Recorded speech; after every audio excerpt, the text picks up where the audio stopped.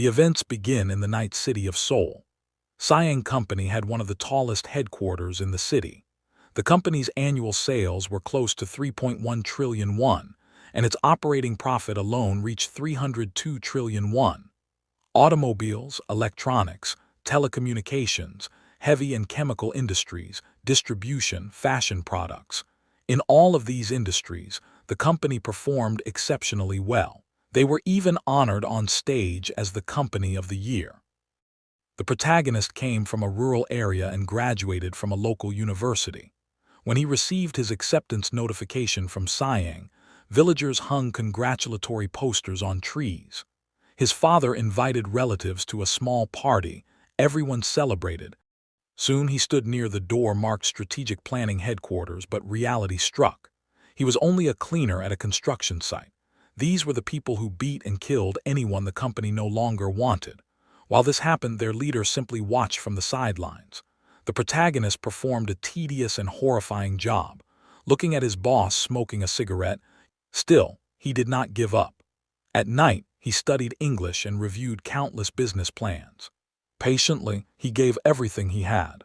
At some point, the aristocrats of the Sang family began to recognize the name Young Hang. Legal or illegal, they came to the protagonist.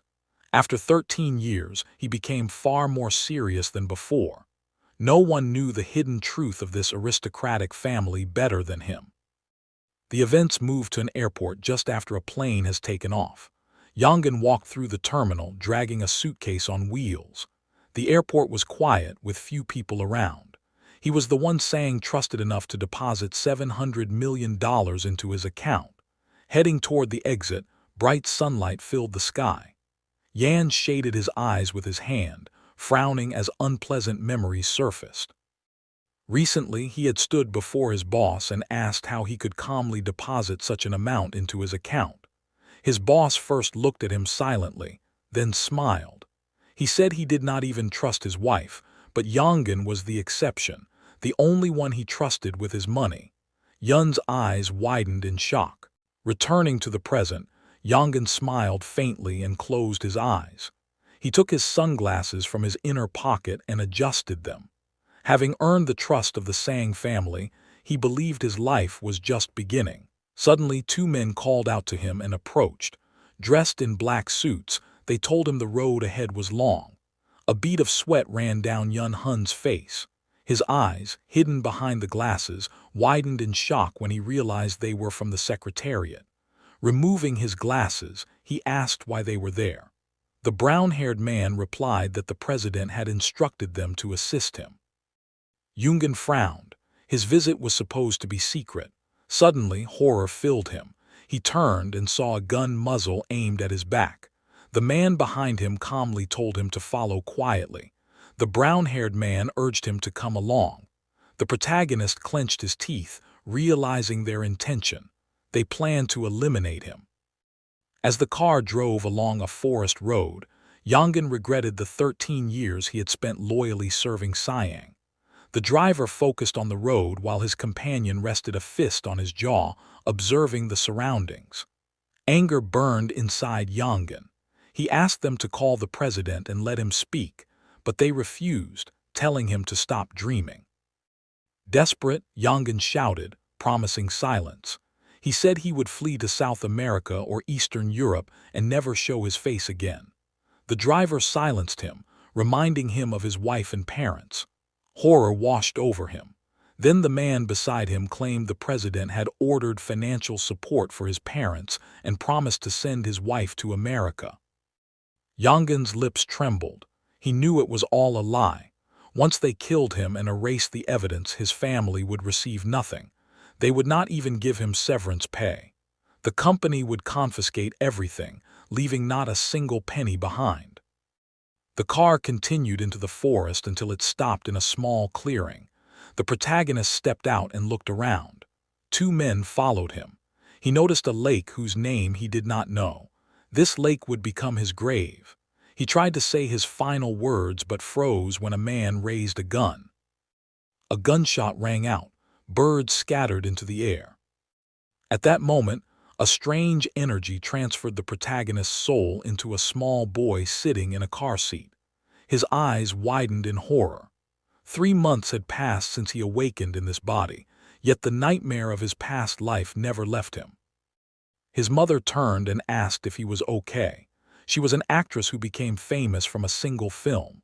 The driver was his father, once her fan, later her husband. His older brother, seated beside him, teased him for suddenly waking up. Jun raised his hand, saying he was just surprised. His mother smiled faintly, saying he had grown up so suddenly that it confused her. Looking out the window, Jun realized today marked exactly 30 years before his death.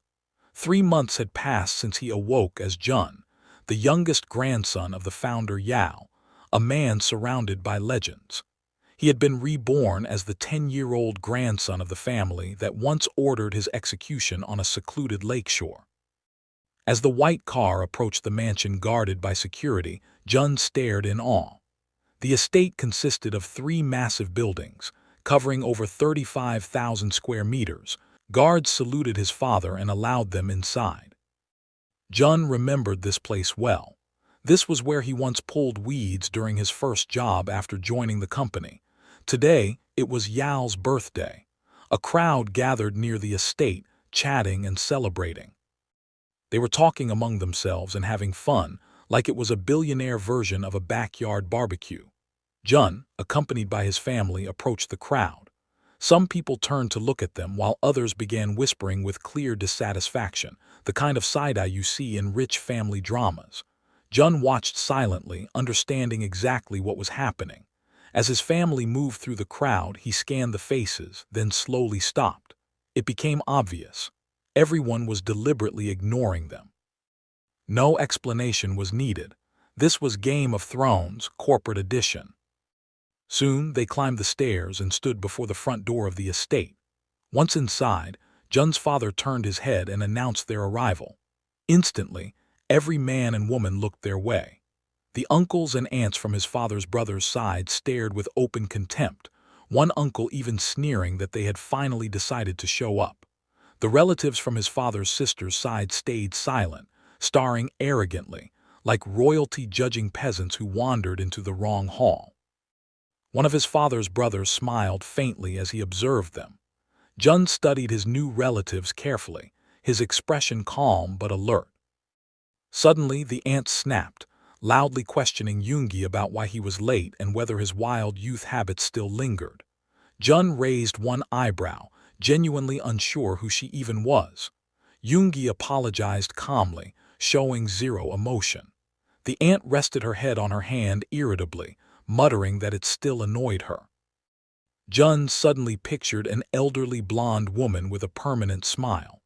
Though already 70, she constantly paraded young lovers like a Netflix scandal documentary.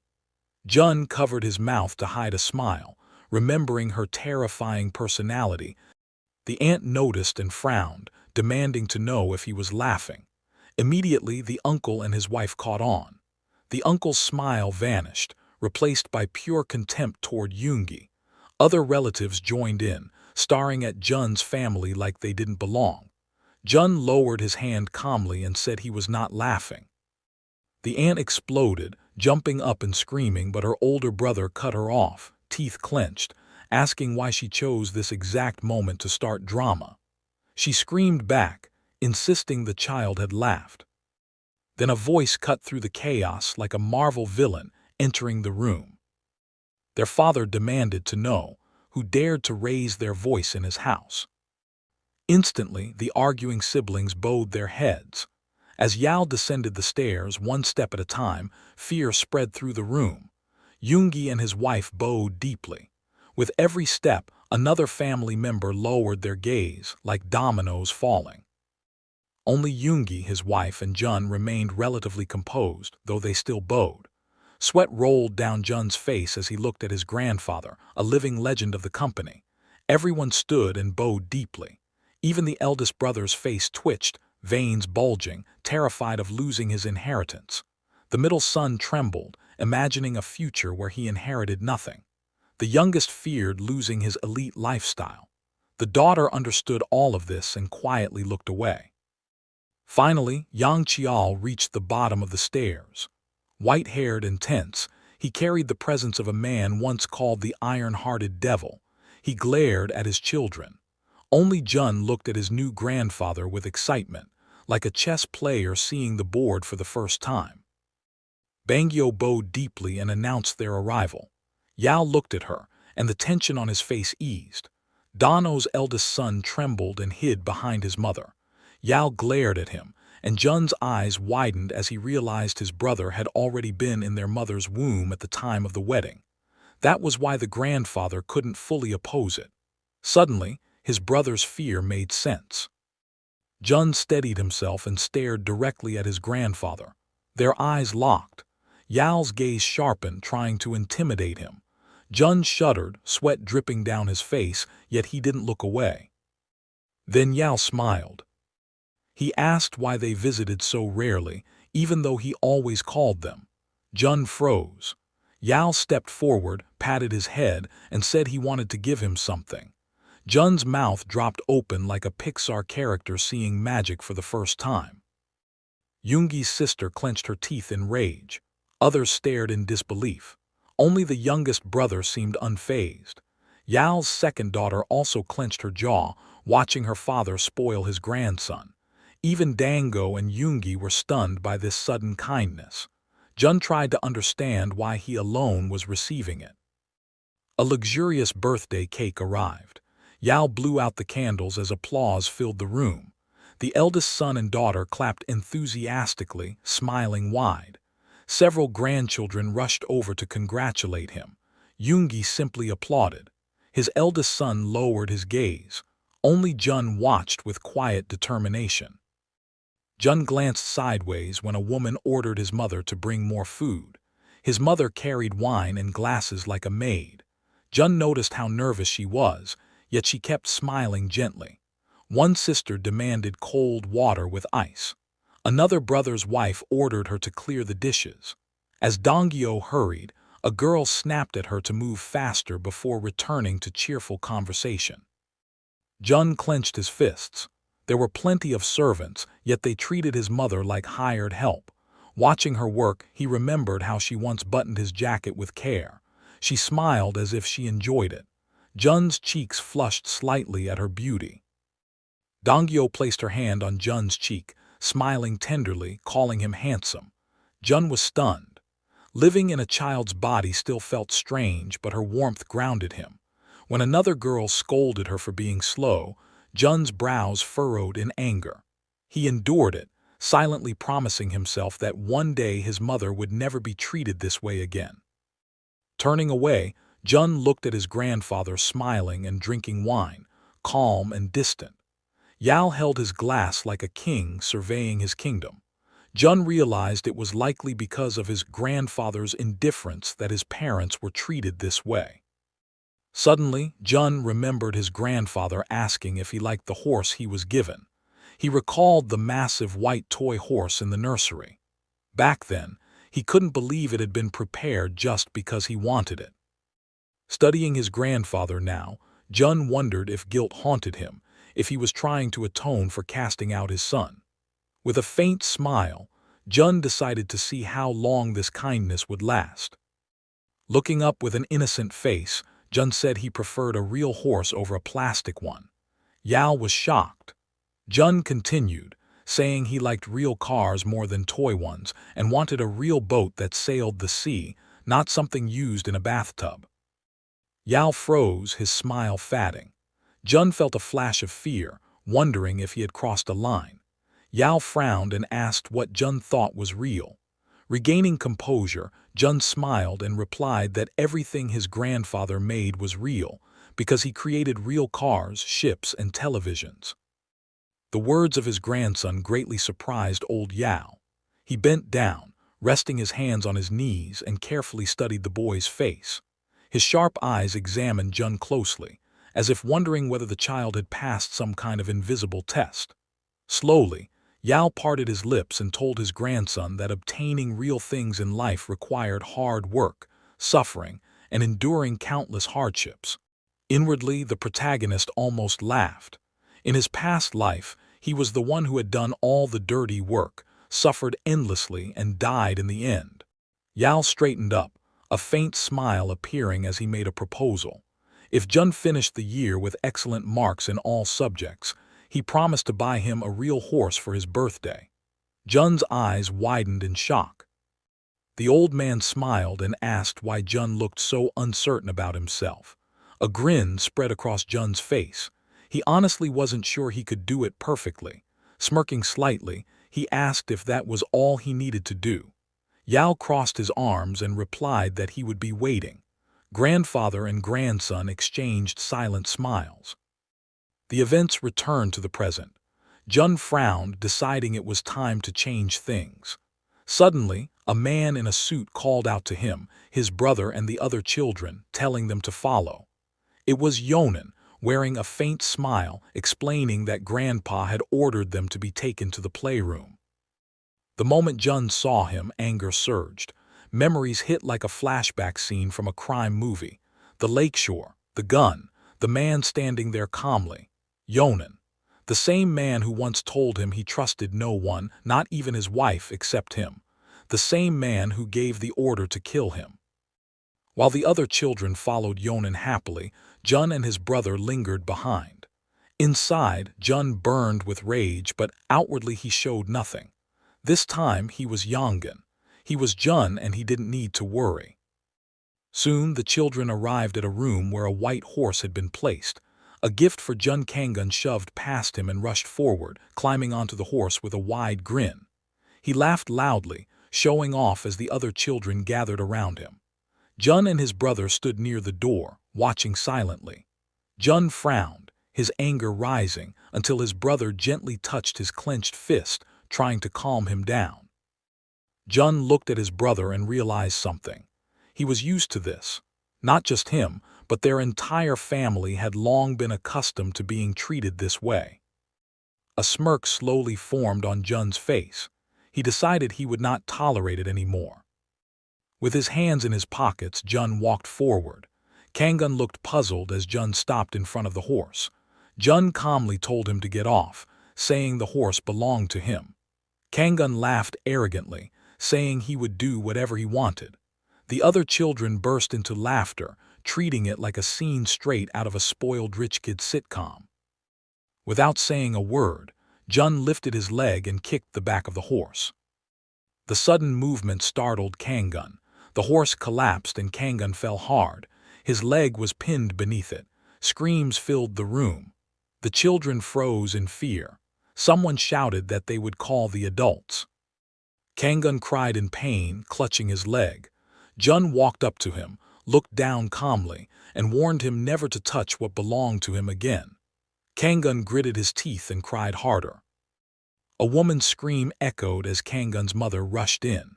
Other women followed, confused by the chaos. A worker lifted the horse while Kangan's mother pulled his leg free and cradled him. Jun glanced at his own mother, who covered her mouth in shock. He winked at her with a faint smirk. Suddenly, a sharp slap landed across Jun's face. Kangan's furious mother screamed, asking if he was insane. She struck him again. Jun felt no anger, no emotion. She raised her hand for a third blow, but Jun's mother stepped in, shielding her son with her body and holding him tightly. Kangan's mother screamed for Jun to leave immediately. Jun's mother begged for forgiveness, trembling as she protected her child. Jun was stunned. His mother shielded his eyes, her body shaking. Kangan's mother raised her hand again, veins bulging on her forehead. A sharp voice cut through the room. Everyone turned toward the entrance. Yao stood there. The room fell silent. Kangan's mother hesitated, trying to explain, but Yao ordered her to stop. He told her to take her son to the hospital immediately. She picked Kangan up and left without another word. Yao waited until she was gone, then looked at his grandson. Jun met his gaze. His mother released him and quickly checked him for injuries. Yao ordered everyone else to leave except Jun nervously. Jun's mother held his shoulders, searching his face. Jun smiled and nodded, reassuring her. She bowed her head and left, glancing back uneasily. When they were alone, Yao asked if Jun was the one responsible. Jun confirmed it without hesitation. Yao frowned and asked why he would do something so dangerous. Jun reminded him that the horse was his, a gift from his grandfather. Yao's eyes widened. Jun calmly added that Kangun tried to take it, so he broke the horse instead, because he would rather destroy it than let someone else take what belonged to him. Yao narrowed his eyes, asking if Jun truly meant that. Jun confirmed it again, watching closely for his reaction. Then Yao smiled. The anger vanished. He looked at Jun with approval. Jun immediately understood. This was the cruelty of an empire builder, the mindset of a ruler who never gives up even an inch of territory. Like a mafia boss or a warlord from a blockbuster movie, Yao respected strength. However, Yao soon stopped smiling. He said that even if Jun didn't intend to hurt his brother, he still caused harm and must be punished. Jun bowed his head, accepting it without protest. Yao turned and told Jun to follow him. Moments later, Jun was shocked as he entered the office. His grandfather walked to the head of a long table where the core members of the company were already seated. Jun's mouth fell open. Jun studied the people sitting at the table and glanced at Yonan, realizing this was a place only the truly powerful were allowed to enter. Yao crossed his arms at the head seat, releasing an invisible pressure that made the room feel heavy. Jun stood near the entrance, stunned. Even in his past life, despite serving the Sang family for over 10 years, he had never been allowed here. Now he was inside. Jun knelt behind his grandfather, copying his posture. Though tense, he hid it well. His attention shifted to Yonan, seated hesitantly in a position that hinted at succession. Jun realized Yonan had already been chosen as the heir. Yao ordered the directors to speak freely. One director said the current president was too stubborn and would not step down even as his term ended. Yao asked what would happen if the president continued to resist. Another director confirmed the president could gather his own support, his own army. Yao closed his eyes thoughtfully. The directors began discussing scenarios and strategies. Jun raised an eyebrow, confused. Army, people. This didn't sound like corporate politics. One director explained that there were already more than 1 million people nationwide involved, and if the military joined in, the number could double.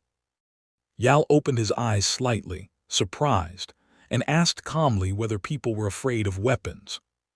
Imagining the scene of the protests, one of the directors explained that if the people were calmed down, fear would return. But if the army stepped in, then protests and uprisings would only be the beginning. Hearing this, Yao slammed the table and shouted, demanding to know what the director meant. Was he preparing for the fall of the government? Did he really think the next president would come from the opposition? Yao struck the table again. The directors instantly fell silent, eyes closed in fear. Yao shouted angrily, saying that of course it was possible, but the opposite was just as likely. Jun watched them coldly. These were the same people who had pinned everything on him in his past life and even ordered his murder. Then Yi raised his hands and spoke. He said the government would not collapse. The successor was already known. The brothers sitting opposite nodded in agreement. The remaining directors bowed silently. Jun, sitting on his knees, felt everything was strange. He knew that in just 3 days an announcement of the president's surrender would be made. The directors continued whispering among themselves, clustering together, arguing quietly about power and positioning. Jun watched sadly from the side. He realized no one was planning strategy. Remembering meetings from his past life, Jun expected sharp analysis, decisive planning, something worthy of power. Instead, he clenched his fist in disappointment. Finally, Yao closed his eyes and ordered everyone to leave and focus on gathering information. The directors stood, bowed, and left, still arguing until the very end about hierarchy. Jun remained kneeling as the room emptied. Yao called out to him and gave permission to stand. Jun staggered and nearly fell, supporting himself against a cabinet. He had been kneeling too long.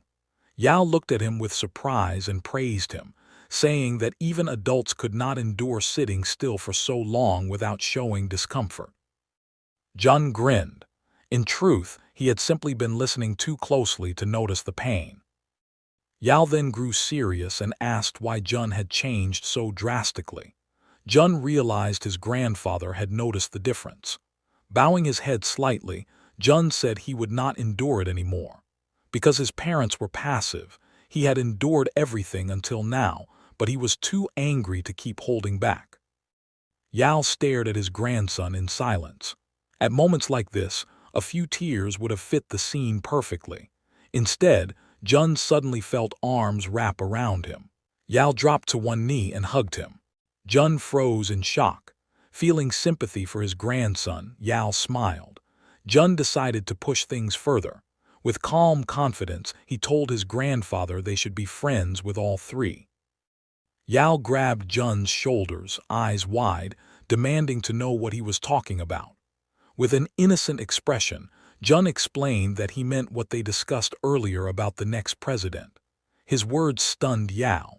Jun smiled slightly and said that since the president was the most powerful person in the country, and it was unclear who would win, it was smarter to be friends with all three candidates. Yao frowned, thinking carefully. Jun asked if it was possible.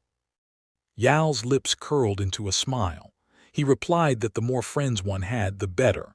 Then he laughed loudly. Jun smiled to himself, deciding that was enough for today. Standing up, Yao asked if Jun wanted to go play. Then he added that he had work to do and told Jun to send Yonan to him. Watching his grandson leave, Yao frowned thoughtfully. He picked up the corded phone and ordered his secretary to treat all three candidates like VIPs, expressing hopes for a successful resolution. After hanging up, Yao smiled in disbelief. His 10-year-old grandson had just played political chess like a seasoned strategist. Yonan soon entered. Yao smiled and reminded him that, for now, he was speaking as a grandfather, not a chairman. Nervous, Yonan scratched the back of his head. When asked for a solution, Yonan said that if the military was deployed, things would quiet down, the current government would remain, and its successor would become the next president. Yao barely smiled and said he would trust him and stand behind him. Yonan froze in shock. Yao asked if he could trust him. Yonan looked away, unable to answer. Disappointed, Yao waved him off. As Yonan left, Yao leaned back, realizing that the younger one was better suited for this era. Jun peeked from around the corner and grinned. That evening, Yi's car drove down the highway. Donggyo asked her husband what his father had said. Yoongi replied that his father told him to focus on educating his sons. Looking into the rearview mirror, he called out to Jun. He told him he wasn't angry and that Jun had already been punished. Yoongi added that their grandfather would send both boys to a personal tutor. Sangun screamed in fear, but Yoongi reassured him that attendance was optional. He then asked Jun's opinion. Jun realized he no longer needed a teacher, but since it was his grandfather's order, he agreed. Yoongi nodded, saying he would prepare everything. Jun noticed his brother leaning closer, whispering that Jun had been amazing today and thanking him for making Kanggun cry. Jun smiled, realizing his brother had been holding resentment too. The date shifted to June 29, 1987. On television, the president delivered a historic address as crowds gathered around small shop TVs. Jun sipped juice through a straw, watching calmly. He knew exactly what would happen next. When they reached home, Jun entered under security supervision. A worker told him his grandfather had come to see him. Shocked, Jun turned just as shouting echoed from inside. Donggyo stood firm, telling Yao she had never claimed a share in the company and never would. She understood his intention to raise Jun as a successor, but reminded him that Jun was only 10 and should choose his own future. Yao grew furious, accusing her of rejecting his final chance. Donggyo clenched her fists, apologized, then calmly said she and Yoongi wanted Jun to live freely. Jun stepped forward and called out to his grandfather. Yao spread his arms and smiled, lifting Jun with ease and asking if he had just returned from school. Jun glanced at his mother, surprised by her courage. When asked if he was angry, Yao smiled and said he had only raised his voice slightly. Jun stared at them blankly, realizing they thought he understood nothing. He asked them not to fight over him and said that when he grew up, he would become exactly what he wanted. Yao grimaced. Jun smiled faintly and added that this was why he would become the boss of a big company, just like his grandfather. Yao burst into laughter, delighted. He said talent sometimes skipped a generation. Donggyo stared in shock, speechless. Yao grabbed Jun's shoulders and happily asked Donggyo if she still had objections. Tears filled her eyes as she turned away to prepare tea. Later, Yao sat beside Jun in his room filled with books and asked if he remembered what he said about befriending 3 people. Jun smiled. He remembered everything. Yao explained that he had already sent gifts to them. Things, however, had taken an unexpected turn.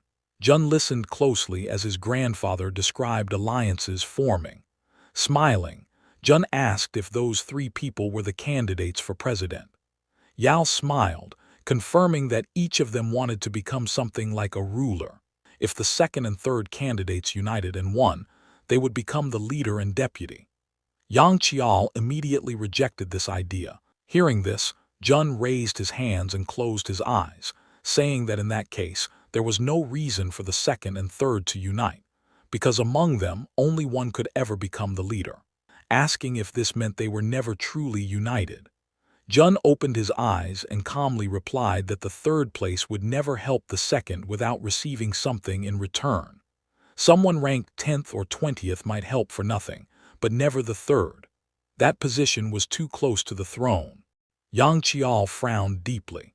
Throughout his life, every influential person he met assumed unity was natural, yet his grandson was the only one who said it could never happen. Yang Qiao slowly extended his hand and placed it on Jun's head. Smiling, he asked how Jun could be so sharp at such a young age. Jun smiled back, saying nothing. The next morning, his car drove along a wooded highway. Jun sat in the back seat, staring out the window, his mood sinking as familiar scenery passed by. His parents asked why he suddenly wanted to visit the western coast. Jun smiled and said his textbook mentioned a secluded place where the western sea connected with the northern one, and he wanted to see it himself. They exchanged puzzled looks. In truth, that wasn't the reason. Jun needed to confirm something. Standing near a small shop, Jun decided to check what he looked like now. When he glanced toward a nearby house, shock froze him in place. He covered his mouth, panic rising as he imagined facing his parents from his past life. Then he noticed an elderly couple chatting happily behind a window. Tears welled up in Jun's eyes. He lowered his hands and whispered, calling them Mom and Dad. Relief washed over him. They were alive. Suddenly, the door opened. His former mother stepped outside and startled him by asking why he was crying. Jun stared at her, speechless.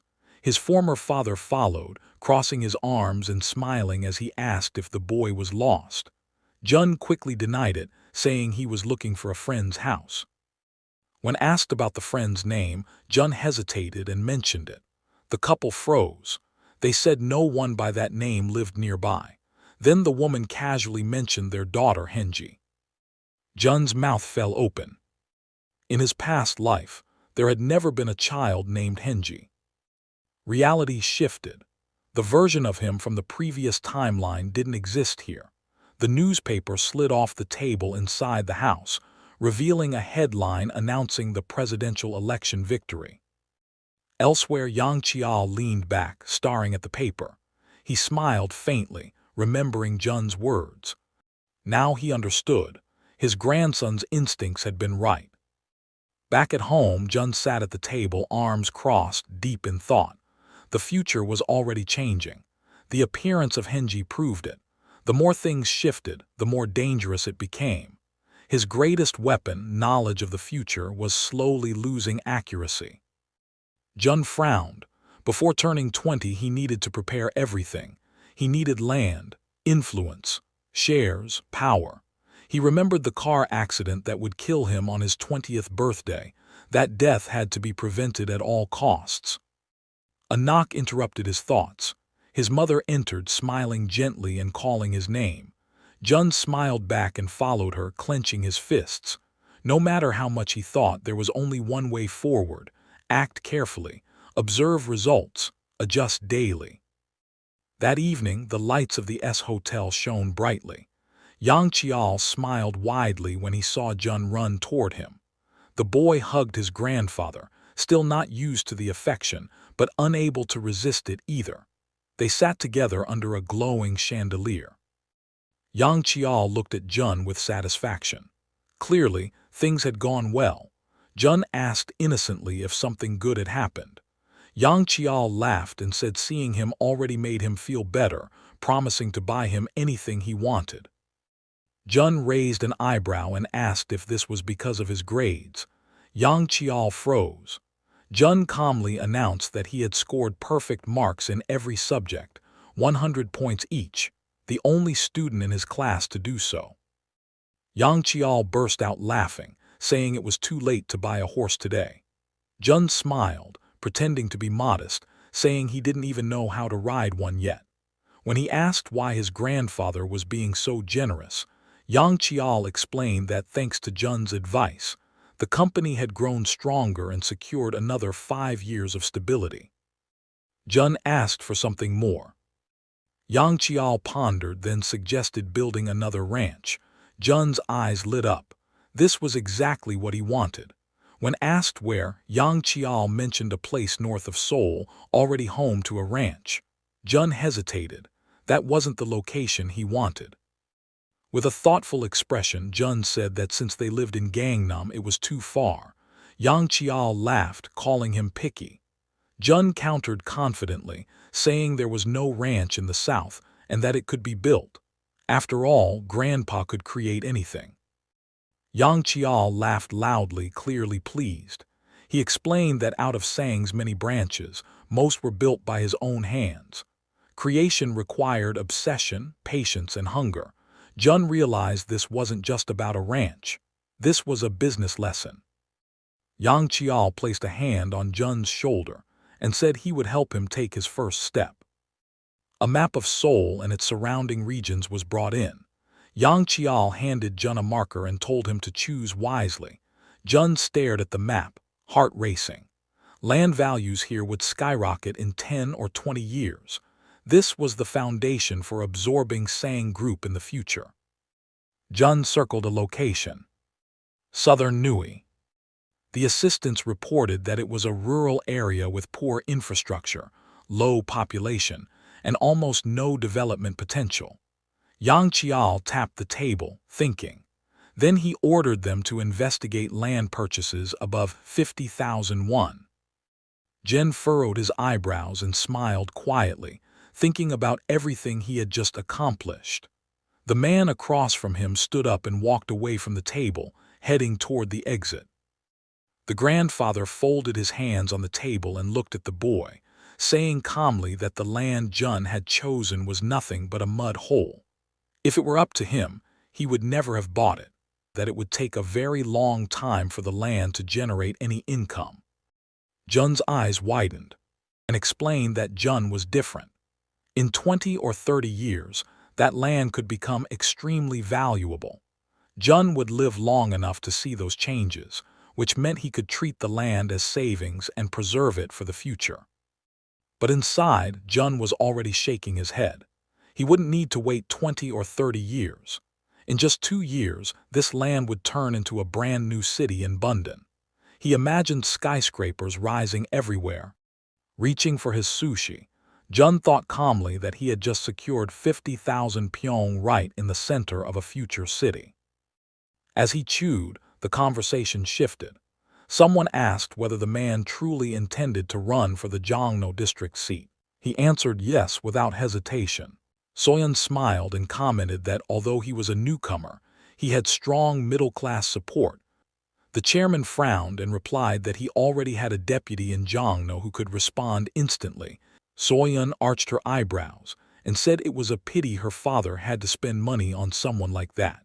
The man frowned and reminded her that he was the one who paved the way for the man's rise to the prosecutor general's office. Embarrassed, the man apologized. Soyeon slammed her hand down and shouted that he didn't deserve such treatment. The man smiled faintly and asked if she really thought that.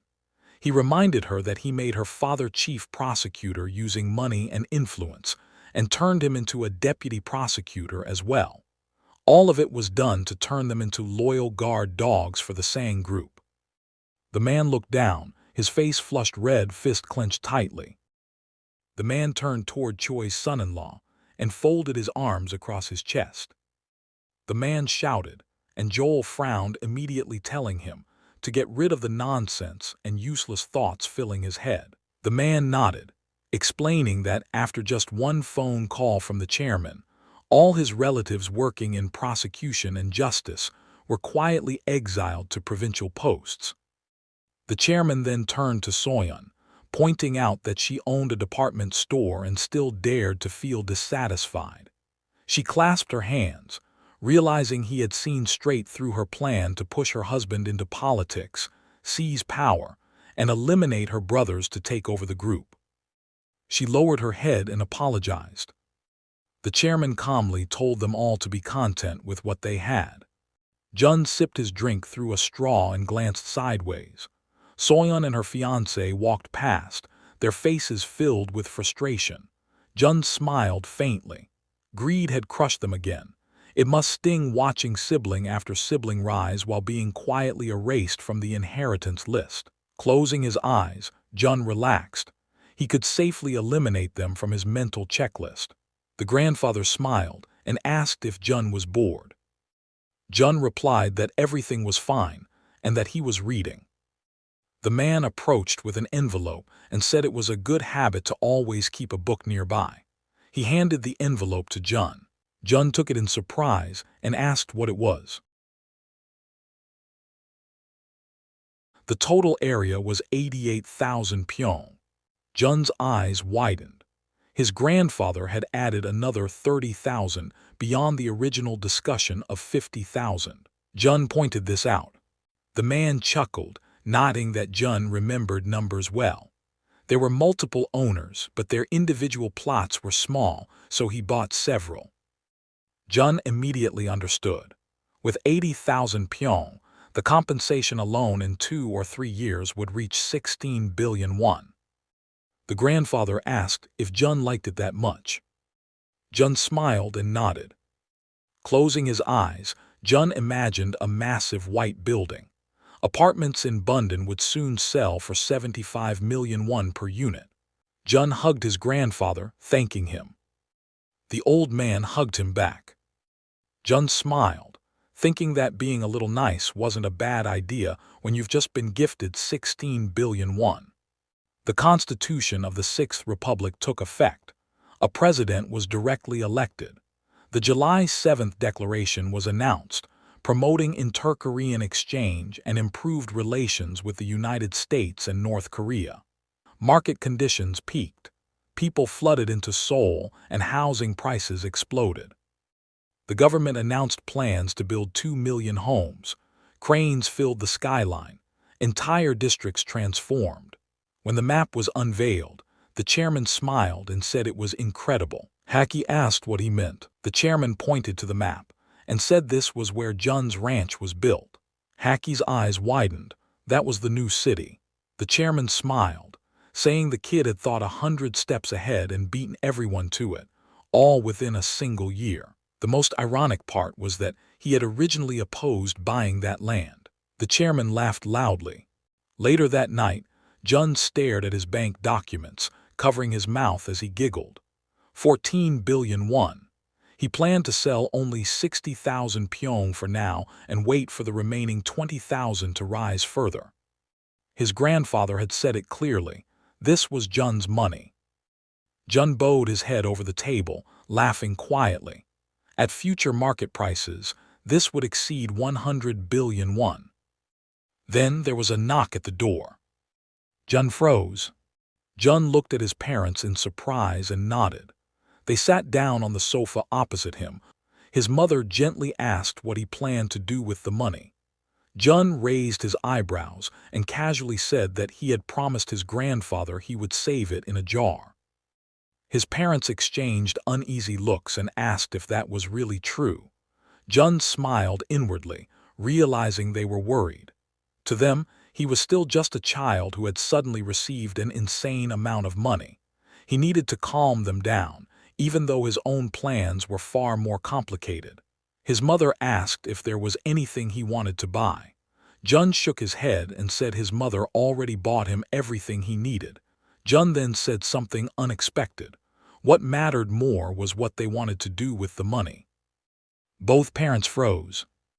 Jun raised his eyebrows, confused by their reaction.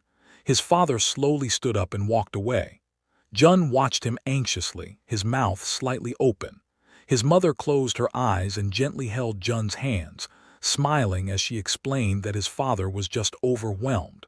They could talk about it later. Jun nodded, but as she left, he frowned, wondering if he had said something wrong. Outside, his parents spoke quietly. His mother brushed it off, saying those were just words from an immature child and that he meant well. His father adjusted his glasses and admitted he wasn't angry, just ashamed. When Jun spoke, his heart had started racing. To him, that money represented a chance. His mother widened her eyes. His father clenched his fist, confessing that, as a parent, he felt pathetic drooling over his child's money. She smiled and took his arm, saying it was natural. With that much money, their family could even live abroad together. That was the future she imagined. Jun stood by the door, listening quietly, smiling to himself. They truly loved him. Later, Jun approached his father on the sofa and apologized. His father smiled and said he wasn't angry, only surprised. Then he asked what Jun wanted to do now. Jun opened his eyes wide and said he would do whatever he wanted. His father blinked in surprise and asked what that was.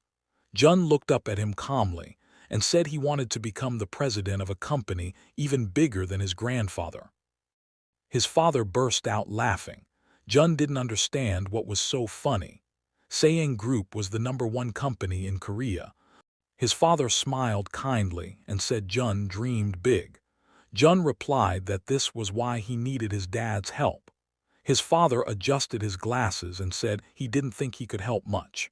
He had studied business in England, but his true passion had always been cinema. Jun's eyes lit up. That was exactly what he needed. He asked if his father still had contacts from his time studying in England. His father stared at him in shock and slowly folded his hands, studying his son carefully. Elsewhere, the Sayang Group building glowed in the sunset. Yonan clenched his teeth in frustration after hearing that Jun had received 14 billion won as land compensation, with another 10 billion coming later. Even if Jun simply put the money in the bank, the interest alone would be enormous. Apartments, rental income, endless possibilities. Yonan shouted that it wasn't the point. His grandfather was a man who never gave away even a single one without reason, yet he had handed Jun a ranch, land, and full control over the money. That alone said everything. Compared to that, Yonan realized how little he himself was valued.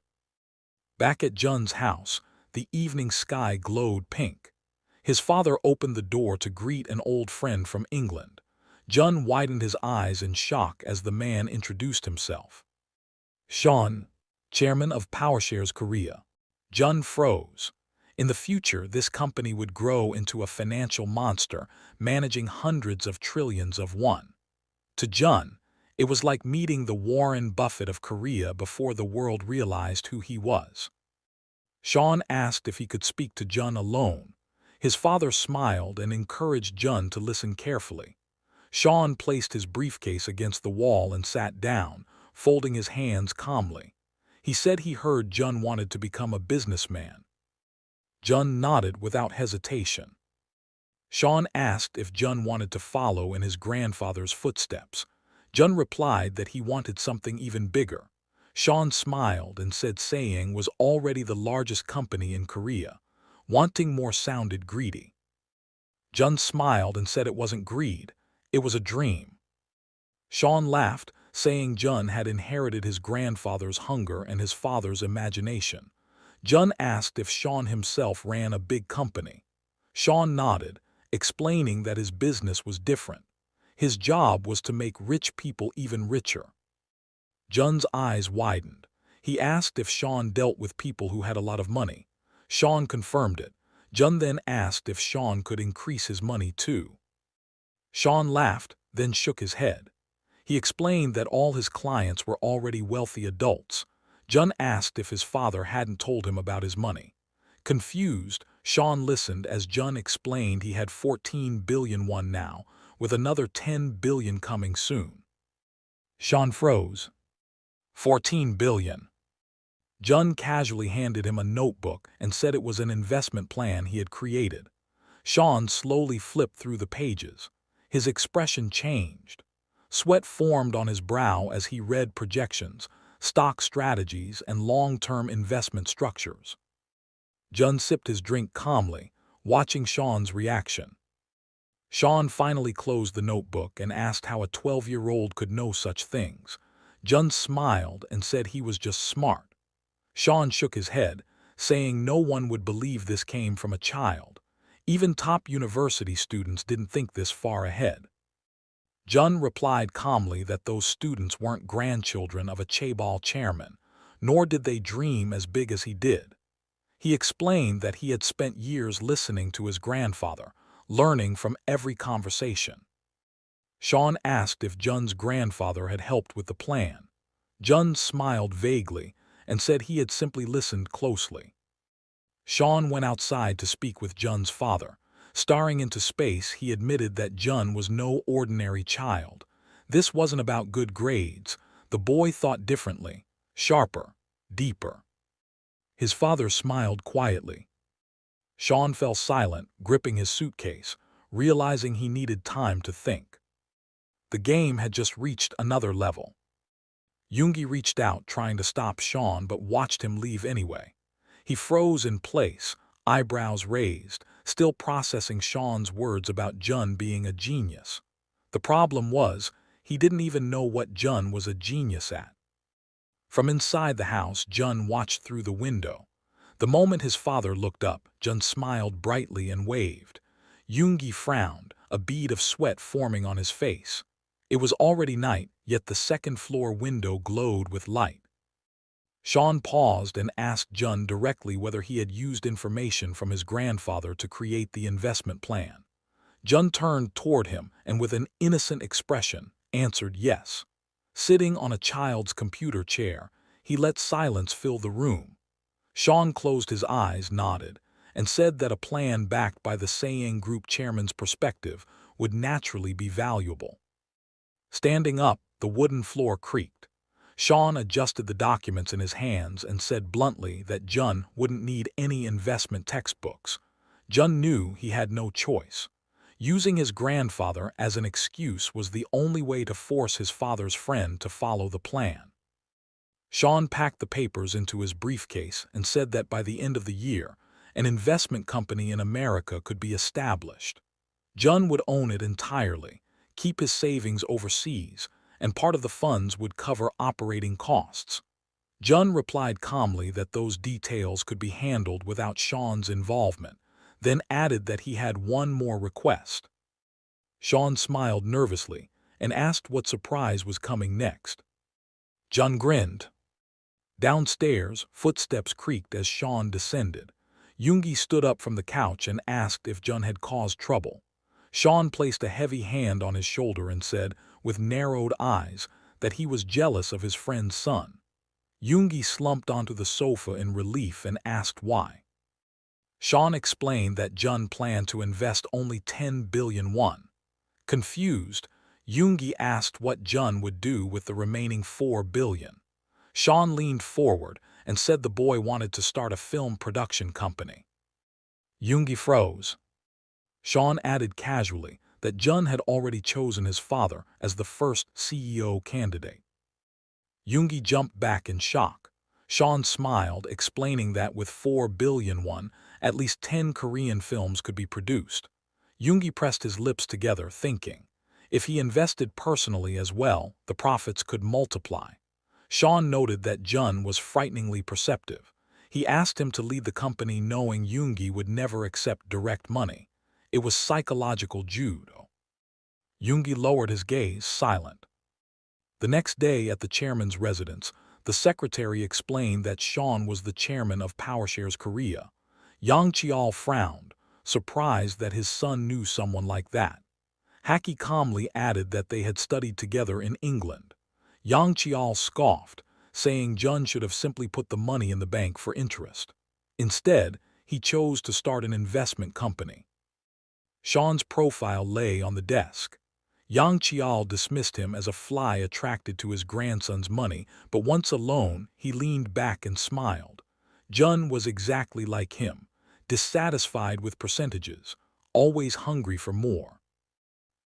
On November 3, 1989, Jun arrived in Manhattan. Skyscrapers reflected sunlight like a movie opening shot. Sean called the building slightly shabby. Jun thought it looked like a palace. Inside, a sign read Fantasy Investment Inc. Sean thought the name childish. Jun thought it was destiny. Employees gathered. Jun was introduced as CEO. They stared, stunned. Jun spoke fluent English. Sean was baffled. Jun explained that learning foreign languages was mandatory to survive at Sayang. In his past life, it had been non-negotiable. Jun immediately asked the staff to investigate a company.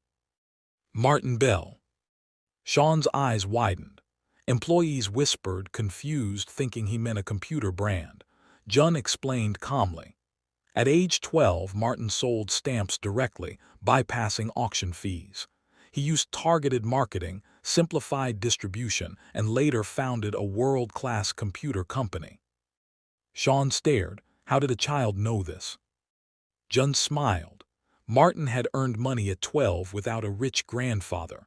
Wasn't it obvious he'd become enormous? Sean ordered immediate research. Days later, they met at a burger joint. Sean explained they were late. Martin Computer already had $30 million in funding. Timing mattered. Inside the crowded restaurant, Jun spotted a man with glasses. Sean confirmed it. Martin Bell. 27 years old. One of the richest men alive. They sat down. Martin said he had 15 minutes. Sean introduced fantasy investment. Martin said he didn't need funding. Jun watched quietly. Then he spoke. He said Martin's past was Jun's present. Martin squinted. Jun explained that Martin had $2,000 at age 12. Jun already had 15 million. Martin froze. Jun declared he wanted to become a major shareholder once the company went public next year. Martin's expression changed instantly. Jun added he would buy all available shares and join the board, transferring voting rights back to Martin until resale, with a buyback option at market price. The table went silent. Martin studied the boy. Finally, he laughed. He asked the child's name. Jun smiled. Howard. Later in the car, Sean admitted he still couldn't process what he'd seen. Jun calmly said the truth. He was a 40-year-old man reborn with future knowledge. Sean stared, then crossed his arms, dismissing it as science fiction. Jun laughed. Sean sighed and looked out the window. People understood the past and future at different ages. There was no reason to doubt the mind of someone who had already lived it. The boy smiled as the plane began its descent, the runway lights stretching beneath them. Reports from the New York branch claimed the trip was just sightseeing and shopping, but holding a folder in his hands, Yang Chial scoffed. His grandson didn't travel with Sean for leisure. This was business. The secretary bowed and promised to investigate further. Noticing his hesitation, Yang Chial asked why he looked so tense. Haki clenched his fists and revealed that Yoongi was currently creating a film production company. The chairman froze in surprise. According to the report, the plan was nearly complete. Filming would begin next year, and Yoongi was attempting to manage 2 projects at once. The folder slipped from Yang Chial's hand. Grinding his teeth, He demanded to know whether Yoongi was using his son's money. Haki confirmed it. 4 billion won. The old man slammed the table, crossing his arms in anger. He snapped that his grandson had made a mistake by gaining recognition but failing to spend money properly. Even if the money belonged to Jun, it should not be wasted so carelessly. Haki cautiously objected, saying the film project could succeed. Yang Chial shot him a deadly look and replied that Yoongi had lived his entire life like a slacker. Making movies was not easy. If it were, there wouldn't be so many box office disasters. Still, Haki added that if even one film succeeded, it would prove Jun's investment instincts were terrifyingly accurate. Late that night, lights glowed in the cottage windows. Investment reports covered the table. Jun had invested around $9 million into Martin Computer and was reviewing candidates for the remaining $6 million. As he flipped through documents, one name caught his eye. Microsoft. Sean smiled and said the tech field was risky. Jun frowned. How could Bill Gates' company be dangerous? Sean explained that Microsoft's operating systems weren't receiving strong market reactions, and rumors suggested IBM might develop its own system and cut ties. Jun thought briefly about future versions of DOS and decided it didn't matter. A year or two wouldn't change the outcome. Sean admitted that if it were him, he would still choose Microsoft. Jun agreed calmly. Sometimes, betting on the future meant trusting inevitability. Jun then asked Sean to sell the remaining land. Sean was confused. Why sell before prices peaked? Jun explained that fantasy investment needed additional capital. If $15 million went into major companies, they needed liquidity to keep playing the game. Sean finally understood and slapped his knee. Half the proceeds would be reinvested, the rest held in reserve. After Sean left, Jun leaned back, legs crossed, staring at the ceiling. His knowledge of the future was incomplete. He wasn't a Wall Street trader. He had never stood on the exchange floor. His memory came from scattered articles and headlines. But he had one unbeatable weapon: movies. In his mind, the massive Hollywood sign appeared. He remembered blockbusters, box office kings, and studios that printed money like the MCU in its prime.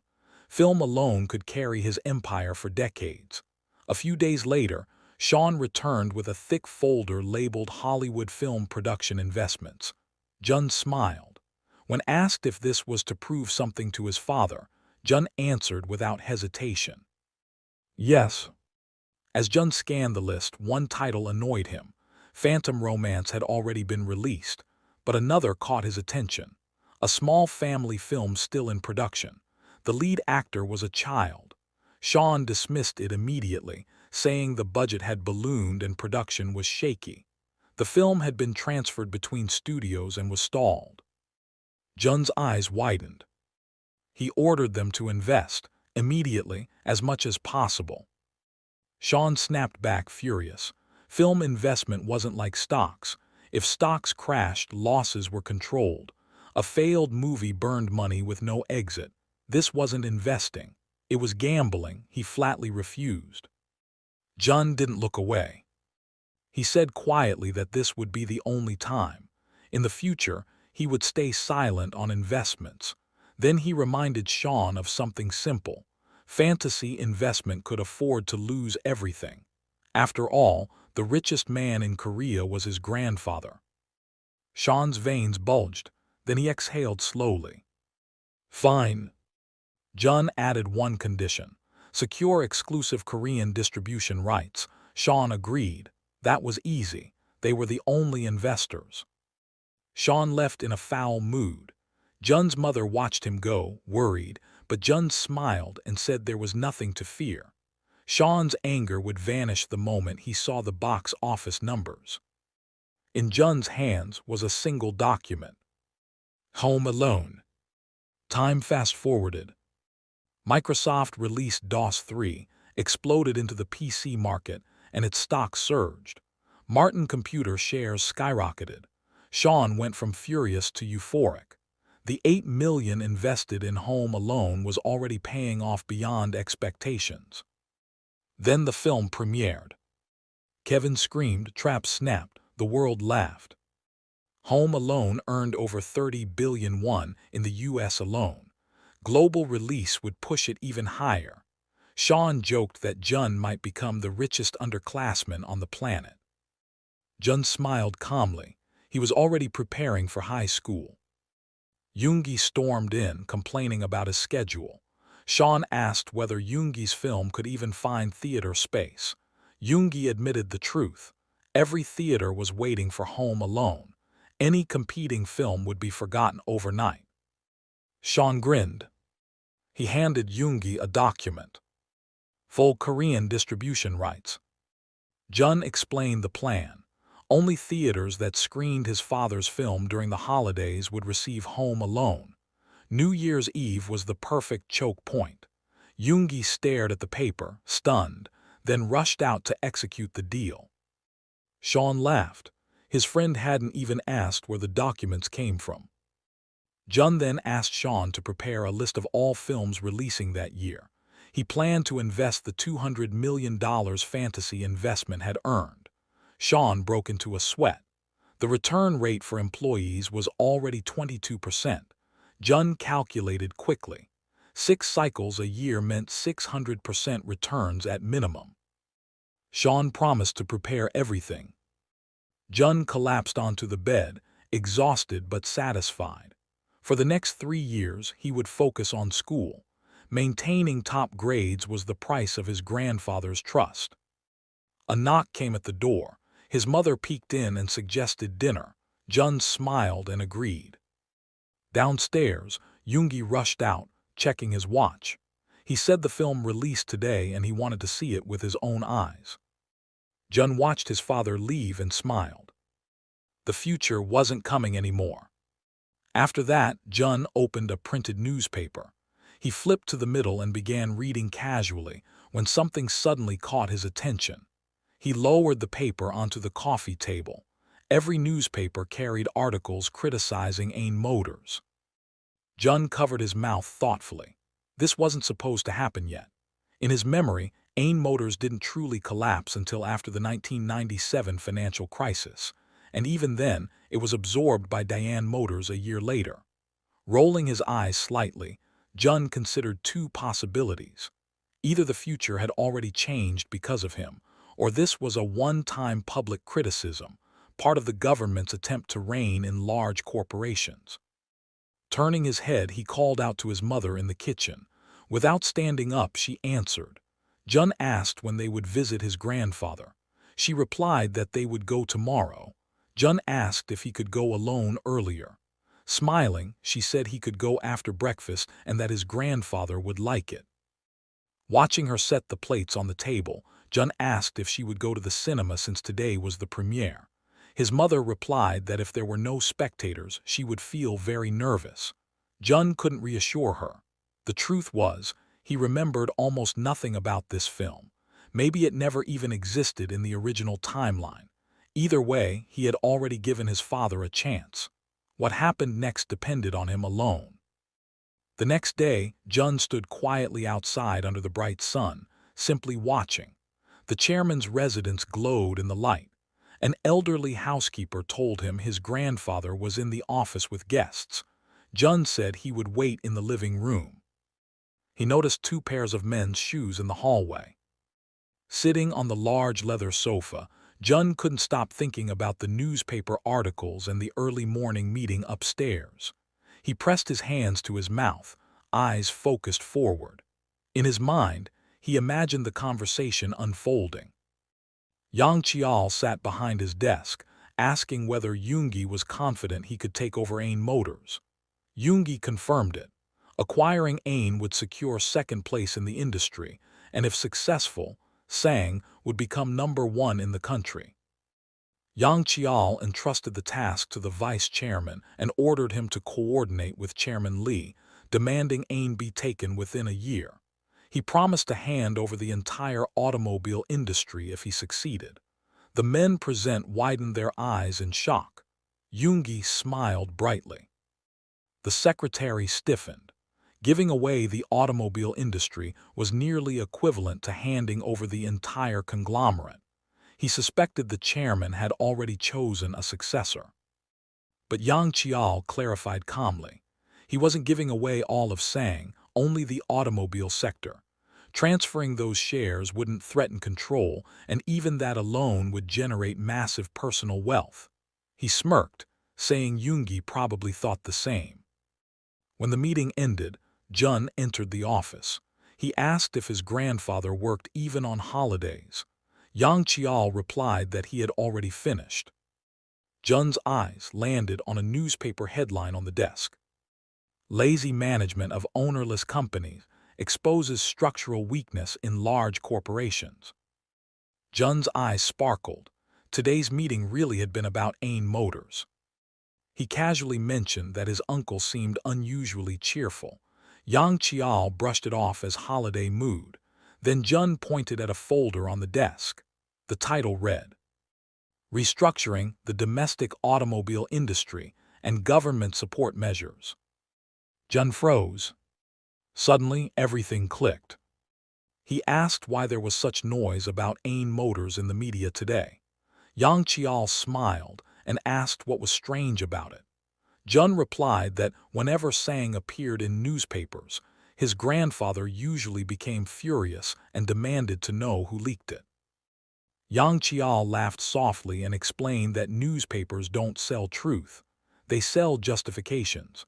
Traffic jams justify road construction. Urban complaints justify redevelopment. Jun listened, stunned. Then he asked the key question, who benefited from the articles about Ain Motors? Yang Qiao answered calmly, a competitor who wanted to weaken Ain. Jun's eyes widened.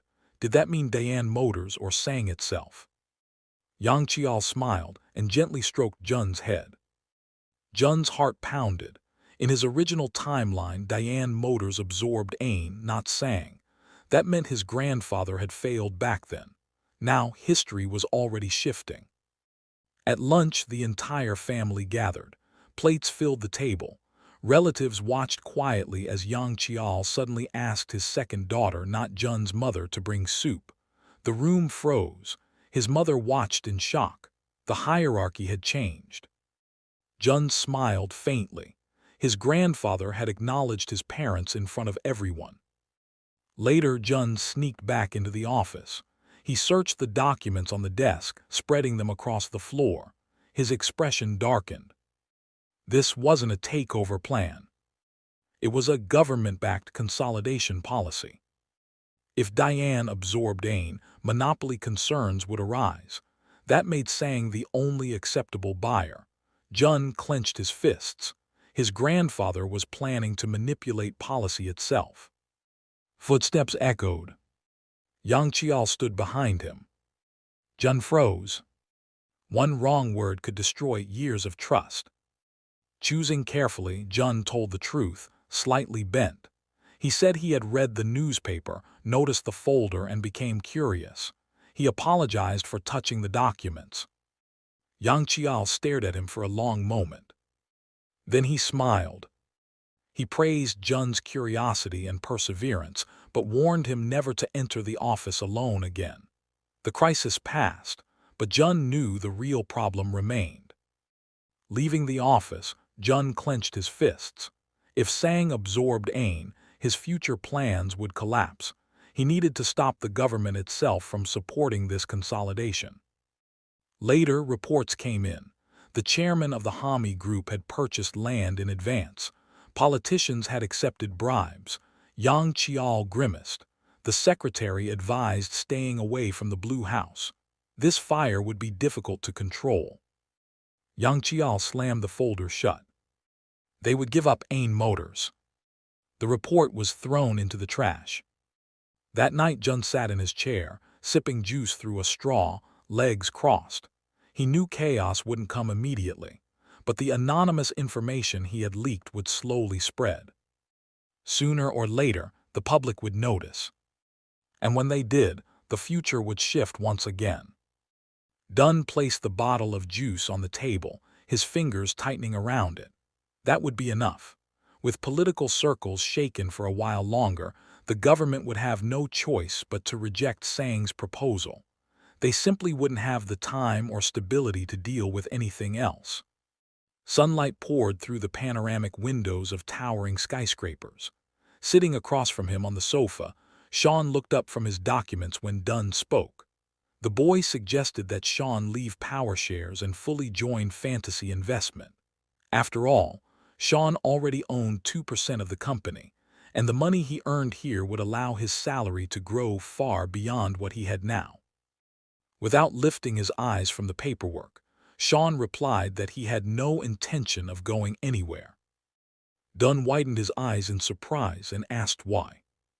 Sean calmly answered that his boss owned 98% of the shares and made investment decisions that were consistently successful. There was barely any work left for anyone else. Looking up, he asked if that wasn't true. A bead of sweat rolled down Dunn's temple. It shouldn't be like this. He needed a different approach. Clutching his knees, Dunn proposed creating a Korean branch to transfer part of the funds and manage them domestically. He casually mentioned that his grandfather also had a secret fund. Sean's pen froze. Dunn realized that during recent inquiries into who managed his money, his grandfather had concluded that Sean was capable enough to handle that fund. Sean frowned in displeasure. This wasn't information a child should know. Dunn explained calmly that he would only withdraw the money he personally invested in Martin Computer. Sean could manage his grandfather's fund and the remaining assets. Sean frowned deeply and asked if Dunn was really planning to pull money out of Martin Computer. Dunn nodded. He planned to do it early next year. Sean jumped to his feet, anger flashing across his face. Martin was a golden goose, smashing income ceilings every single day. The stock had never fallen since going public. Selling it made no sense. Leaning back into the sofa, Dunn closed his eyes and said they would talk about it later. Then he asked Sean what he thought about the Korean branch idea. Smiling faintly, Dunn clarified that this wasn't a proposal. It was a request. Sean narrowed his eyes and turned toward the window. The anger didn't leave his face, but after a long silence he said they would talk after he finished his work. Dunn smiled. He was ready to accept any conditions. Sean moved toward his desk. Dunn knew he needed an adult who wouldn't treat him like a child, someone smart and experienced. Until he became an adult himself, only Sean could fill that role. Sean turned back and asked what Dunn planned to do with the money from Martin Computer. Dunn casually replied that he wanted to invest in Japan. Sean nearly exploded. He slammed his foot down and sat heavily in the chair, snapping that newspapers were already screaming about the bubble bursting and Japan entering its greatest economic crisis. Dunn calmly replied that the greatest opportunities always appear during the greatest crises. Sean crossed his legs and scoffed. Only successful people say that. Everyone else dies trying. Dunn smiled and asked quietly if Sean thought he couldn't be that one in a million. Sean stared at him suspiciously. Dunn's smile felt unsettling. Elsewhere, morning sunlight rose over another skyscraper. Yoongi sat at his desk asking his children how their meeting with their grandfather had gone. Yonan crossed his arms and replied that their grandfather advised them to go to Europe and stay there until they were 30. Yoongi frowned and asked if Yonan had lost his temper. Yonan replied that he smiled, said he would try harder and left. Yoongi leaned back and praised his restraint, but he warned them that now their grandfather would watch their every move. Any rumors could affect not just them, but everyone around them.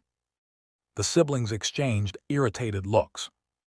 Then Yoongi announced that once his daughter graduated next year, he would arrange her marriage immediately.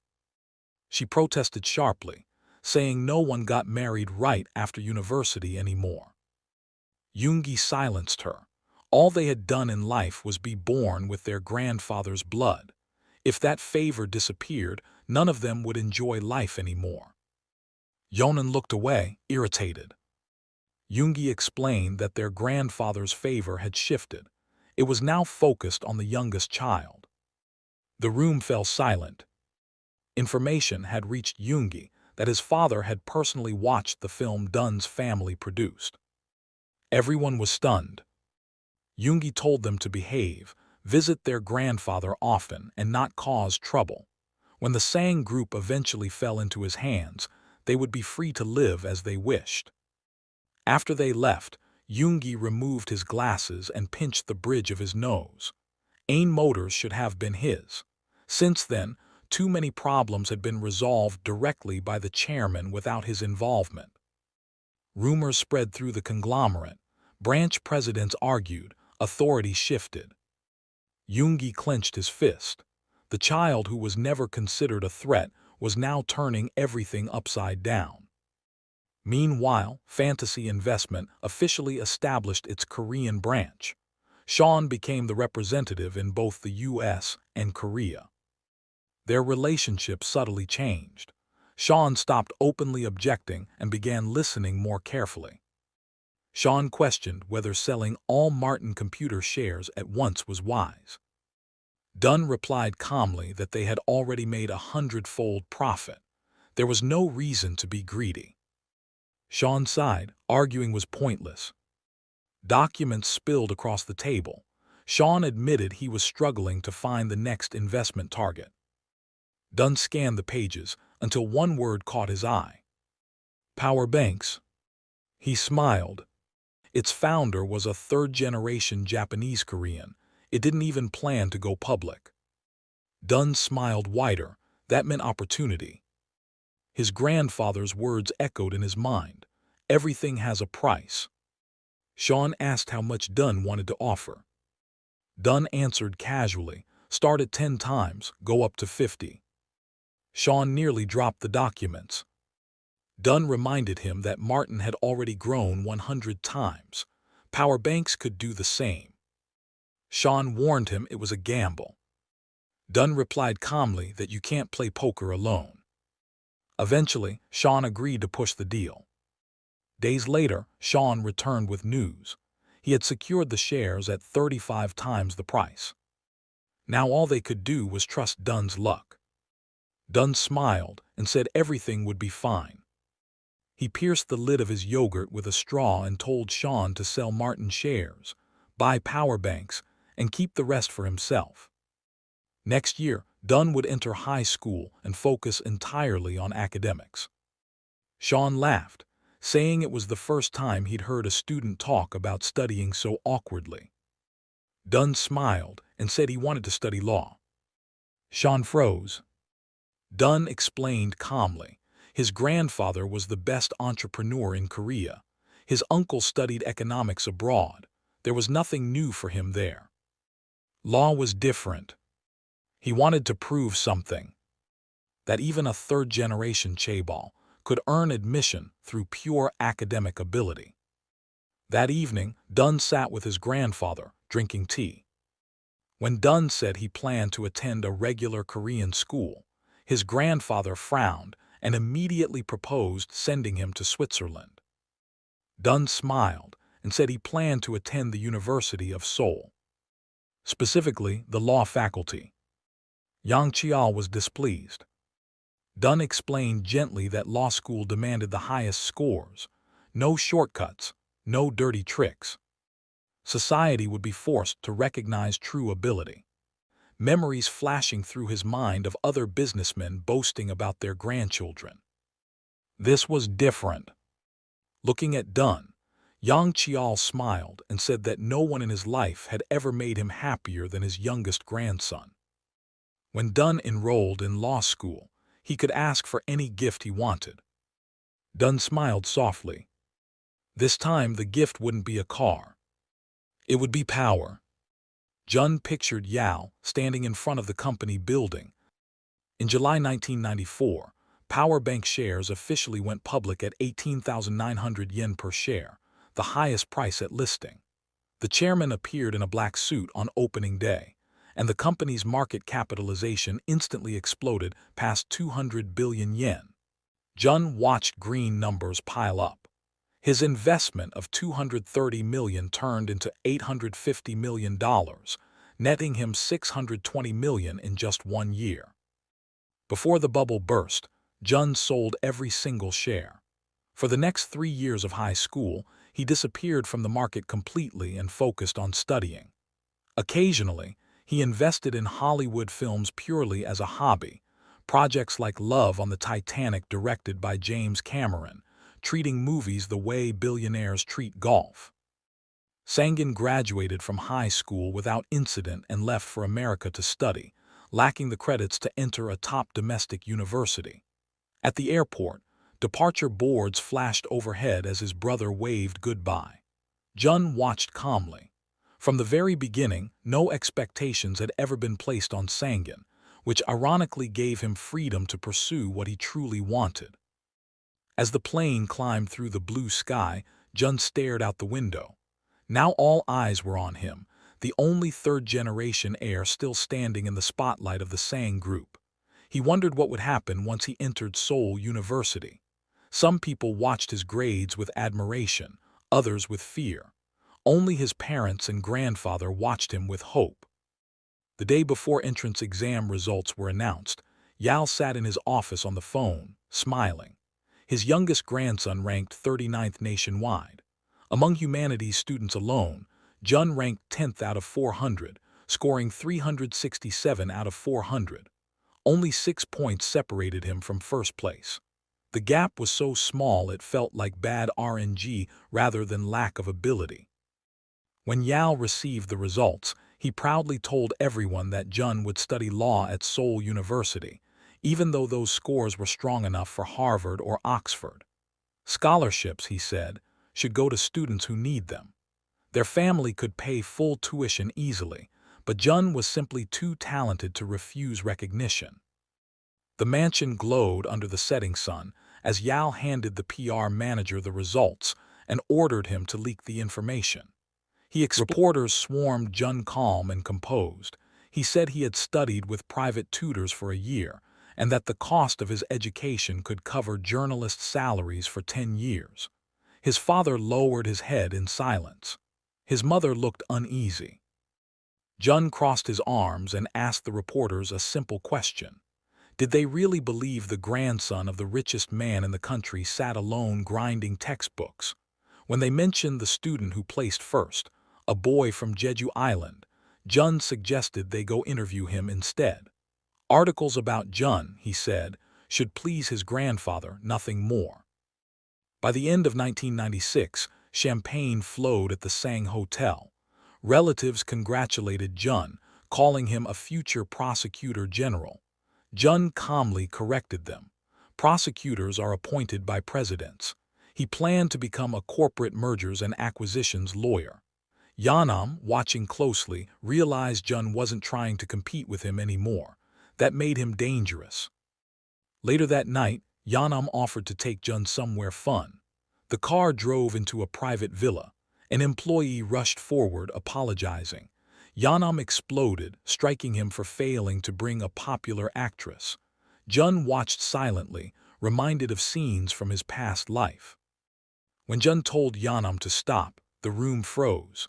Yanam forced a smile, dismissed the employee, and pretended nothing happened. Jun saw through it. Power made people ugly when no one was watching. Over drinks, Yanam spoke about loyalty. Employees, he said, only pretend to be loyal. Blood relatives are different. Brothers share everything. Jun drank quietly, knowing the truth. In his past life, this same cousin sent his own brother to prison over money. Loyalty didn't exist here. Only timing did. The man looked at his cousin kindly, smiled, and said he didn't care whether Jun became a prosecutor or a lawyer. Jun looked at him in surprise. Yanam grinned and said that if Jun stood on his side and helped him, he would make him the second most powerful person in the entire corporation. Jun pressed his lips together and studied his cousin carefully. Yanam closed his eyes, shook his head, and said Jun was the only person in the family with real potential. Everyone else was incompetent. Even if they magically matured overnight, they still lacked what it took to run a business. Jun stared at him silently as Yanam continued, saying Jun was different and that someone with his brain should be used properly. Jun narrowed his eyes. He wasn't sure if Yanam was trying to control him or genuinely wanted him as an advisor. Before he could answer, someone called Yanam's name. Two women stood at the doorway, smiling, one of them waving and joking that it felt like forever since their last meeting. Yanam greeted them cheerfully. Jun recognized them instantly. Celebrities, the kind you see on TV every weekend. Jun stood up, apologized for leaving early, said he was tired and wished them a good time. Yanam didn't stop him. Jun stepped onto the porch, loosened his tie, inhaled deeply and exhaled slowly. His indifferent expression returned. It was the first time he had really drunk alcohol since his rebirth, and he had nearly overdone it. The cold night air helped. The driver was asleep in the car, a faint bruise still visible on his face. Jun studied him through the glass. When Jun got in, the man woke up in panic, apologizing repeatedly. Jun told him it was fine and apologized instead for making him wait. As the car drove off, Jun rested his head on his hand and asked if the man worked in the strategic planning office. The driver stiffened in shock. Jun calmly explained there were two groups there: elite families who actually planned strategy and the others who ran errands and cleaned up messes. Jun said the driver belonged to the second group. The man's grip tightened on the wheel. Jun told him quietly that he understood that humiliation because he had lived that life once too. Then Jun smiled and said something unexpected. The driver was luckier than those so-called elites.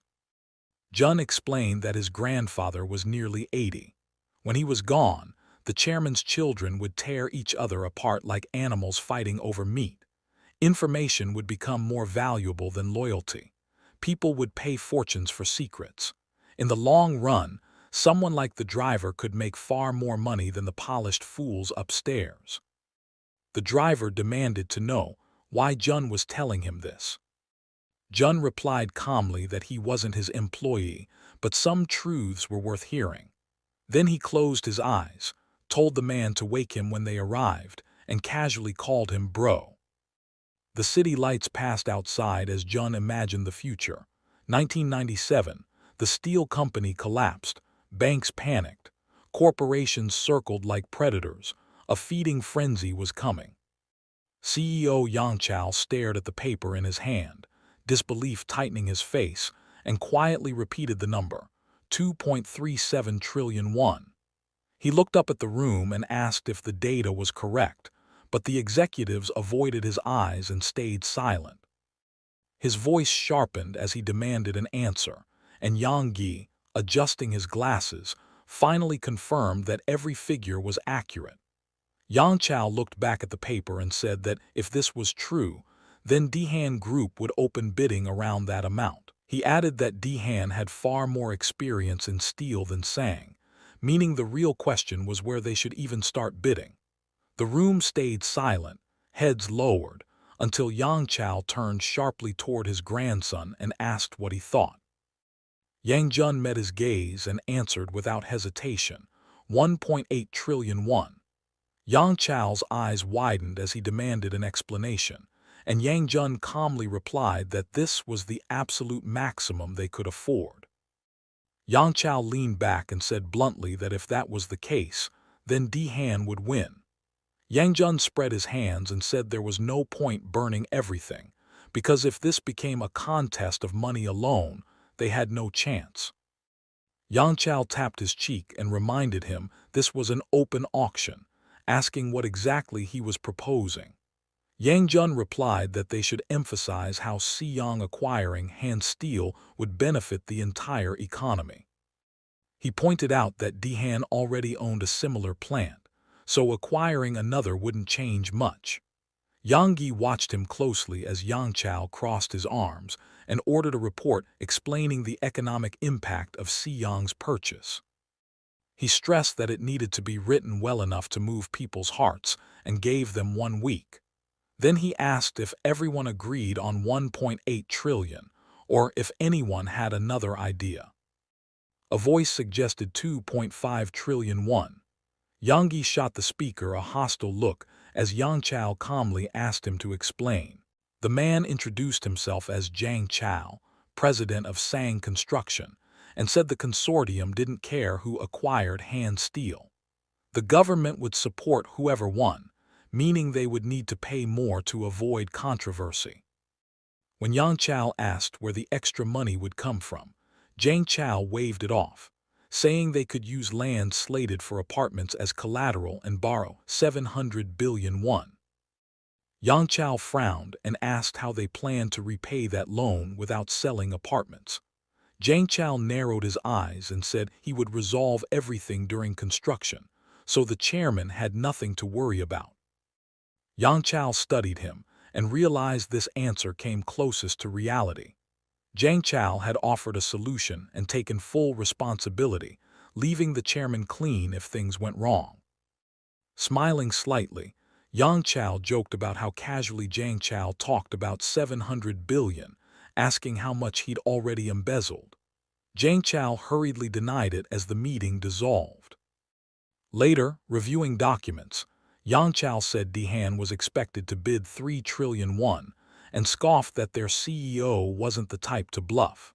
When asked if he truly planned to invest 2.5 trillion, he questioned why it mattered. The secretary admitted that doing so would limit the fund for some time. Yang Chao smiled and asked Dijun what he thought, finding him calmly reading at the table. Yang Chao asked if simply offering more money was their only option. Dijun smiled and asked for a hint, already knowing his grandfather wasn't easy to read. Closing his eyes, Yang Chao said that if he owned a sapling, he'd sell it to someone who would grow it, not someone who'd cut it down for firewood. Business worked the same way. The secretary broke into a sweat and asked if Dehan really planned to resell the company. Yang Chao replied that it didn't matter, as long as the seller believed that story. Dijun finally spoke, explaining that Dehan would build apartments on the land, sell the equipment overseas, and erase the company quietly. If Siyang acquired it, they would at least appear to restore it. Yang Chao smiled, saying he might have given too obvious a hint. Dijun considered Dehan's connections and realized approval wouldn't be difficult if dismantling was the plan. When asked how much he intended to invest, Yang Chao admitted that 1.8 trillion was the limit. Haki warned that the 500 billion gap was massive. Yang Chao closed his eyes and said all they needed was to plant seeds, and he'd turn them into rumors. Dijun immediately understood, imagining headlines, protests, and pressure. Yang Chao ordered him to closely observe how he used government allies. Then his tone softened, reminding Dijun that orientation started tomorrow and advising him to build loyalty early. Dijun closed his book, said he understood, and was told a capable man was waiting outside to follow his instructions. Smiling, he thanked his grandfather and headed out. Outside, lights still burned in the windows as a man by the car bowed and handed him a card. He introduced himself as Yunyo, assistant head of group strategy, and offered him a ride home. The car moved through the streets as Dijun stared out the window. When he asked who had assigned Yunyo, assuming the vice chairman, Yunyo replied that it was Chief Haki. Dijun pictured Haki, his grandfather's closest aide, and asked who the reports would go to. Yunyo said everything went directly to Haki. Dijun smiled and told him to report everything exactly as it happened, since following Haki's orders was his job. Yunyo stayed silent as the car continued forward. As sunlight hit the brick cottages, Dijun mentioned hand steel again, saying he hoped they'd get involved. Sean frowned, saying it wasn't really their game. Sean explained that even if they acquired it, liquidation was inevitable and selling would take years. Dijun smiled and said that wasn't the goal. He wasn't trying to buy it, just raise the stakes and leave. Sean frowned harder, warning him about the clash between Dehan and Sang. Dijun looked at him and said plainly that he was helping his grandfather and wanted Siyang to win. Sean sighed, reminding him that as CEO, he had to obey the main shareholder. He then asked the real question, "What exactly do you want?" The answer aired on the news instead of in words. An American investment fund announced it had entered the race, offering 2.5 trillion won for hand steel. Standing before reporters, Sean leaned forward calmly, saying companies come and go and steel mills aren't sentimental assets. His fund had calculated the value and was confident it would win. When asked what fantasy investment would do if they succeeded, Sean replied without hesitation that they were investors, not builders. The plant would be sold to someone more capable, and the land would go to construction. A reporter asked whether this was speculation despite the risk. Sean took a sip of water and said that wasn't the right word, adding that the bank should simply choose the highest bidder, especially when even banks were vulnerable. The screen went dark as someone threw the remote onto the table. Hack closed his eyes, rubbing his temple, saying interference without consequences wasn't acceptable. Sean narrowed his eyes, irritated that such a trivial issue had forced an early meeting. The man snapped back, pointing out that this little performance had clearly shaken someone they both knew. Yonel trembled with anger, ordering the secretary to bring Sean in immediately. Sean stood up calmly, saying the chairman should rewatch the interview, because he and his grandson had thought this through carefully. He admitted Siyang would gain an advantage and might spend more than planned, but now the consortium would be easier to convince. With that, he excused himself, heading to a creditors' meeting. When the door closed, the secretary froze, finally realizing which grandson Sean meant. Hackey tilted his head, understanding that this intervention could shift public opinion exactly where they needed it. He laughed at himself for missing it earlier just as the phone rang. Chairman Yang Chao said he'd reconsidered, and that Sean's interference could be useful after all. Hackey confirmed that he'd spoken with the fund's head and that it was Dijun's idea, even if Sean refined the execution. Yang Chao was stunned, then laughed, realizing his grandson had pulled an American investment fund into his corner, explaining that tomorrow the media attack would begin, harsh articles criticizing fantasy investment. He planned to flood television discussions with economics professors emphasizing that Dehan already owned a steel mill. The narrative would be simple: Dehan didn't need hand steel to run it, only to strip the land. Hackey smiled, confident this would poison public opinion. Yang Chao praised his timing as perfect. Dijun walked in with his hands in his pockets, noticing the banners, beer bottles, and long tables packed with people.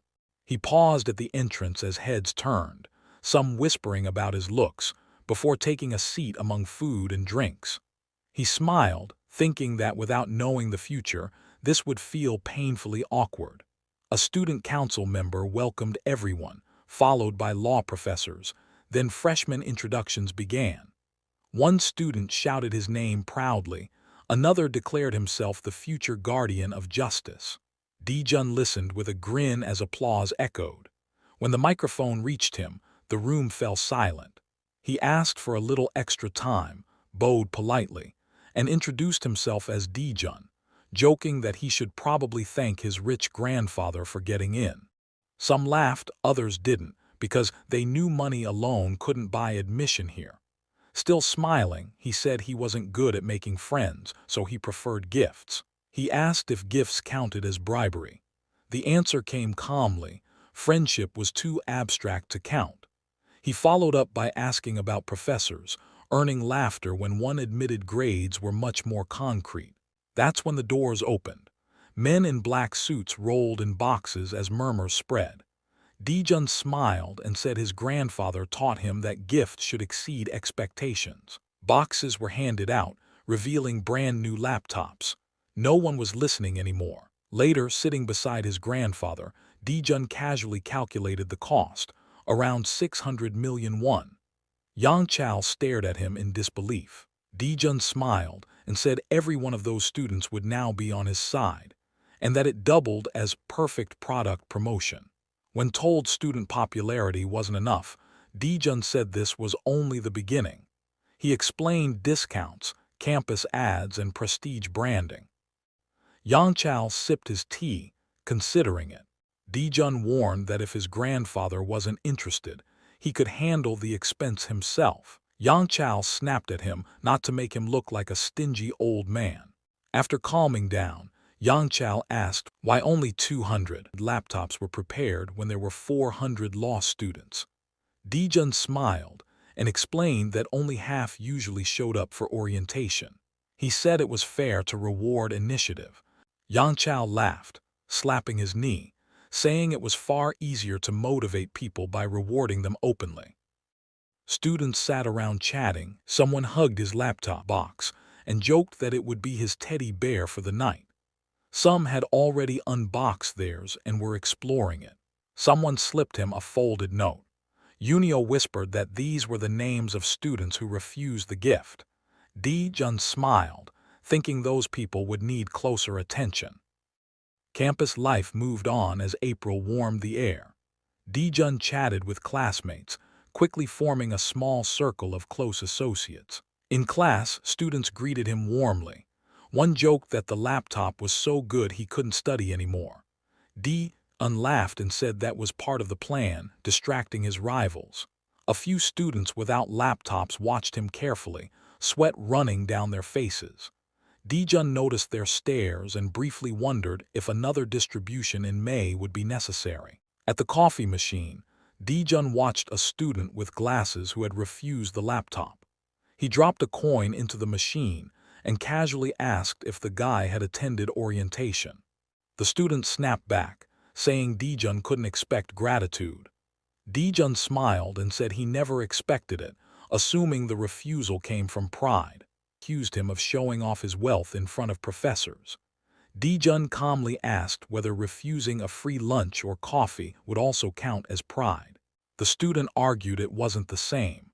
Dijun replied that it was exactly the same, only scaled differently.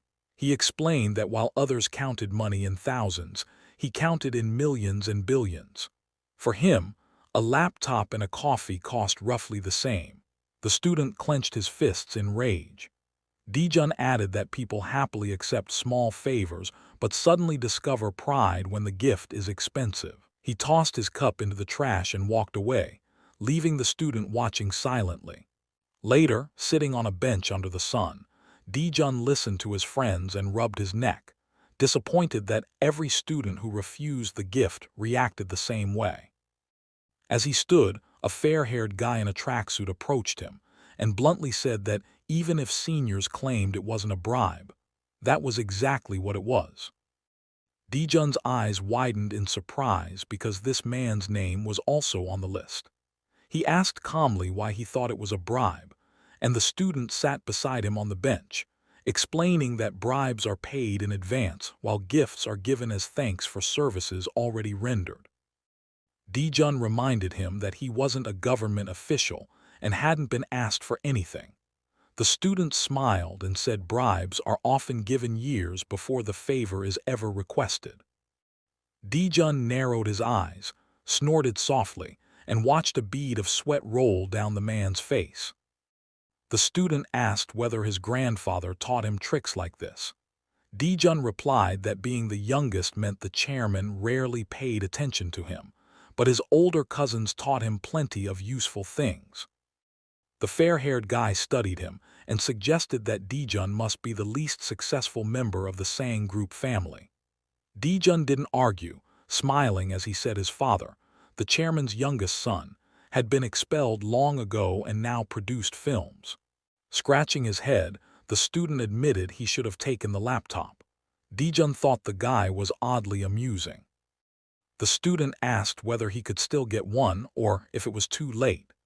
Dijun realized he didn't really want it and was just being polite, which made him smile. He asked if the guy was older than most freshmen. The student bristled, said he didn't look that old, and accused Dijun of insulting him. Dijun offered the laptop as an apology. The student stood, brushed himself off and said maybe someday, then walked away. Dijun called after him, reminding him he never answered the age question. The student raised a hand in an obscene gesture and told him to shut up. Nearby, Dijun noticed a girl chatting quietly with someone. She looked familiar, and his friend adjusted his glasses, warning him not to try anything. He realized he hadn't seen her at orientation and learned she'd quietly left during the laptop chaos. Dijun smiled, suddenly stood up and walked over. The girl noticed him approaching and looked up curiously. Dijun said he was curious why she didn't take the laptop gift. She smiled, closed her eyes, and said she didn't know how to use it, wondering what the point was of accepting something useless to her. Dijun looked down awkwardly, realizing he'd never considered that reason. She teased him gently, saying his stare made her heart flutter. Dijun blushed despite himself. Elsewhere, Yangchao crossed his arms as a woman joked about finally finding someone normal.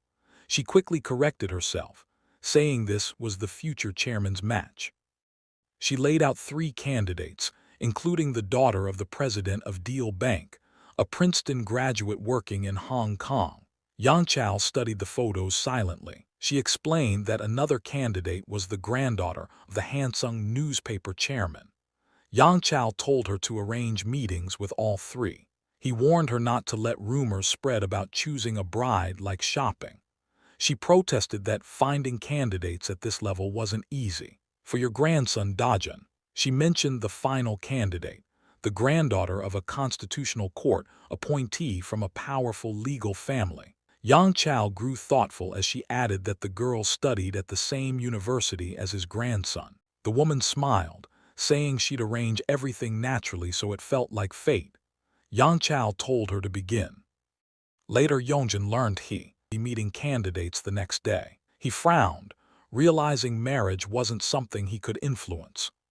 Yonggi explained calmly that marriage was the best form of collateral and security. Yongjin clenched his teeth, understanding the logic even if he hated it. In class, a professor announced a new group assignment based on controversial public incidents. Students groaned as groups of 5 were assigned. Dijun scanned the list and froze when he saw Mian's name in his group. They exchanged brief looks before class began. He quietly handed the paper to Assistant Kim, asking him to look into 2 names. Kim asked if he should report it to Haki. Dijun told him it was his choice. Kim agreed, clearly testing boundaries. Later, news played showing bids for hand steel. When Sang Group was announced as the winner, Yangchao simply smiled. Others celebrated, relieved they hadn't lost much. Someone complained about fantasy investment making them look like villains. Chao replied that this was better, since it gave judges a reason to exclude them. Investigations into the fund revealed nothing obvious, though its CEO being Korean raised questions. Yangchao ordered them to uncover the investor's identity quickly. The man nodded calmly, promising it would be done. Yonel grinned and said it was time to start the game. A folder landed on the table, showing what would have happened in 1991 if the corruption had never been reported. Another folder followed, revealing that Ain Motors would have been absorbed into Siyang Motors. The documents explained Chairman Jin's original strategy, restructuring the domestic auto industry with full government support. Yonel remarked calmly that Sang had simply been unlucky. They had the plan, but history chose someone else.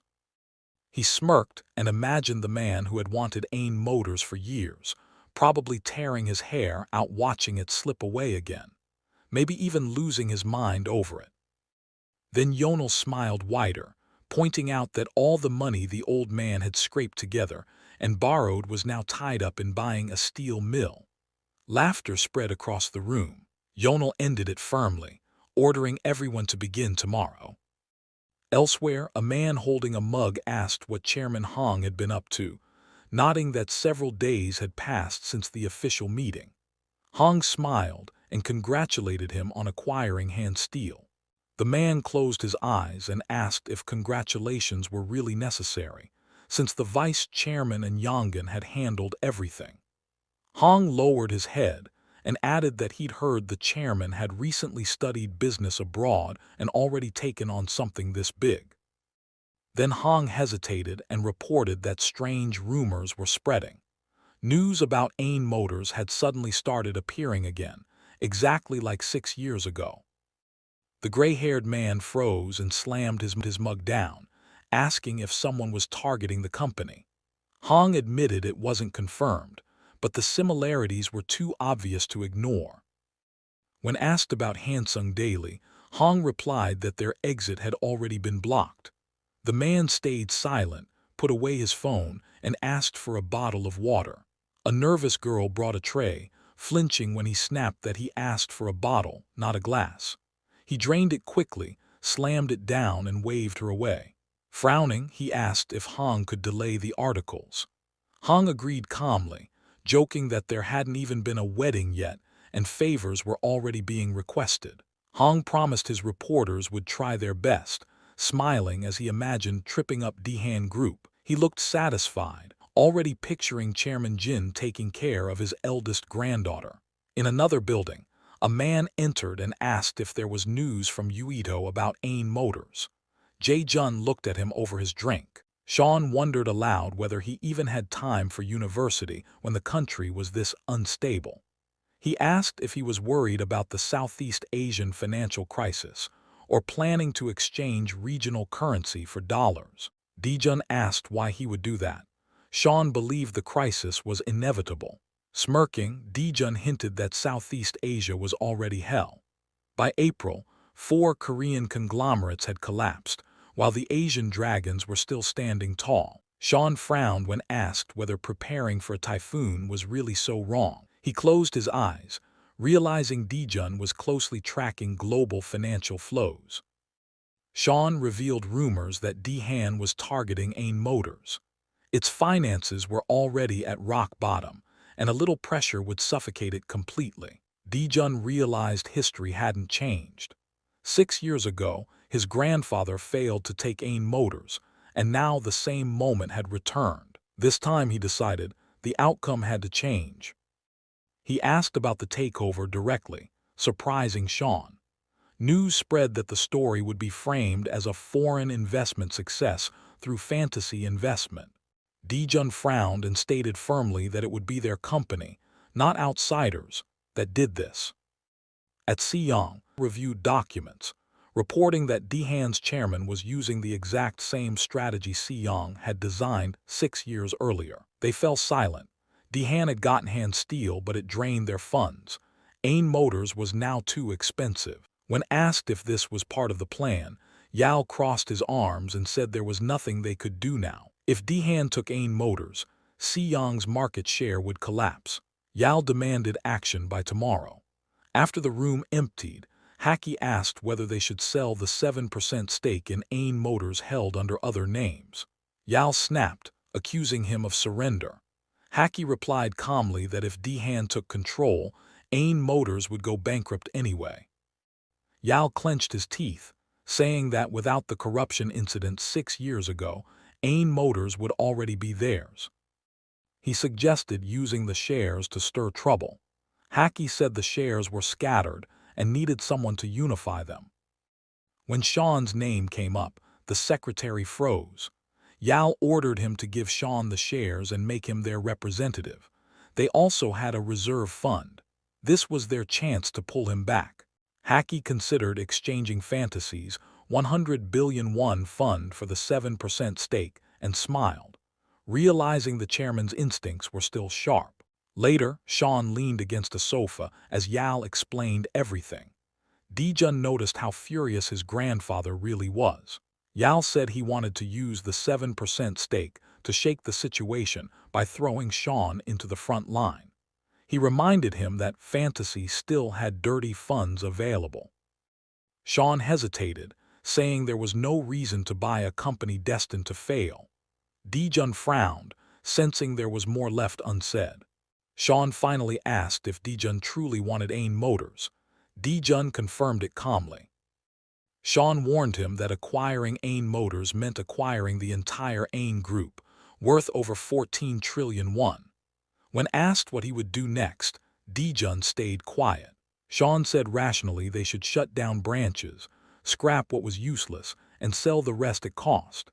Dijun smiled, saying valuable things should be sold at a higher price. Sean replied that they should sell it to whoever paid even slightly more.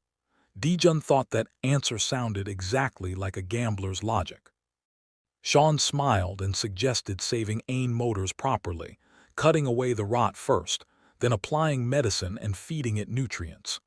Dijun looked pleased and asked what came after that. Sean scratched the back of his head, admitting he wasn't confident he could control a massive conglomerate even if they succeeded. Dijun calmly told him to reach that point first and worry about control later. Closing his eyes, Sean said the real issue was simple.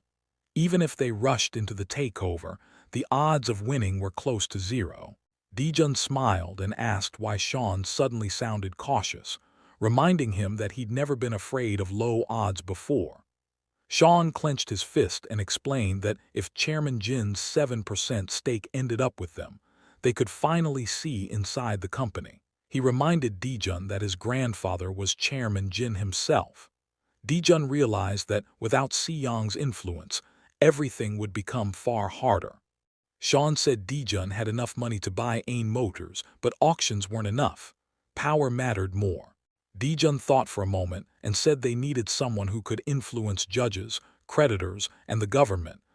Sean looked at him like a kid asking for a toy. Dijun said okay. Sean smiled and laid it out clearly. 28 subsidiaries, over 50,000 executives, and a total value exceeding 14 trillion won. Whoever won this fight wouldn't just win a company, they'd win everything. This wasn't a war with bullets, it was a war with money, and losses killed just as effectively. Sean said he'd meet manager Haki. Dijun smiled and said he'd speak with the Siyang chairman. Both knew the game had begun.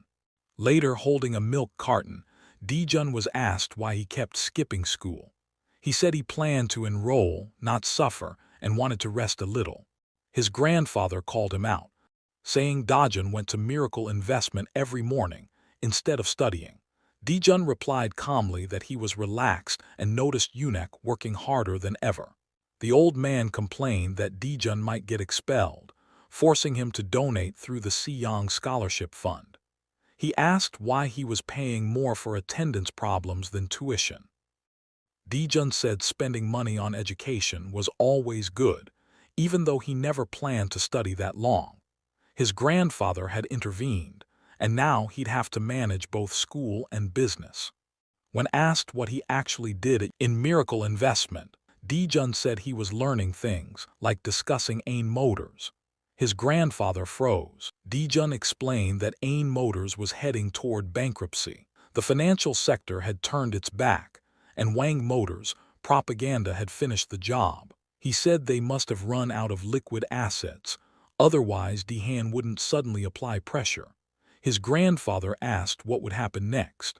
Dijun answered calmly that someone would take Ain Motors quickly and forcefully, just like Han Steel. Chairman Jin smiled, scoring his answer 80 out of 100. When asked why not full marks, because you did not mention who would take ownership. Dijun said because it wasn't clear who would take it yet. Dihan had done this before, hiding its true goal until the final moment. The chairman wondered who else might want Ain Motors. Dijun knew he was referring to the Southeast Asian currency crisis. The old man said many conglomerates were already bankrupt, while the rest were hoarding cash. Dijun asked if he had a secret weapon. Chairman Jin said the buyer would need power equal to Sang or Dihan, and he was out of money. Dijun calmly offered himself as that weapon. The room froze. Dijun repeated that he could take over Ain Group. The chairman stared in astonishment, studying the young man carefully. Dijun panicked for a second, worrying his grandfather might faint, and quickly asked if he was okay. The old man waved it off, saying he was just surprised, then awkwardly steered the conversation back, asking him to repeat what he had said earlier. Dijun didn't hesitate and calmly stated that he could take over the Ink Group. At that, the grandfather bit his lip and scratched the back of his head. Jun immediately jumped up in worry, asking if everything was fine and where his pills were. The chairman shut him down calmly, telling him to stop shouting and that he wasn't old enough to be popping pills yet.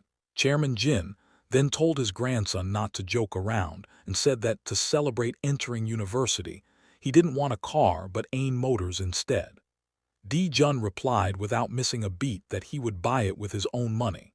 The grandfather frowned and asked how much he thought it would take to buy the company back. Jun seriously countered, asking how much the chairman himself would pay if he were in his place. The chairman paused, thinking it over, then decided not to answer. In that moment, he suddenly understood and burst out laughing, calling his grandson an impudent brat. Jun grinned, realizing his grandfather had caught on. He had asked that question first for a reason. Before making a move, a true leader must hear the opinion of his rival. That was a lesson his grandfather himself had taught him. Jun's expression hardened, then softened into a confident smile. The chairman ordered him to speak first, reminding him that he was still in charge and that his grandson was trying to play tricks right under his nose. Jun estimated Ain Motors at 15 trillion won, admitting it was rough without full analysis. Jun noticed his grandfather wasn't worried about the numbers, but about what it implied. When Jun casually admitted he had more cash reserves than Sang Group, he smiles and asks whether he should be surprised that his grandson is rich or if the boy wants to be praised. He thought his grandfather would be shocked that he personally surpassed the largest conglomerate in the business world. The chairman only smiles. He raises his hand and says he understands. He says this impudent brat probably just wants to show off, but to ransom Ain Motors he would need at least that much. The young man freezes in surprise. The grandfather admits he was amazed when the boy said he wanted to take over Ain. Chairman Jin's expression turns firm. He says he will not argue. He is curious where his grandson got that much money, but curiosity does not matter. Ain Motors does. The boy realizes his grandfather is clearly suppressing his curiosity, yet he says it does not matter. Images of the company building appear as it's explained that countless problems occur inside the Sang Group every single day, yet they remain at the top. This is because they know how to prioritize. Dulling curiosity is a daily necessity. The young man becomes serious and asks what price his grandfather expects. He realizes he too must push curiosity aside and ask what truly matters. Arms crossed, the chairman confidently says he has no idea. He sighs and admits he never planned to buy Ain Motors, so he never checked. But the price is surely very different from 6 years ago. The young man awkwardly asks if his grandfather will help him. Covering his eyes, the old man asks why he even needs Ain Motors and whether it benefits the Sang Group at all. The boy falls silent. The grandfather grows serious. The young man wonders whether he is thinking like a loving grandfather or like the chairman who built an empire with his own hands. Then the chairman proposes an option. He suggests that his grandson becomes the owner of Ain Motors and works with him to merge the companies. The boy is shocked. He realizes his grandfather understands that Ain Motors is necessary if he wants to later take over Sang Motors. The chairman smiles faintly and asks how his grandson estimates the merger ratio. The young man asks why they should team up. The grandfather counters immediately, asking whether the boy truly believes he can protect Ain Motors on his own. In less than a year it would be swallowed by the Dion Group, and even if not, could he really handle such an enemy? The boy smiles and says there is no need to worry. He has something to rely on. The chairman grows interested and wonders if that is true. He thinks that if his grandson is capable of managing Ain Motors properly, the merger might not even be necessary. The boy wants to warn him not to be so confident but realizes his impudence again. The chairman raises a finger and declares that everyone and everything can be sold. It is only a matter of price. Scales appear as the narration says that if balance is broken, it must be corrected. The chairman demands the merger coefficient. How much weight will the boy add to the scale? The young man calmly answers, 1.2. The grandfather erupts in anger. He says that by market share, brand value, and advanced production technology, Sang Motors is worth only 20% of Ain Motors. He says this is not his opinion, but the consensus of automotive industry professionals. The boy realizes his grandfather already knew this. The chairman covers his eyes and says that argument only concerns production. His grandson forgot the fundamentals. Share prices speak louder. Sang Motors shares are more than twice as expensive as Ain Motors shares, because Sang also holds partner shares. Whoever acquires Sang Motors gains access to the Sang Group itself. The boy understands. That is why he needs Ain Motors. The chairman crosses his arms and asks whether his grandson plans to place it on the scale. The boy's eyes sharpen with resolve. The grandfather smiles and comments on that expression. He relaxes back into his chair. It is revealed that during this conversation both of them exposed their secrets. Later, curiosity finally won. The chairman asked how Dijun made so much money. Dijun explained he sold inherited land and bonds, invested overseas, and rode a stock explosion. The old man noted that his fortune had grown 100-fold. When asked about fantasy investment, Dijun revealed he owned 98%, and that Sean was the executive director. Chairman Jin was stunned. He realized his grandson had already built an empire.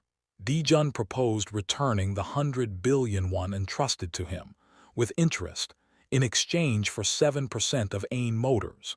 His grandfather laughed, saying he could give him islands or jets if he wanted. Then he explained real rewards weren't money, but hope. He spoke of rewarding subordinates with luxury and illusion, making them believe effort would be paid back. Dijun recognized the tactic instantly. He had lived it before. Before leaving, his grandfather ordered him to stay hidden until Ain Motors was secured. Even Haki wouldn't know. Jun smiles. The young man and the old man lock eyes in silence. Yell folds his hands and turns to his grandson once more. He asks calmly what kind of wealth he actually owns. If he takes over Ain Motors, how much will he have left afterward? Jun chuckles. He says you should not dig directly into someone else's wallet like that. Then he adds casually that if the old man suddenly needed money, he could always borrow it from him. The room freezes. The old man stares at him in shock. Silence fills the living room. Yell suddenly stands up. He glares at the young man in anger. Vyun purses his lips, clearly thinking the boy has crossed the line. Then the old man walks forward. He places a hand on the hero's shoulder. He smiles. He says good job, calling him a kid, and adds that the young man has truly grown up. Jun looks at his grandfather with sparkling eyes. As they parted, the chairman told him to prepare accountants to dissect Ain Motors' books. Haki confirmed everything was ready. At the next meeting, doubts surfaced again.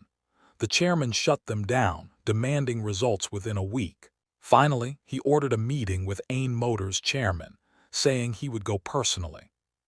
Elsewhere, San smiled and asked if the talk went well. Dijun said he had full backing, and San should handle officials and shares. San asked why Dijun wouldn't appear himself. Dijun said no one trusted a child, especially one from a family with enemies everywhere. As plans accelerated, Dijun lay awake at night, haunted by memories of a gunshot from his past life. This time was different. He wasn't chasing comfort, he was chasing domination. He wanted to stand at the edge, even if the end was emptiness. When asked why he went quiet, Dijun turned away and said he'd remembered something. His grandfather added that once the shares were secured, the 100 billion won fund had to be returned. San asked cautiously if they could at least give back half. Dijun stood with his hands in his pockets and said he had already promised his grandfather. Since he chose to help, there was no other option. San asked whether Dijun had told him he was the main shareholder of Fantasy Investment. Dijun replied that of course he did, otherwise he wouldn't have asked for help. San pointed out that even as the main shareholder, Dijun was still returning all the money, calling it a missed chance to quietly keep 50 billion. Dijun replied that if his grandfather were that kind of man, Sang Group would have already belonged to his eldest uncle. San leaned back and muttered that the family was a nest of snakes. Elsewhere, tension filled the room as someone asked why everything felt so calm. A heavy-set man by the window said indirect evidence made subpoenas difficult. When asked why the press pressure was weak, everyone fell silent. Someone admitted it felt like Ain Motors was being protected. Hansung Daily was mentioned, and it turned out they hadn't written a single critical article. The leader sat back and asked if the rumors about marriage ties were real. Anger spread as it became clear everything was happening at once. Someone muttered that it looked like the old man was ready to sell even his grandson to stop the chaos. It was announced that Ain Motors had entered a government-led bankruptcy deferral agreement in April 1997. During the grace period, hidden slush funds quietly moved. The true mastermind was Chairman Ain, working through fantasy. At Yang Chao's house, he smiled and asked whether Dijun's capital had really grown 100-fold. Sean felt awkward, knowing it was far more than that, and said it was mostly luck. Yang Chao called him modest and said he wished Sean worked for him. The discussion shifted to the hidden 270 billion won. Once the deferral expired, arrests would follow unless the money was removed first. Yang Chao smiled and asked directly if Sean was being asked to launder money. Sean hesitated but answered honestly. Dijun stepped in and suggested using the funds as retirement money for Ain Motors executives. Yang Chao laughed, saying those people had already prepared for old age. He proposed investing everything through fantasy in America. Sean was stunned, asking if that was really all. Yang Chao nodded, explaining they could legally reinvest the money into Ain Motors as bonuses and incentives. Sean stared, realizing how clean the method was. Dijun noticed that his grandfather had already planned everything, ensuring the money never truly left his control. When Sean suggested executives would demand lump sums, Yang Chao scoffed, saying delaying payments created leverage. Money, he said, was both carrot and stick. He smiled coldly and said once they learned the funds were reinvested, they'd fight harder to protect Ain Motors. Dijun quietly sipped his tea, seeing his grandfather's true face. Dijun asked if this was the only reason the money wouldn't be returned. Yang Chao laughed, pretending offense at being called greedy. Yang Chao then said Dijun had to convince Mr. Song, while he'd handle the rest. Sean bowed and thanked him before leaving. Left alone, Yang Chao asked Dijun why he'd applied for a sabbatical. Dijun admitted he did it that morning. Yang Chao ordered him to withdraw it immediately. When Dijun protested, the old man shut him down, saying he understood exactly what he was worried about. He explained that avoiding relatives while staying a student wouldn't work forever. When the fight began, titles wouldn't protect him. Yang Chao warned that Sang Group wasn't a playground and real power lay with branch presidents. If they backed the uncle, the group would split instantly. Dijun imagined that moment clearly. Once investigations started, power wouldn't pass to a student but to his uncle. He finally nodded and said he'd do everything his grandfather wanted. Yang Chao smiled, sensing where his grandson's loyalty lay. Later, riding in a green car, the driver said quietly that they were being followed. Dijun felt a chill and asked how long. The driver wasn't sure, but said Commander Shin had warned him about rising surveillance. Dijun exhaled and told him to test it. The driver accelerated, widening the gap. Dijun stayed calm, already guessing it was family. Elsewhere, photos of Sang family members filled a screen. Analysts dismissed some as harmless, praised Donggi's growing influence, and criticized Soyun's greed. Then Dijun's photo appeared. The room grew tense as they realized the chairman's second-generation grandson had both access and money. They uncovered his fortune. his ties to fantasy investment, and his unusual privilege of private meetings with the chairman. Even the vice chairman didn't have that access. The room fell silent. Back at a cafe, Dijun asked Kim if he was sure they were being followed. Kim confirmed it. Dijun handed him a thick envelope, telling him to use it when needed. Kim stared, shocked. Dijun said money was a tool, nothing more. If Kim wanted to become someone important, he had to choose his own path first. Kim slipped the money away and followed him without a word. Later, a secretary entered and said they had a guest. Dijun looked up calmly. It was the chairman of Dihan Group. San and the hero exchanged surprised looks. The secretary froze in confusion. San calmly asked her to request a short wait. Dijun said he'd be in the conference room next door and asked to turn on the intercom. San slipped on his jacket, muttering that it wouldn't be good if he was seen since he'd just been on TV. Dijun pulled up his hood and smiled. San smiled back. The chairman stepped inside. The hero walked past him in silence. The chairman turned and watched him leave. San bowed and offered a handshake. The chairman smiled, thanking him for welcoming such an unexpected guest and hoping he wasn't disturbing him. San shook his hand warmly and said there was nowhere in Korea he'd be treated like an intruder. He gestured to the sofa and invited him to sit. The chairman removed his hat and asked how an investment company could seriously aim for Ain Motors. San answered modestly, but the chairman cut him off, saying there was no need for false humility since they were equals now.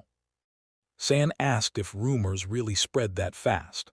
The chairman frowned, realizing that even if the rumor were true, San wasn't even trying to hide it. He dismissed the guard and closed the door.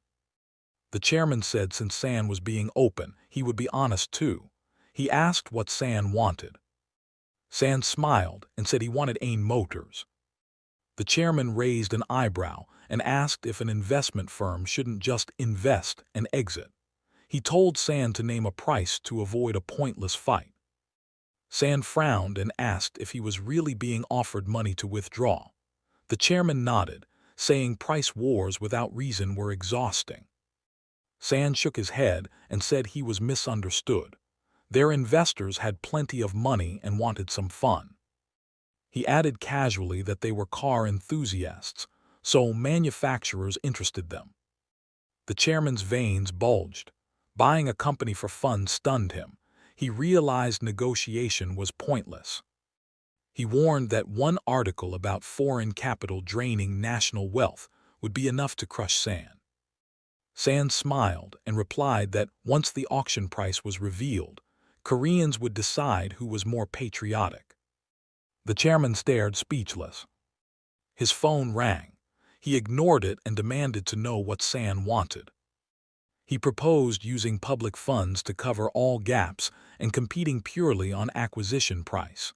No politics, no pressure. San smiled and said in that case, whoever won would suffer minimal damage. The chairman asked if they were truly suggesting unified debt terms and competition only on price. San confirmed it calmly. Silence filled the room.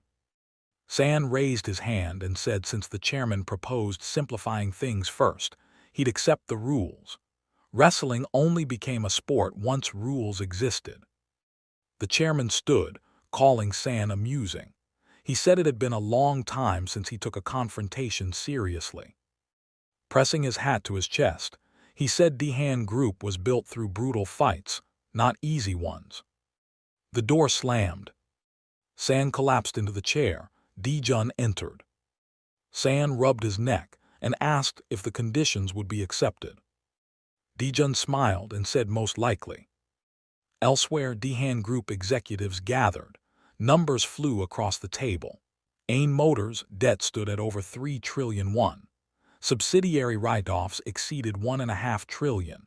Additional concessions pushed total relief past 7 trillion. The chairman frowned. Not accepting fantasy terms means starting over. Someone asked if fantasy really had that much money. No one knew, only that American capital backed them. Then one subordinate mentioned Hollywood. Based on intelligence from Magi Corporation, Fantasy had invested in nearly every major successful film. None had failed. The room went silent. The chairman closed his eyes.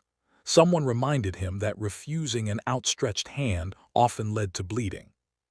At Yang Chao's house, he sipped tea and asked if Kibao truly came in person. Di Jun confirmed it and explained the compensation offer. Yang Chao laughed, saying Kibao must be desperate to move first. He asked what Di Jun suggested. Di Jun said he proposed competing only on acquisition price, while keeping government benefits intact. Yang Chao asked what Kibao said. Di Jun quoted him saying he'd take the confrontation seriously. Yang Chao laughed and said the man must have skipped his medicine. He asked what Kibao would do next. Di Jun answered that Yang Chao himself would accept. Fixed variables were safer than new ones. Yang Chao smiled. A businessman's greatest fear was uncertainty. He said Di Jun had played all his cards, but Kibao hadn't. Now it was time for a wider attack. Media, creditors, government agencies, even the assembly would apply pressure. Di Jun asked if Yang Chao could help further. Yang Chao said no.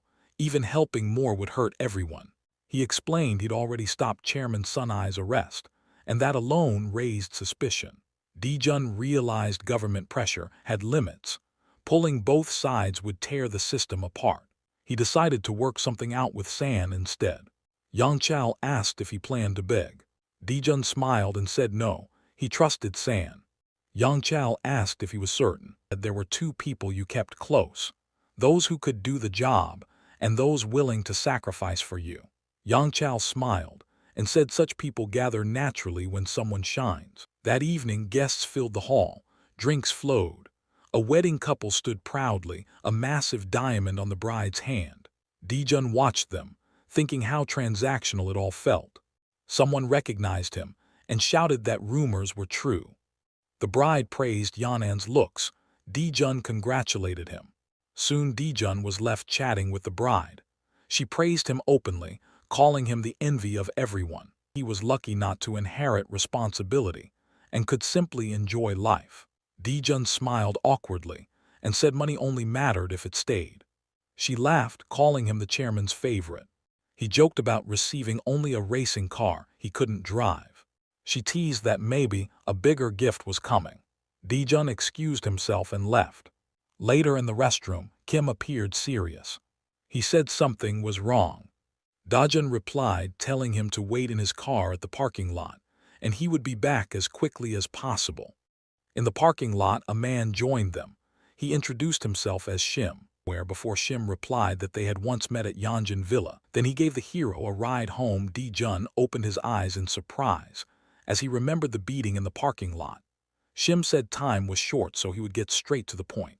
He explained that their department was dealing with the third-generation Kim. Looked anxiously toward the back seat. Shim said that about a month ago, they noticed someone had started following everyone from the third generation. Di Jun asked in fear if it was really behind all of them. Shim looked at the hero seriously and said yes, they were not testing the waters, they were simply monitoring his movements. Di Jun then asked if Yanjin was being followed too. He explained they were tracking surveillance on all third-generation heirs. Di Jun realized it wasn't just him. Shim admitted they lacked power and future. Strategy teams never survived long. They needed a roof. Di Jun listened, then calmly said this wasn't loyalty. It was a deal. They worked for him, he paid. Price could be money or a future. Shim agreed without hesitation. Di Jun looked out the window and said if they wanted more, they'd have to earn it. Kim swallowed hard. Di Jun said that starting tomorrow he'd take taxis instead. The tail had to follow carefully, slow enough not to be exposed. Kim answered immediately that he could handle it. Di Jun turned to Shim and said that from now on all reports from the strategy team would come to him first.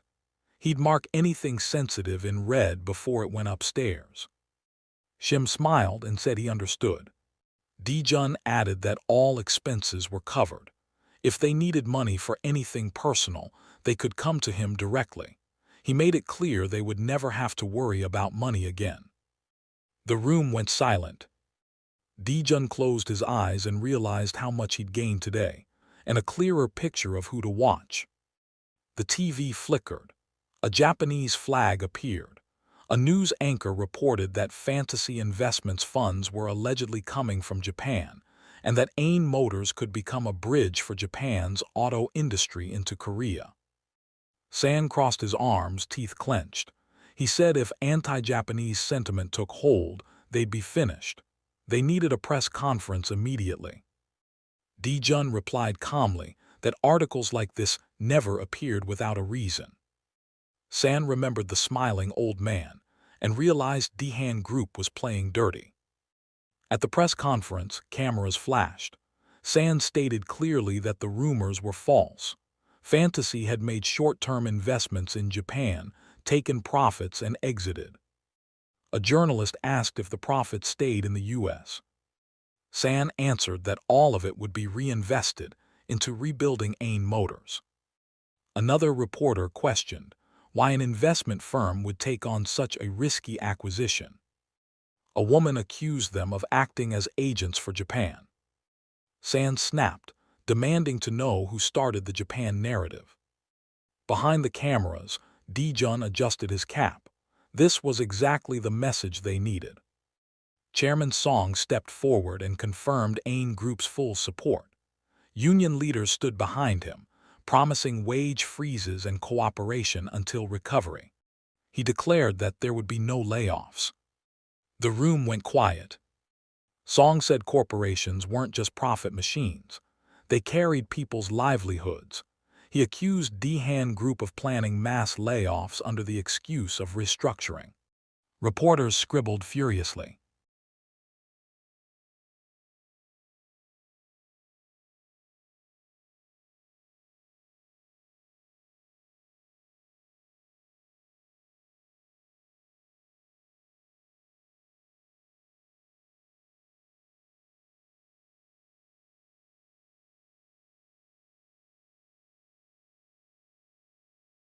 He knew the key was speed. No time for Dihan to counterattack. Later, the TV showed analysis clips. Global auto wars. Only the top 10 would survive. If Ajin merged with Dihyun, costs would drop, efficiency would soar, and jobs would multiply. The screen went dark. San sighed. The stock price hadn't moved. Public opinion was split cleanly in half. Dijun said that was good. Both sides already accepted Ain would be taken over. San muttered that Chaebal's controlling the media was terrifying. Dijun corrected him quietly. It wasn't fear.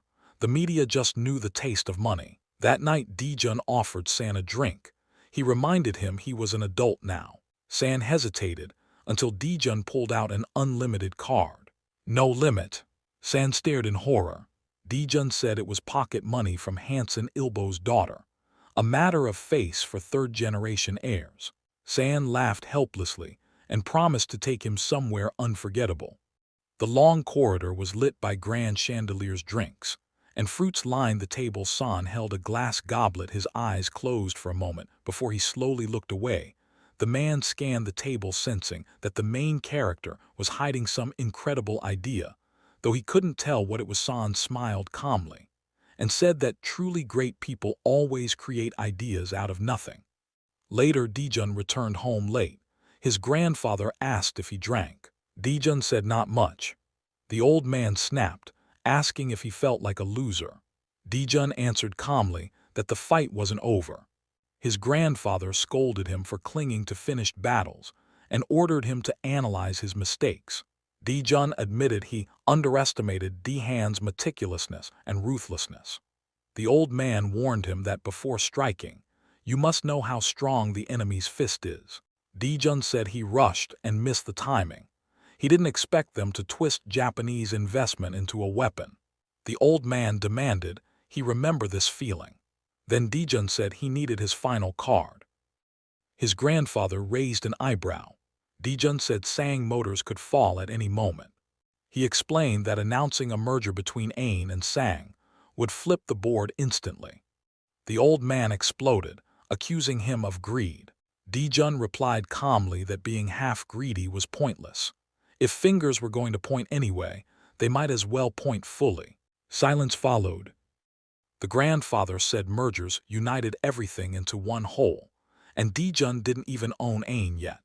Dijun replied that negotiations existed to turn jokes into reality and dreams into contracts. If the scales didn't balance, you added weight. He said he'd put more weight down. The old man listened. Dijun explained the two weapons, Sang's name heavier than Dihan and confidence, fairness, stability. Speculation would vanish overnight. The old man crossed his arms and closed his eyes. Then he said calmly, he still wasn't satisfied. Dijun frowned, thin brows tightening as his fist clenched. He knew he was greedy, but this wasn't greed alone. It was alignment. And right now, he wasn't sure whether his grandfather was testing him or simply refusing to hand over Sang Motors. Keeping his voice calm, Dijun made his move. He told his grandfather to leave all subsidiary shares untouched and put only Sang Motors itself on the scale. If that happened, he promised, he would tip the balance. The old man's eyes widened. Was he suggesting splitting Sang Motors apart? Dijun grinned and calmly listed 8 subsidiaries, including Ain Motors and Sayang Motors. Separate them properly, he said, and a new auto giant would be born. The old man fell silent. Dijun watched his face carefully. That wasn't rejection. That was disappointment, which meant the old man wanted more. So Dijun pressed forward.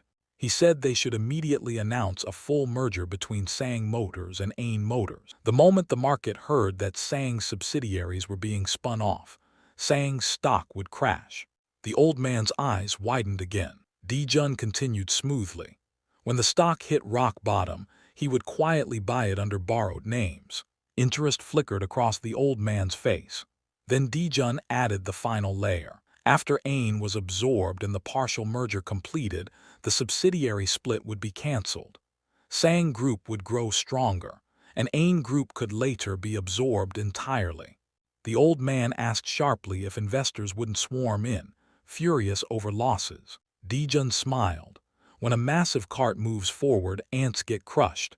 If you stop for every ant, the cart never moves. The old man warned that buying shares this way would make Dijun one of Sayang's major shareholders. Dijun asked calmly if that wasn't a gift that came a little too easily.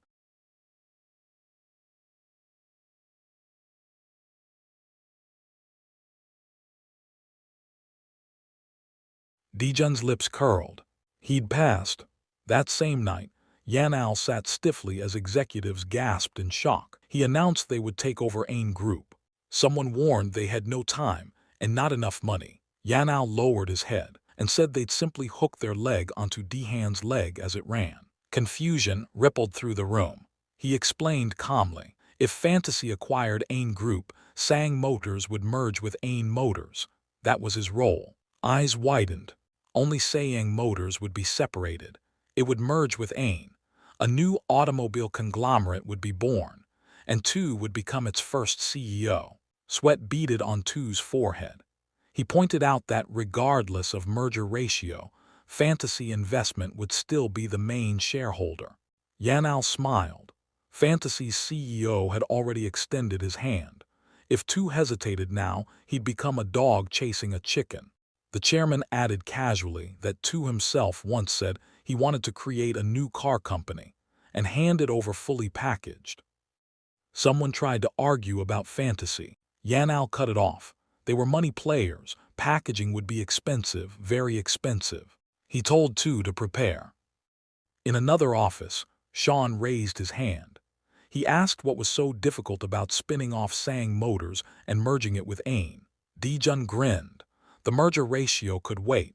If his grandfather didn't yield, the owner would change. Sean snapped, asking what that even meant. Dijun smiled coldly. His grandfather never backed down after mixing blood into his plans. He took everything first, then shared crumbs. Sean fell silent. Dijun stood by the window, hands in his pockets.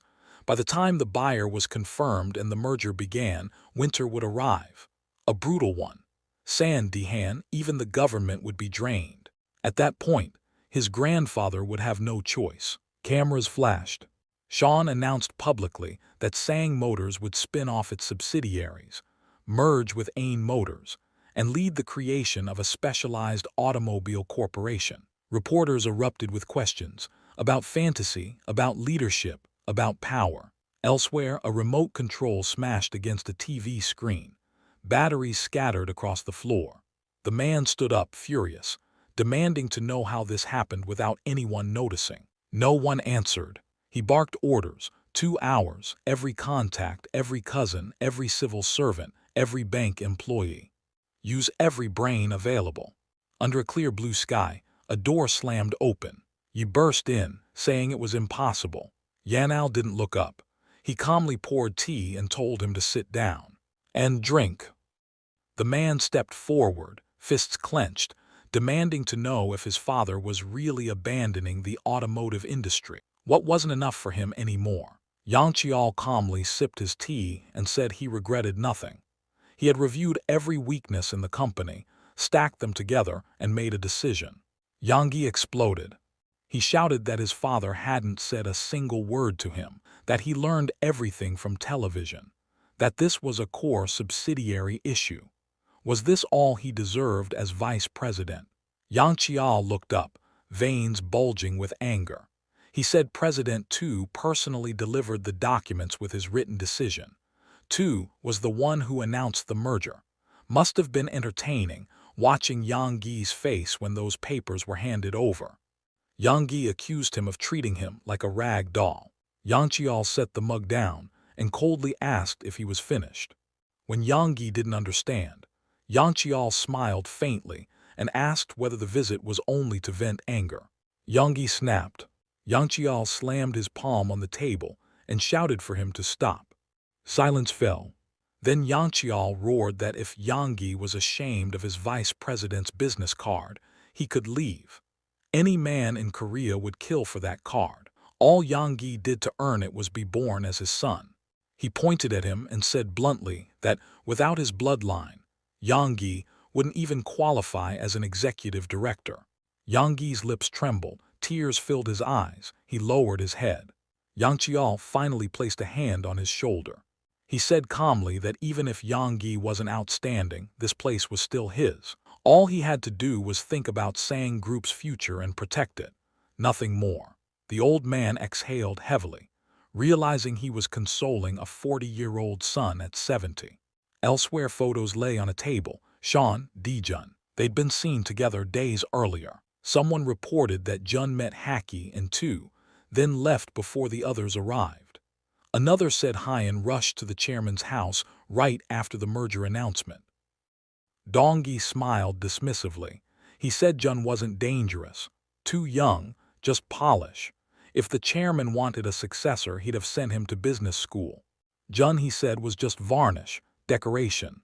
Still, they were told to keep watching him, because Sang Motor stock was falling, and smart people were already buying. At dinner, Yanjan leaned forward and asked Jun if he knew about the merger in advance. Jun admitted he found out the day before the announcement. Yanjan demanded how. Jun said Sean asked him to consult their grandfather because Dehan was watching the CEO closely. Meeting directly would have raised alarms. Yanjan exploded. Jun stayed calm and said there was a secret contract between the CEO and the chairman. No one else knew, not even the vice chairman. Yanjan shouted that Jun had no authority. Jun replied quietly that authority comes from access, and some agreements only involve 2 people. That was when Yanjan realized something was wrong. Jun reminded him that the eldest uncle wasn't informed either, which meant inheritance wasn't settled, which meant decisions could change any time. Yanjan accused him of trying to replace his father. Jun smiled and said he wasn't competing at all. He wasn't greedy. He could study, pass the bar, become a prosecutor or judge, live well, never worry about money. He listed it casually: respect, power, women, freedom. Yanjian tried to threaten him with his father's wealth. Jun saw through it immediately. He smiled and said being the youngest in a chaebol family was a blessing. Less pressure, more options. Then he planted the final seed. He said the second and third sons wouldn't just sit quietly and watch the group pass to Yanjian's father. Yanjian's eyes widened. Jun didn't confirm or deny anything. He just folded his arms and looked away. Then he said calmly that if power skips the rightful line, history always ends in blood. And he imagined it splattering. The young man said that this was exactly why he wanted the eldest uncle to take the chairman's seat of the Siang group. Jun smiled and said that this was the only way their family would not suffer. Yonan smiled faintly, but then leaned his elbows on the table and lowered his head, sighing heavily, saying that Jun could not possibly know all the details. Jun remembered their earlier conversation in the office, Yonan's unkind smile, and the dissatisfaction written clearly on his face like that of a grown adult hiding his true thoughts. Jun calmly said that, as a result of the merger with Siang Motors, the shares owned by its subsidiaries would be transferred to another branch, which would then become one of the most important companies in the group. Wasn't that correct? The man admitted that it was true. Jun folded his hands on the table and asked what would happen if the management of that company was not headed by the eldest uncle. Yonan's eyes widened as he realized Jun was talking about the contents of the secret agreement. Jun frowned slightly, thinking that this was actually something anyone could figure out if they thought about it carefully. With a calm face, he said that he had only seen the title of the document, the Group Management Reorganization Plan. The man froze, beads of sweat forming on his forehead as he nervously repeated the name. Jun, sitting across from him, said that this was the greatest help he could offer, and that from now on everything would remain with his uncle. The man agreed. Yonan bared his teeth and lowered his head while Jun grinned, thinking that because of Siang Motors, the claws each of them hid would gradually be exposed, and they would soon find out whose claws were sharper. Jun smiled as he imagined his family. Outside, the windows reflected a clear blue sky. A newspaper article reported that Fantasy Investments had been chosen as the new owner of the Inc. Group. The man read the paper intently, saying that in the end things had turned out like this. Although they had secured Ain, he was worried that Siang would eventually take everything from them. Jun smiled and asked when the takeover payment was due, and replied that it would be immediately after the merger, 1.2 trillion won, meaning $1 billion would need to be transferred. Jun asked whether that meant it wouldn't happen until next year. Sion raised his eyebrows and said it was worth asking the chairman, as he might want to rush the merger before the end of the year.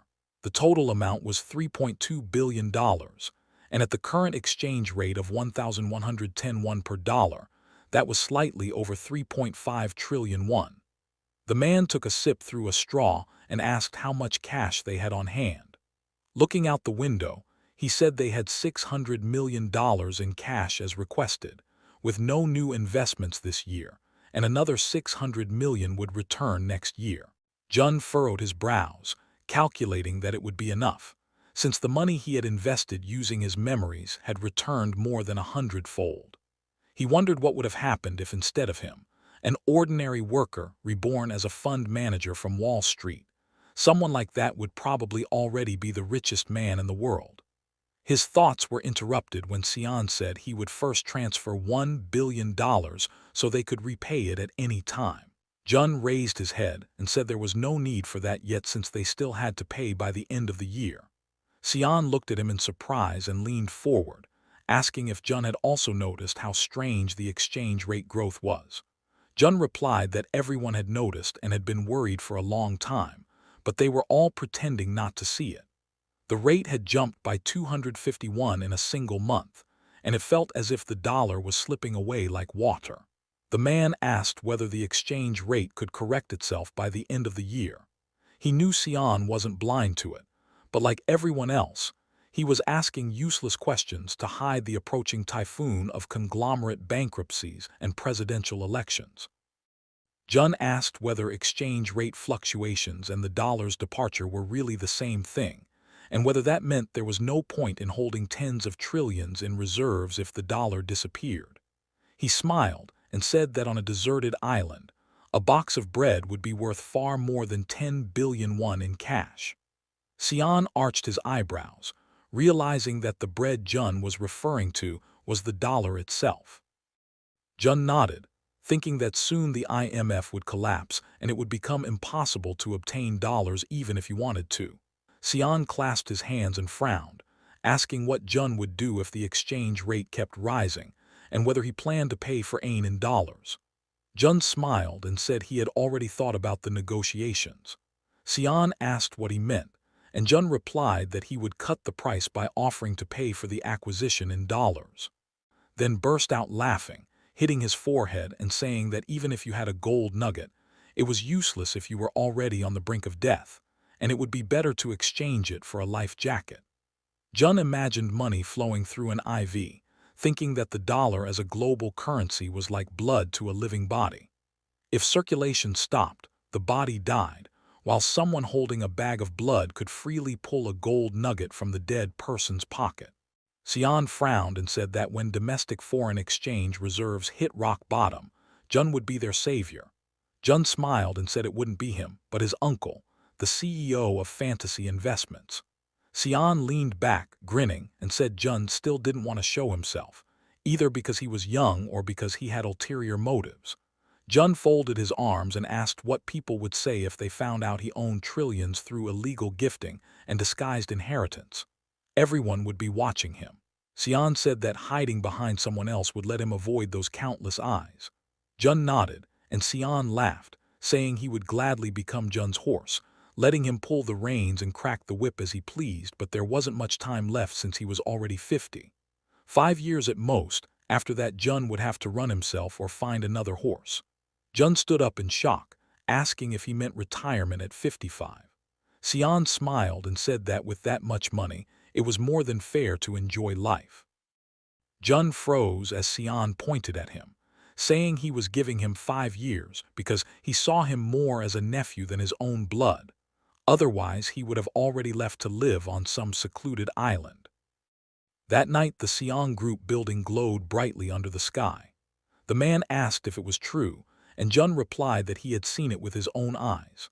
The man clenched his hand, remembering how his father had patted his shoulder and promised him the chairman's seat while secretly trying to reorganize management behind his back.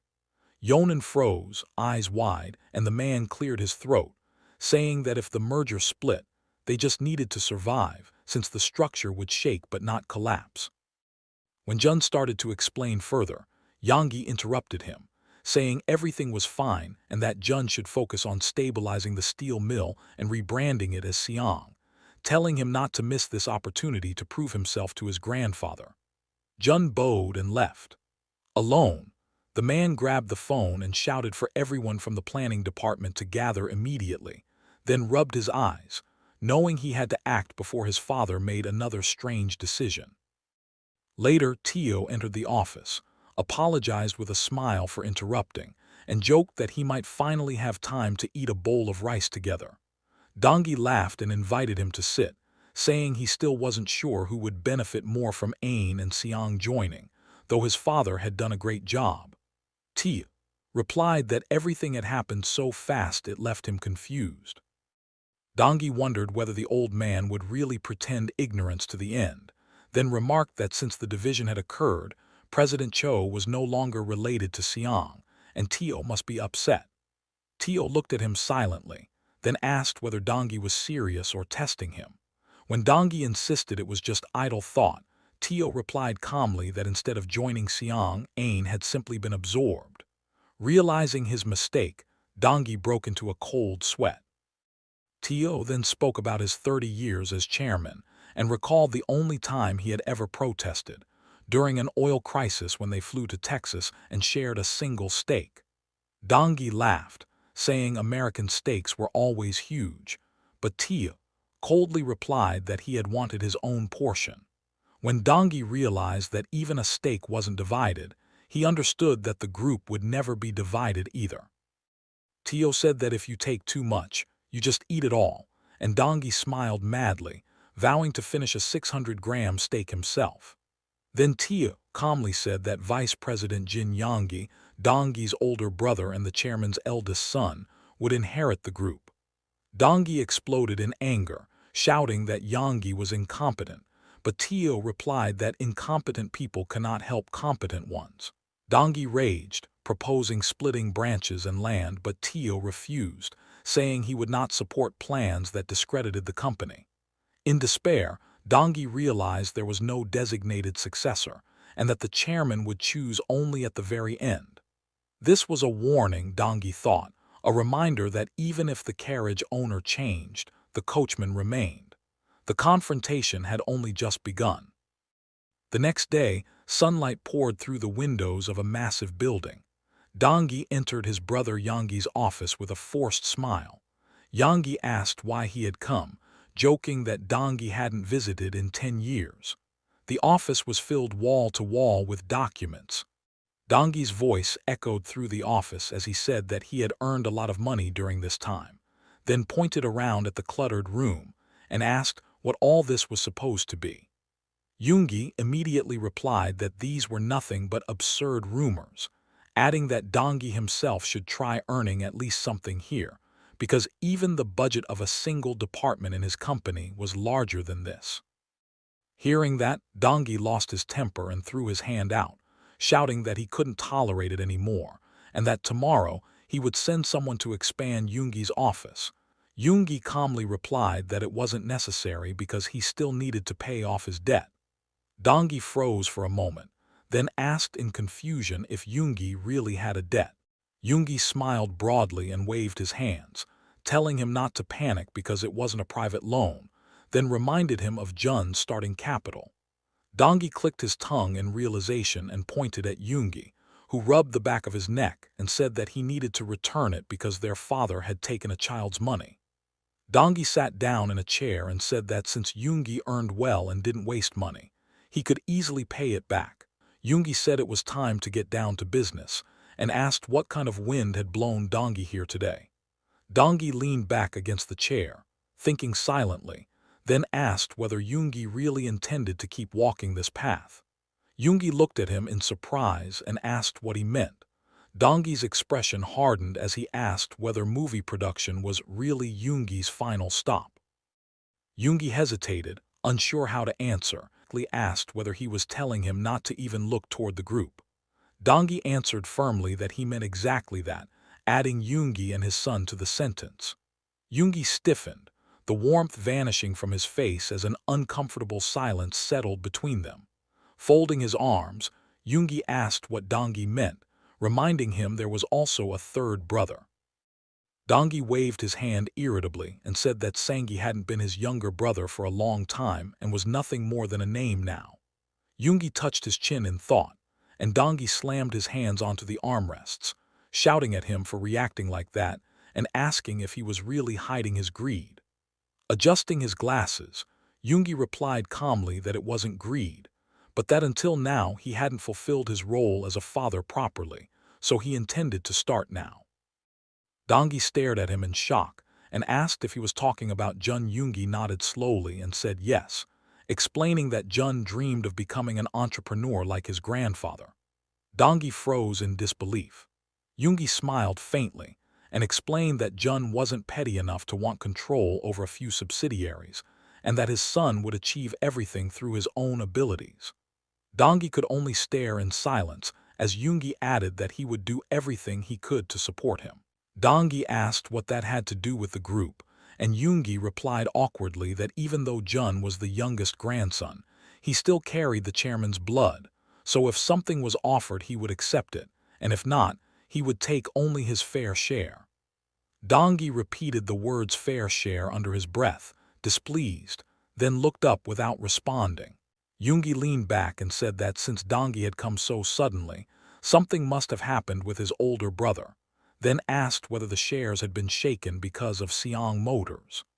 Dongi immediately denied it, stood up, adjusted his jacket, and told Yonggi to stay where he was and support him, promising that if he won, he would give Yonggi a fair share.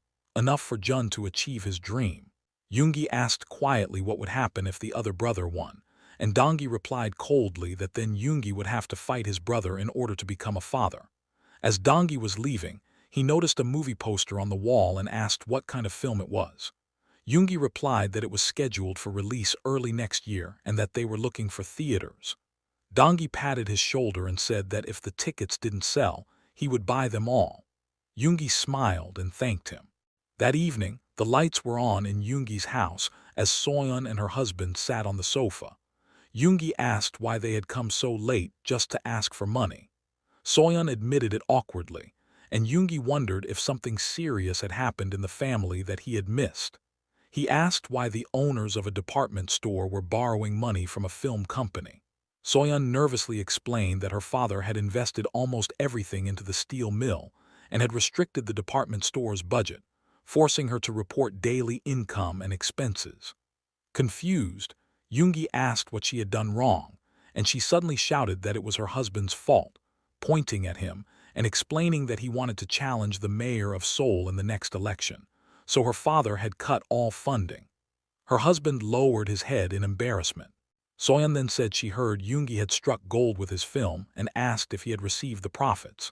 Irritated, Yoongi asked how much money she thought a movie could make in Korea, then answered himself, saying that with ticket prices at just over 6,000 won and around 670,000 viewers, revenue would be roughly 4 billion won before deducting distribution and production costs.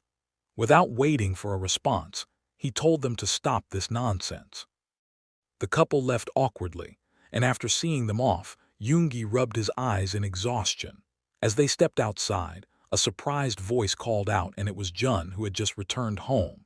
He asked his aunt why she had come so late. Moments later, Jun entered the house and removed his shoes. Passing by his father's room, he noticed Yoongi sitting on the couch, who asked if they could talk.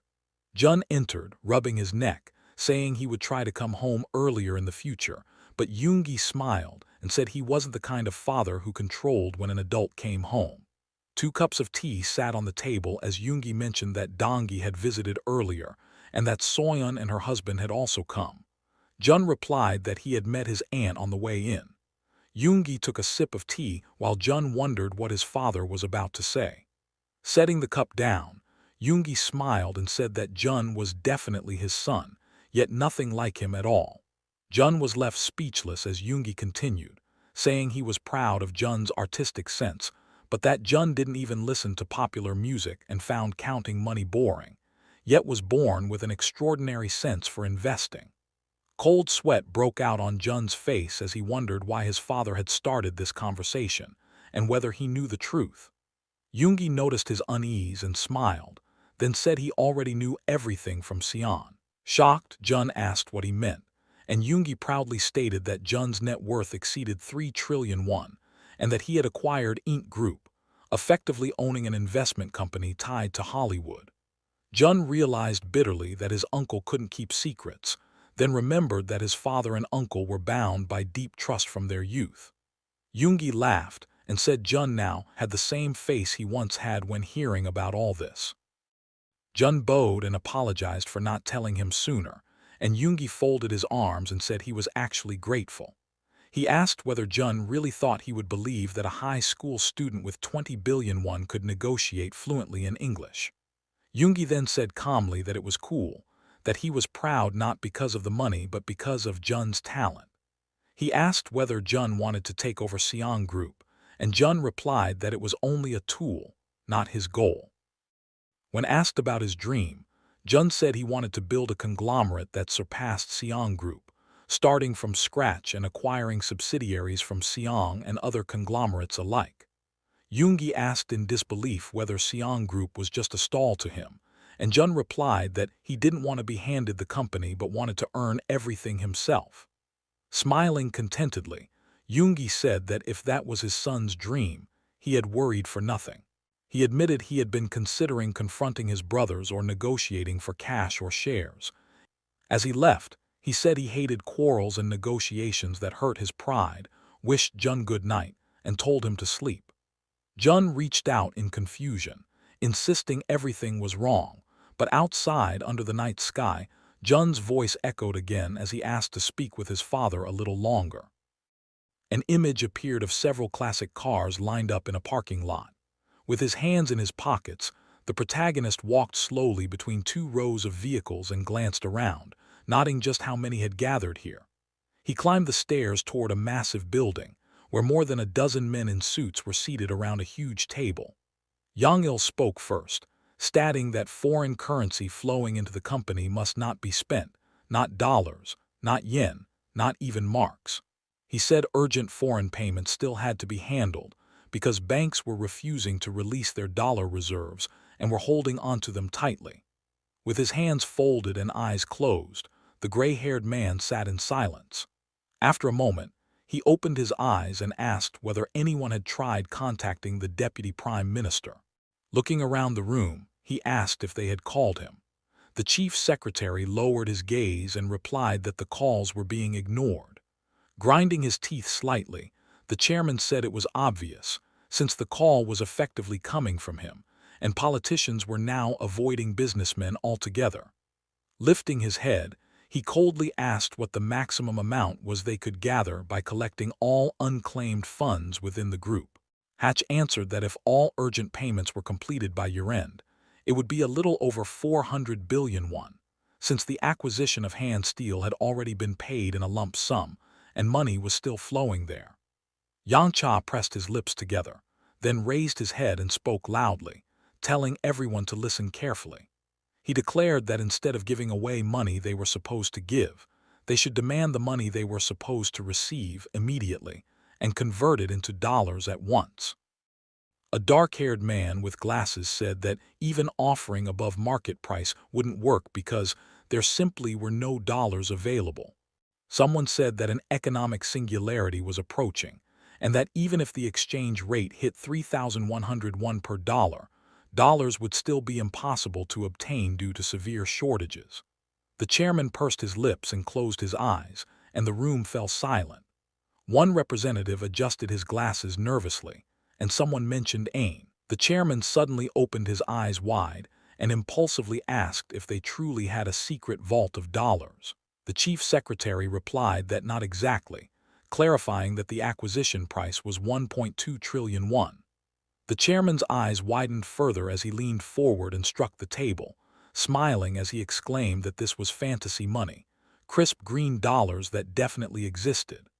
Hatch nodded with a smile and said they could exchange currency worth 1.2 trillion won and easily cover the remainder with a bank loan, since there was only a dollar shortage, not a won shortage. Two executives turned to each other with excitement. The chief secretary added that they could even absorb all of Fantasy's dollars by issuing bonds to the Xinjiang Group, as long as they offered higher interest than Fantasy Investment's annual returns.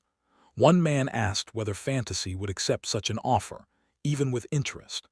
Hatch replied that 1.2 trillion won would need to be exchanged at the current rate. Another clarified that he was referring to interest on bonds for the remaining dollars. Lowering his head, the chairman chuckled, then suddenly burst into loud laughter, declaring that he would handle this problem himself. The man with glasses and the brown-haired executive both stared at him in surprise. Folding his hands confidently, the chairman said he was very close to the owner of Fantasy Investments. The chief secretary hesitated and said that CEO Xian was no ordinary man and knew the true value of his dollars better than anyone. The chairman smiled wider and said Xian was only a manager, not the owner. Several people froze, mouths slightly open, exchanging suspicious glances. The chairman asked why they were starring and told them not to overthink it, saying it wasn't his money anyway, and asked where he would even get that many dollars since his own pockets were empty. A gray-haired man touched his chin while Hatch stepped back silently. The chairman slammed his palm on the table and ordered everyone out, warning them not to speak to anyone about his instructions and to follow them precisely. One by one, the men in suits exited through the wooden doors. The chairman folded his hands and looked at Hatch, who bowed deeply and left. As he exited, he glanced sideways thoughtfully. The chairman smiled faintly. Downstairs, several men in suits descended the steps, chatting cheerfully. The protagonist sat on a red sofa watching them, nodding how animated they were, sipping drinks through straws. He thought it strange, since this was supposed to be an emergency meeting about countermeasures for a crisis, yet no one looked worried. He wondered if it was because Xinjiang Group dominated the economy and still had overwhelming financial power. The chairman approached him with open arms and a bright smile. The protagonist asked what he was so happy about, rolling his eyes internally and jokingly thinking they might have chosen him as successor, immediately dismissing the thought as impossible. Yahello suddenly asked whether the protagonist was the owner of fantasy investments. The protagonist pressed his lips together and stared silently at his grandfather. Sitting down across from him, the chairman said that today they would speak not as grandfather and grandson, but as owner to owner. The protagonist asked why so suddenly and joked that it was frightening. The chairman smirked and said not to pretend, since curiosity was written all over his face.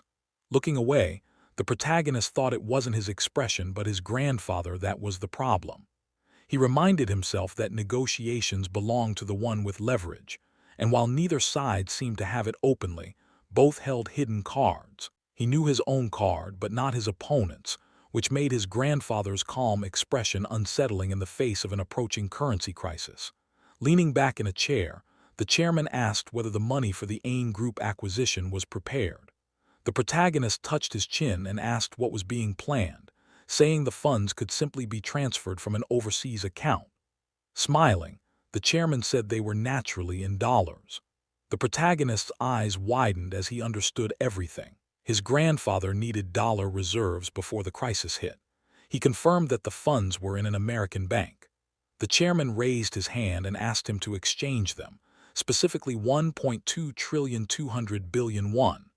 The protagonist confirmed calmly, stating that at the current rate of 1,201 won per dollar, it amounted to $1 billion. The chairman suggested doing it tomorrow. The protagonist's expression shifted as he laughed lightly and said he didn't want to. Shock spread across the chairman's face as he asked what he meant. With his eyes closed, the protagonist replied that there was no reason to complicate things, since he could simply transfer the money directly to the creditor bank and avoid exchange altogether. The chairman's eyes widened as he asked if that was truly possible. The protagonist smiled and confirmed it, adding that he had eyes and ears and could clearly see the dollar's relentless rise. He said that the merger of Xinjiang and AIN Motors should be completed first, with creditor authorization signed before payment, and that paying later would only benefit him. The chairman continued to stare at his grandson in disbelief, as the protagonist calmly concluded that delaying payment was not disadvantageous for him at all. He studied his grandfather carefully, wondering if he had pushed too hard. Yahello suddenly chuckled, lifting his head and laughing loudly, declaring that everything was exactly as expected from his grandson and that he was becoming more interesting. The protagonist watched him calmly, thinking that his grandfather was still a snake buying time with laughter. Smiling, Yahello offered 1,500 won per dollar. The protagonist told him to try again. Gritting his teeth, the chairman raised it to 1,600. The protagonist said he wasn't interested. Annoyed, the chairman reminded him that all those dollars originally came from land he had donated. The protagonist replied calmly that it was a deal. As a child, he studied hard, scored perfect grades, brought joy to his grandfather, and received land in return. Though the land was worth tens of millions, the joy he gained was worth it. He said it was a smart deal. The chairman snapped irritably that a few 100 million won was pocket change to him. Covering his eyes, he called his grandson poisonous and asked how he even remembered such things. The protagonist smiled and said it was his grandfather who brought it up 10 years ago. The chairman sighed, saying he seemed to be giving in, then told him to name his price. The protagonist shifted slightly and said the scales were unbalanced. He was buying dollars that would soon be worth more than gold with one that would become worthless paper. He told his grandfather to put something else on the scale. The chairman asked if he really thought the one would fall that far. The protagonist replied that if money couldn't buy dollars, it was no different from toilet paper. The chairman's eyes widened. He slammed his fist on the table and pointed forward. The protagonist wondered if he had gone too far. Seeing his grandfather so worried made his heart ache, and for a moment he considered offering a small amount of support, then snapped himself out of it. Yanchel tapped the table and asked how he knew there would be a dollar shortage. The protagonist said he learned it from the press. The chairman scoffed, saying the media exaggerated everything. The protagonist replied that truth was like poetry, often ignored even when written by Nobel Prize winners. The chairman admitted that truth was powerful but unreadable to most, then asked what he should put on the scale. The protagonist stayed silent, thinking carefully. He reminded himself that Senyang was already drowning and that he held the life jacket. When fear peaked and gold was thrown away, that was when he would offer salvation. Opening his eyes, he answered that merger ratio negotiations should be placed on the table. The chairman shouted that his grandson had a black soul. The protagonist replied that it was a reasonable request, not greed.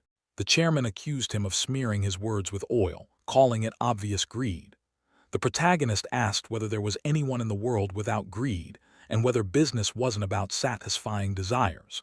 The chairman leaned back, saying greed would always be criticized, so he would simply be very greedy. Smiling, he called his grandson respectable, correcting himself to say respectable grandson.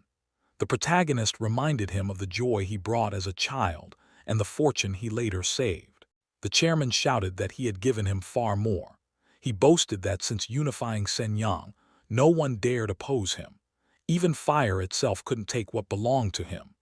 The protagonist wondered if the 70-year-old man truly still burned with rivalry.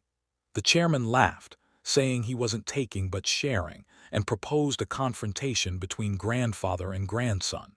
The protagonist realized he wouldn't get anything through goodwill now. The chairman confidently said he would determine the merger ratio himself, and that what he offered might exceed what his grandson could gain by fighting. No grandfather would be stingy with his grandson.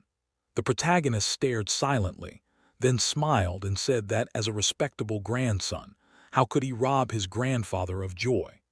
The chairman smiled, satisfied, and despite that, the protagonist rejected the proposal with a confident grin. The protagonist asked calmly what the second option would be. The gray-haired man looked at him seriously and replied that it was not really an offer at all, that this was usually called a threat. He added that once he moved forward, the boy would regret rejecting the first proposal. Squinting slightly, the protagonist felt confused. He had never truly been threatened before, and he wondered what kind of threat this even was. Folding his hands and closing his eyes, Yang Angchao stated that since the proposal had been rejected, there would be no merger between Sang Motors and Ain Motors.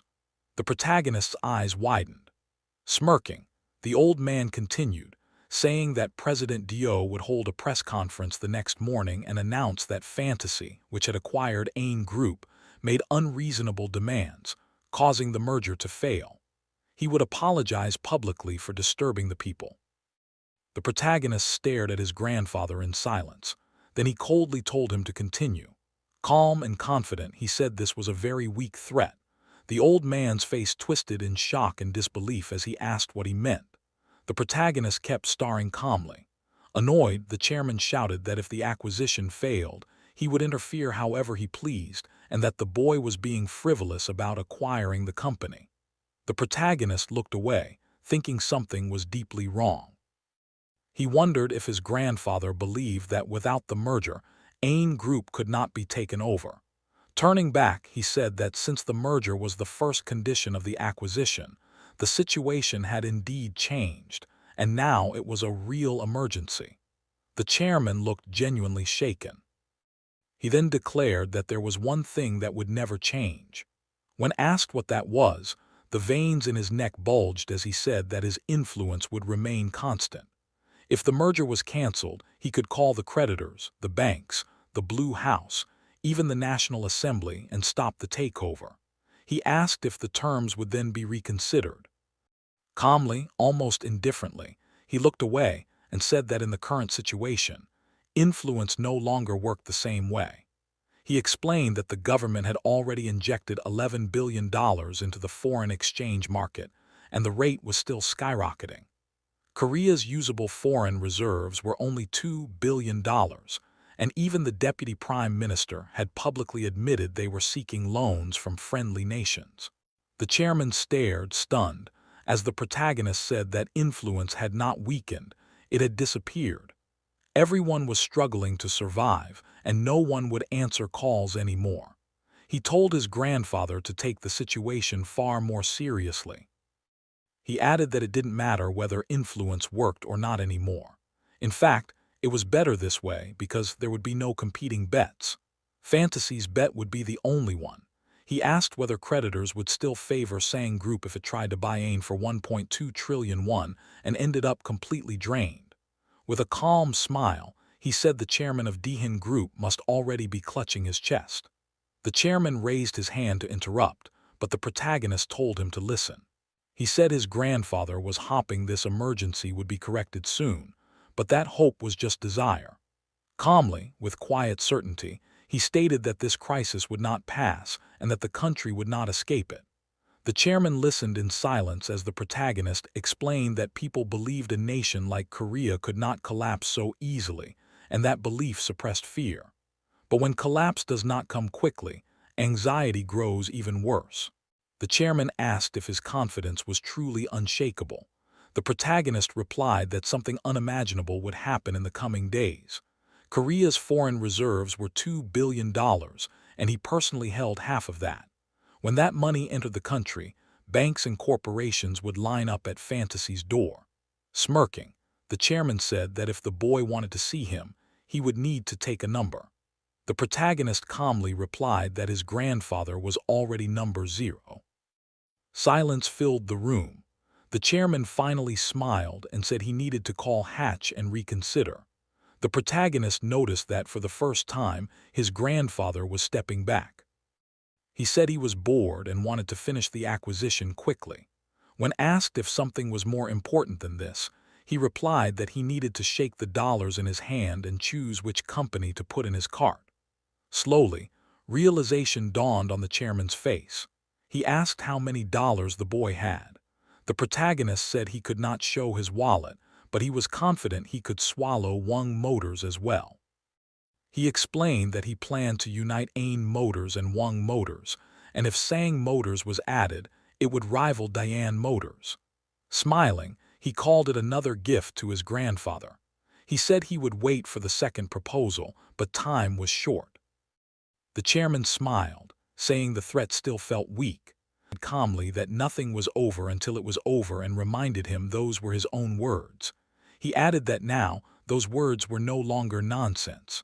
The chairman burst into laughter, while later, alone, he sat tapping the table, troubled. He thought about the foreign exchange crisis and remembered his grandson's words. For the first time, fear truly took hold. He summoned department heads and issued emergency orders, demanding all export earnings be stored in dollars, foreign investments canceled regardless of penalties, and overseas bids lowered to secure immediate payments. Panic filled the room as sweat ran down faces. When asked if he had spoken to the Fantasy owner, the chairman confirmed it, admitting that even during the war he had not been this afraid. He declared that the one with dollars was strong. That night, preparations began. On November 19, 1997, the Deputy Prime Minister declared confidence in handling the crisis without the IMF. 2 days later, he publicly requested IMF assistance. The next day, a presidential address confirmed it. This marked the beginning of the IMF era.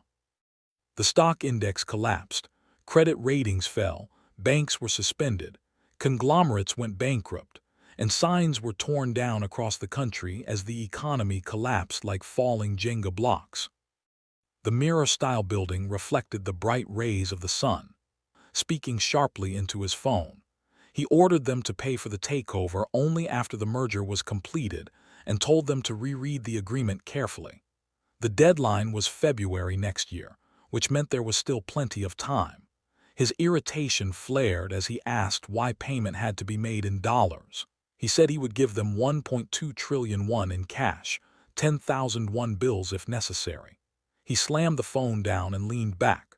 When June asked if it was about Jail Bank, Sahin replied that chaos was spreading everywhere. He frowned at his nephew and asked how things had gone and whether Chairman Yangchao was still hesitating. June flipped through a magazine and smiled, saying it didn't look like the old man was planning to give in since he was too stubborn. Sahin crossed his arms and grinned. He added that if his nephew matured a little more, he would never give in to anyone either. He remarked that June was trying too hard to extract more from his grandfather. If the exchange rate rose further and hit 2001 per dollar, Sahin joked. June replied calmly that he would be grateful, because then his 3 trillion won would become 5. Sahin rested his head on his hand and said that was exactly his point. Having 5 trillion won at the age of 20 was abnormal, so he was curious how it felt. June smiled and told him not to get too excited. He said he wanted to take that money and enjoy life as an aristocrat somewhere in Europe. Sahin looked at him in surprise and said that was actually possible. June asked which sounded better, being the chairman of a Korean conglomerate meddling in government affairs or a rich European aristocrat. Sahin replied sadly that both sounded boring. June smiled and told him to wait a little longer, saying he would become chairman himself and make sure Sahin enjoyed retirement like a European noble. Sahin shaded his eyes with his palm and agreed. As the sun set, the massive corporate building was buried in orange light. One department head stood before Yangchao and vowed to succeed and repay his kindness. The chairman crossed his arms and told him to stop flattering him and focus on securing $2 billion instead. The man bowed and left. Hack stood quietly, watching the chairman. After a moment, he asked if Yangchao could tell him who the owner of Fantasy was so he could try negotiating cooperation. The chairman replied gloomily that it wasn't necessary and said he would handle it himself. He ordered Hack to visit the opposition camp and deliver vitamins along with a message that if they provided $2 billion, the Federation of Korean Industries would actively cooperate with the next administration. Hack bowed and left. Alone, Yangchao opened a black folder on the table and began reading numerical reports. 17.7%. That was the maximum share that could be allocated to Saying Motors. He thought about trading that influence not for $1 billion, but for a favorable exchange rate. He remembered his grandson's dark grin and recalled June saying he would bring everything back to Saying Group after the merger. But he knew that was unlikely.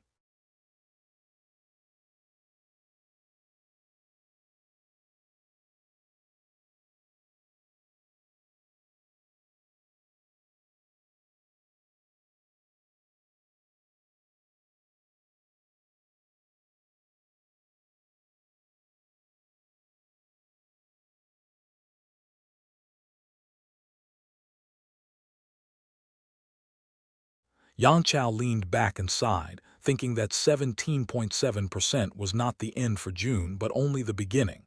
If that calculating boy truly targeted Saying Group, the rest of his children would be pushed aside. He rubbed his neck and muttered that despite everything, June still had a big heart, judging by how he treated his father. Still, now was not the time to think about family. The group came first. He looked out the window and consoled himself that if the company was ever taken, at least it would be by blood. The office darkened as lamps flickered on. Elsewhere, Sahin reviewed company lists with June, explaining which firms were the most reliable. June asked which was best from an accounting perspective. Sahin pointed to the top entries, nodding profitability and technology but saying those weren't the only factors. June chuckled thoughtfully. Sahin asked whether Daya Construction would collapse. June replied calmly that only Sang and Diane groups could survive on their own. The rest were like candles in the wind. Sahin argued that Daya only needed minimal government support. June stood, hands in pockets, and said they would see. Later, riding through the city at night, June reflected that after the IMF crisis of 1997, Korea had entered an era of natural selection. Predators would bare their teeth and tear apart the weak. He waited at a crosswalk watching people pass, thinking that since he had decided to become king of this place, there was no room for mercy. Yunek interrupted his thoughts, informing him that Hansung Daily had been tailing him. June was surprised. He had assumed enemies were internal. Yunek explained that the chairman already knew and had ordered everyone to pretend ignorance. That worried June. His grandfather never made meaningless decisions. At the mansion, June arranged a dinner for the strategic department and exited the car with a satisfied grin, thinking his sister-in-law's map had been useful. Inside, Yang Chao asked if the offer was enough. June studied the document showing 17.7%. He smiled and asked whether this was a deal or an inheritance. Yang Chao laughed and asked if his greed had no end. He said inheritance was for children, not grandchildren. June replied that his father wasn't like him, so expectations were low. Yang Chao smiled and called that good. He then ordered June to stamp the agreement and transfer $1 billion. June hesitated, knowing another push could shatter everything. He finally agreed, stating he would prepare $1 billion at an exchange rate of 1,601. Yang Chao was surprised. June teased him, asking if he truly believed the torment would stop there.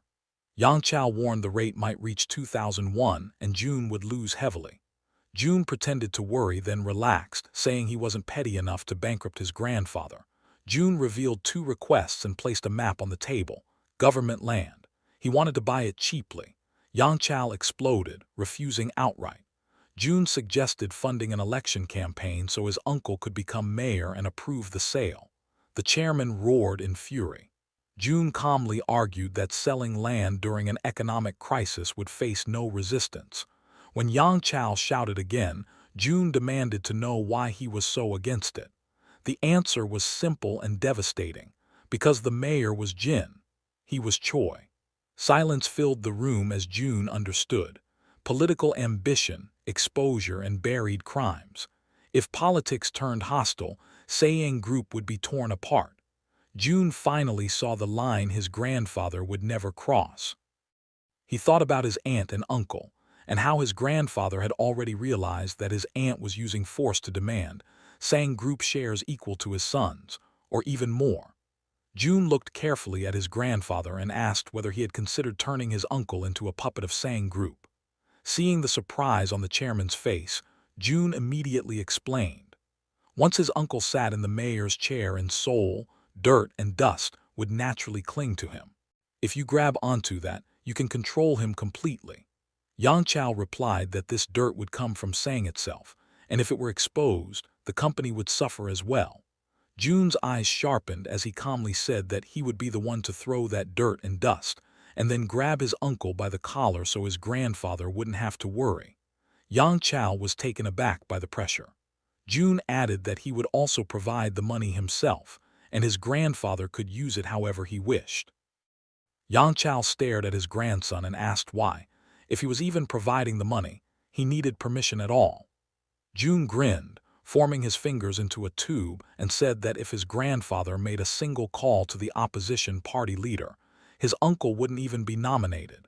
He raised 2 fingers and explained that just 2 steps would keep his uncle in the Seoul mayor's seat for 8 years, more than enough time to take everything they needed.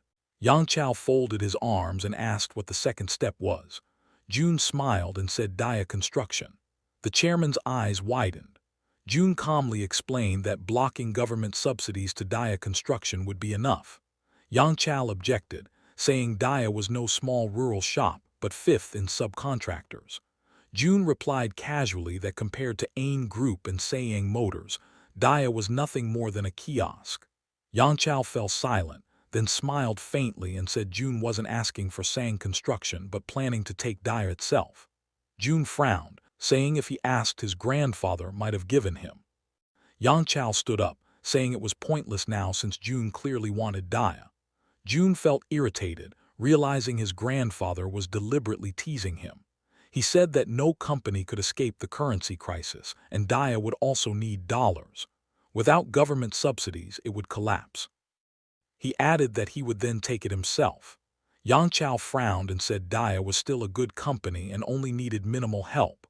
That meant Dia and his son-in-law becoming mayor were interconnected. June smiled and said he would give the company his blood, turn his uncle into fertilizer, let the company bloom, and then rename it under Sang. The two stared at each other in silence. Yang Chao's expression shifted into something darker, a wicked joy forming as he said that besides himself, June was the only one in the family who truly aimed to increase Sang's subsidiaries. June froze, feeling discomfort as his grandfather's smile carried no warmth. Yang Chao said he needed time to think, but ordered June to move quickly because even the group presidents were restless and needed to be calmed once the $1 billion arrived. June bowed and left, feeling strangely unsettled. Yang Chao watched his grandson's back, deep in thought. The image formed clearly in his mind. A mayor selling state land under the pretense of saving the economy, acquiring a construction company, turning land into money, and doing it all while receiving $1 billion. Cheap, even at that exchange rate. He clenched his fist, realizing June had the confidence to secure hundreds of billions more. He admitted to himself that he had almost agreed instantly, and that frightened him. June was a predator, hiding the temperament of a tiger beneath a gentle face. One day, he would put Sang's name on Ain and Dyer alike. Later at the mansion, 3 cups sat on the table as the topic of 40 billion arose.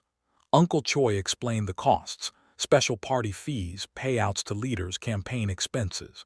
June listened impassively, thinking 40 billion sounded like a dog's name. His uncle had no sense of scale. June said it was possible. Aunt Soyeon smiled sweetly, asking if June could provide 3 billion immediately. June agreed but said an agreement must be signed. His uncle laughed, saying no one signs contracts for election funds. June calmly replied that money without receipts still needed agreements. They dismissed him as a child with too much money. June didn't correct them. Instead, he called Sahan. When Sahan arrived, sharp in a tailored suit, the atmosphere shifted. He explained that once money became a business, fear replaced arrogance. He handed June a confidential contract, warning him never to use it until retirement or exile. June smiled, saying he would give it to his grandfather. Sahan panicked, but June explained calmly that the contract was a leash, not a weapon. Later, Sahan asked about control of Sang Group. June said his grandfather would give everything but his soul. Sang didn't understand. June explained that the chairman knew he was the only worthy manager, but greed and ego prevented him from giving power freely. Sang asked about his chances. June said he didn't know. When heart and mind fight, mind doesn't always win.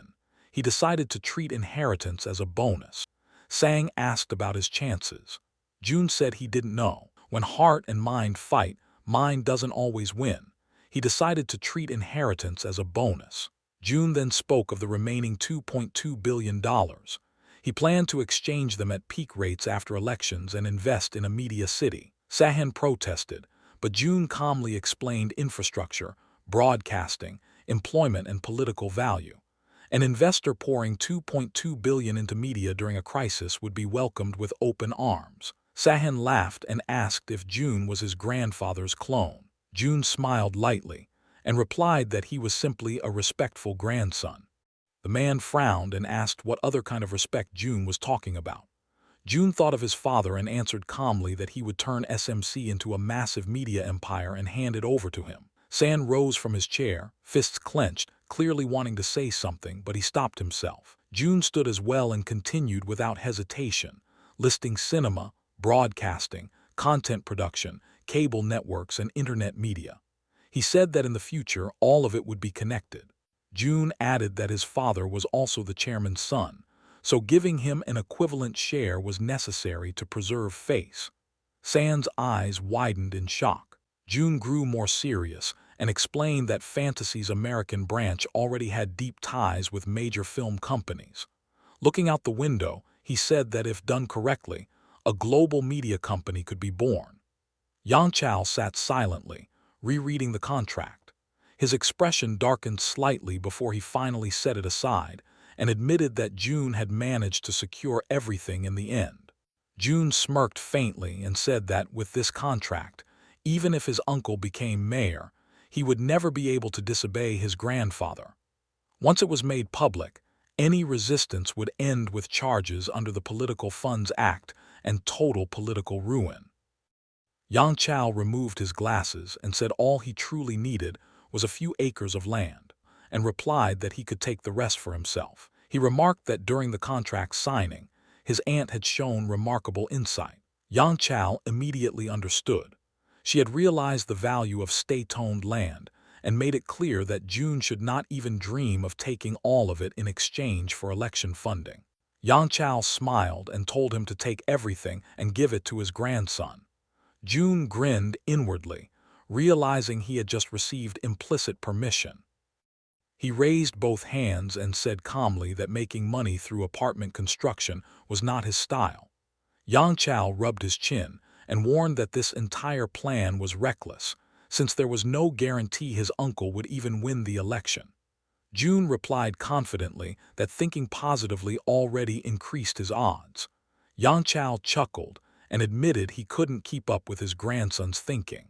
June smiled, feeling a trace of pity for whoever would run against his uncle, knowing the Sang group had already ordered a full excavation of the opponent's past. Yang Chao folded his arms and said that since June had spent so much money placing the Seoul mayor directly into his hands, he could not stay uninvolved. During the election, he would help as well. June bowed in thanks, though he quietly reflected on how shameless it was for his grandfather to phrase it that way, as if it hadn't been June's money in the first place. Yang Chao noticed the disappointment and reassured him, saying he would give him another gift. If there was anything he wanted, he should speak now. June hesitated, then said he was considering starting a new business, but would explain after the election. Yang Chao warned him that any business requiring government involvement was bound to be dangerous. Politics added countless variables, and politicians never helped without demanding something in return. June grew tense, unsure whether this was advice or a warning. He stood and promised that once the plan was complete, he would consult his grandfather first and stop immediately if told to do so. Yang Chao smiled, satisfied. He told June it was his money and his business, that he didn't need permission, and even failure would be valuable experience. On the morning of December 19th, news spread everywhere that Kim Dong of the Second National Assembly had been elected president. Inside a cafe, June sat with his classmates, laughing and talking. One of them teased him, asking if he had forgotten his promise to pass exams without restrictions. June smiled and said he remembered everything. They joked that as a third-generation chaebol, he must never come to places like this. June only grinned. In truth, he had been to places like this countless times, even ordering alcohol without snacks when money was tight. He raised his hand and decided to give his friends the meal he once wanted but couldn't afford. He ordered bottled beer. The waitress and his classmates stared in shock. June smiled and added that since he hadn't drunk in a long time, he would do it properly. A friend suddenly shouted across the restaurant that June was buying drinks. Ignoring the noise, June ordered appetizers, then fried chicken at his friend's insistence. His classmates asked if he often visited places like this. June answered honestly, saying he ate kebabs at train stations with family and stews with his uncles. He asked if they really thought chaebol families only ate in luxury hotels every day. At home, he said, they ate ordinary soup and rice, nothing special. Remembering his past, June realized how easy it was to blend in now and decided to wash away the image of a privileged heir. A group of fourth-year students approached their table. One of them apologized and asked to speak. They explained that companies were refusing to hire new employees. June listened quietly as they asked what would happen next, whether they should switch to studying for exams like the bar. June hesitated. Telling the truth would crush them, but lying would be worse. He took a sip of his drink and finally spoke. He told them to quit their current plans and study for exams. Shock rippled through the table. He explained calmly that recruitment would stop, mass layoffs would begin, and corporations would fire at least 30% of their workforce under the excuse of restructuring.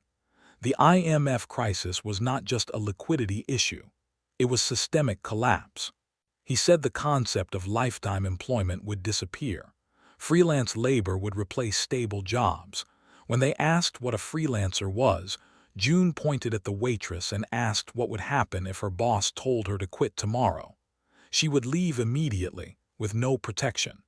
He explained that this model would spread to even large corporations. Silence followed. June said recovery would take years, and unless they were studying for exams, joining the army might be the only option. His classmates didn't fully grasp it yet, but June knew that next year, many of them would sit on benches in despair, finally understanding what his words meant. The fourth-year student turned to Jun and thanked him sincerely. The man with glasses offered only a faint smile in Jun's direction. Jun looked at him and calmly explained that he had merely described the worst possible scenario because the people around him were the ones who ran companies, and they always prepared for the worst case first. The fourth-year student lifted his glass of beer and said that they should also prepare for the worst, since graduation was already right in front of them. The man with glasses apologized for ruining the mood and offered Jun a drink. Suddenly, he raised his glass high and shouted to everyone in the establishment that they still had time, enough time to save themselves from the crisis, so there was no need to worry and they should drink properly while they could. Smiles spread across the room. Even if some of them were forced, the atmosphere lightened. People began chatting loudly, clinking glasses, some standing to make playful toasts. Jun smiled quietly as he drank. Then the door opened. Someone approached their table. A shadow stretched across the floor as the person walked closer. Jun looked up, puzzled. A girl wrapped in warm clothes stood in front of him. He kept his face expressionless, but inside he felt a flash of panic as he struggled to remember her name. The girl pointed sharply at him and asked if he had already forgotten it. Jun admitted it honestly. A slightly drunk fourth-year student asked why she was there. Jun's eyes widened as her name finally came back to him. Minnan. Minnan smiled faintly and sat down. As she loosened her coat, she asked for only half a glass since she needed to return to the library afterward. Jun stared at her. A fourth-year student asked with open hostility whether she even studied during the holidays and why she had time to sit there. Minnan answered calmly that preparing for the state exam took 2 years, and people had the right to decide how to spend their own time. Jun lowered his glass, sensing something deeper behind her words. Minnan suddenly called everyone funny and asked if they had come here to ask Jun about the state of enterprises and how long the crisis would last. Everyone froze. The man with glasses realized in that moment that Minnan understood the world far better than she let on. Minnan downed her drink in one gulp and said that even Seoul University graduates were already crying because once they left campus, life became brutal. At least law students still had exams to rely on. Jun frowned slightly. Someone asked Minnan if she and Jun discussed economic issues during the day. One of Jun's classmates shouted in denial, then panicked and asked Minnan to confirm that Jun hated people proud of strength or money. He pointed at Jun, saying he had both. The table erupted in laughter. Jun closed his eyes briefly. He didn't envy them. As someone who had lived a far longer life internally, desire rarely ruled him anymore. Minnan stood up, put her coat back on, and said goodbye. As she passed Jun, she asked him to come outside. She said she had something to ask. Outside, the cold air bit into Jun's skin. Minnan hesitated, embarrassed, then confessed that passing the state exam before graduation was her duty. She explained the pressure her family placed on her. Finally, she stepped closer and said quietly that she didn't have time to date him. Jun stared in confusion. Minnan scolded him for reacting so weakly. When he asked if she didn't hate people proud of money and power, she answered simply that he was handsome. Then she added that even if they were busy, they could meet for lunch once or twice a month. Jun finally understood. She was asking him out. He smiled. Minnan clenched her fist in victory. Jun told her to call him and he would send a car. Then he warned that they couldn't date like ordinary people. Minnan stared in shock. Jun waved goodbye and returned inside. His classmates immediately demanded answers. He lied casually, saying it was about a group assignment. Moments later, Minnan burst back in and shouted that from today, she and Jun were dating. The first years were horrified. The fourth years laughed. Jun realized there was no escaping it now. The scene shifted to the family mansion. Yangchao's daughter and her husband stood nervously as he listed their assets. He scolded his daughter for having less than her sisters. She snapped that this was why she entered politics, to compensate for power. Yang Chao sighed deeply. Her husband boasted about his political future, causing Yang Chao to nearly laugh at the irony. Yang Chao called people into the office. 5 sat across from the couple. He announced that from today onward they would support his son-in-law's campaign. The man bowed deeply, thanking him. Yang Chao handed over folders. One contained future deputy mayor candidates. Another listed influential organization heads. Promises were already written. The son-in-law realized in horror that Sang Group would effectively rule Seoul. He felt like a puppet but endured silently, vowing to counterattack once he had power. The scene shifted again. Jun and Sean arrived at a Lion Company branch. They were greeted warmly. Liang stepped forward, extending her hand. Sean shook it politely, thanking her for coming. Liang pointed toward the chairs and told Xian to sit, reminding him that the man who saved Aji Group was owed repayment. Byun stood quietly to the side, watching the exchange, his expression turning serious as he recalled a recent conversation with his grandfather. The chairman remarked that Li Jiang's career was impressive, but what truly surprised the protagonist was learning that Liang was a graduate of the 16th class of the military academy, had worked in the Central Bureau during the Fifth Republic, and had even been a member of the Changman Party. Jae-cho glanced at his grandson and explained that in the early days, Li Jiang had been indispensable to Changman, much like the head of the Secretariat, because of his exceptional capabilities. June flinched slightly when Liang asked Xian who he was. San, seated next to Liang, calmly introduced him as his employee, explaining that there were no secrets between them since everything discussed would eventually be shared anyway. Jun bowed politely to Liang, who smiled and reassured San not to worry, saying he had nothing to hide. As the three of them settled onto the couches, Liang asked Xian directly whether Fantasy Investments planned to transfer $2.2 billion of available capital from its New York headquarters to Korea. After receiving confirmation, Liang asked if there were any conditions. Xian replied that he simply wanted to discuss everything in person. Liang's attention shifted to the folder handed to him, which contained a detailed plan to establish an SMC within a media group. He stared at it silently.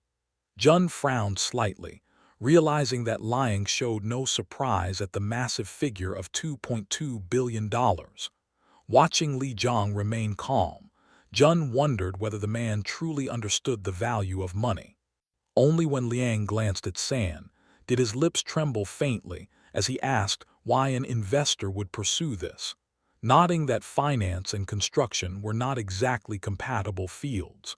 San answered calmly that the business plan went far beyond construction, which was only one component, and that the project was structured as an independent enterprise. He encouraged Liang to consider the situation from a positive perspective.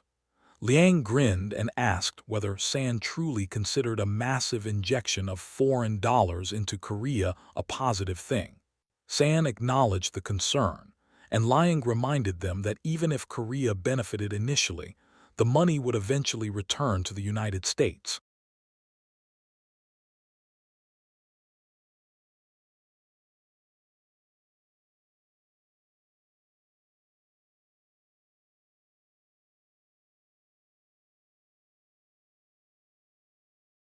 The chairman glanced at Jun, who calmly responded that it would actually be the opposite.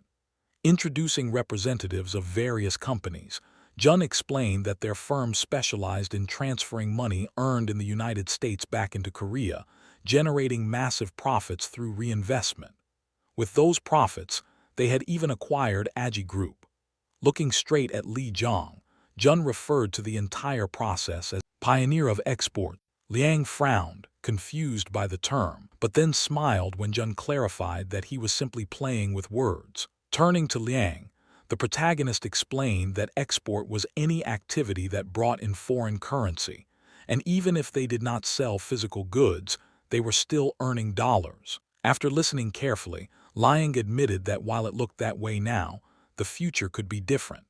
Xian added that if profit alone were the goal, they would not have absorbed losses from double currency conversion, since it would be extremely difficult to extract double profits from the proposed plan. He urged the chairman to review the folder at least once. Liang hesitated, then finally picked it up. As he read through the documents, it became clear that for him, the word exporter symbolized power and national pride. Exports were what had transformed Korea from one of the poorest nations into an economic powerhouse. From childhood, Koreans had grown up watching ships loaded with resources, knowing their country lacked them. That was why Liang felt uncomfortable hearing a term so deeply tied to national pride spoken casually by someone who only dealt in money.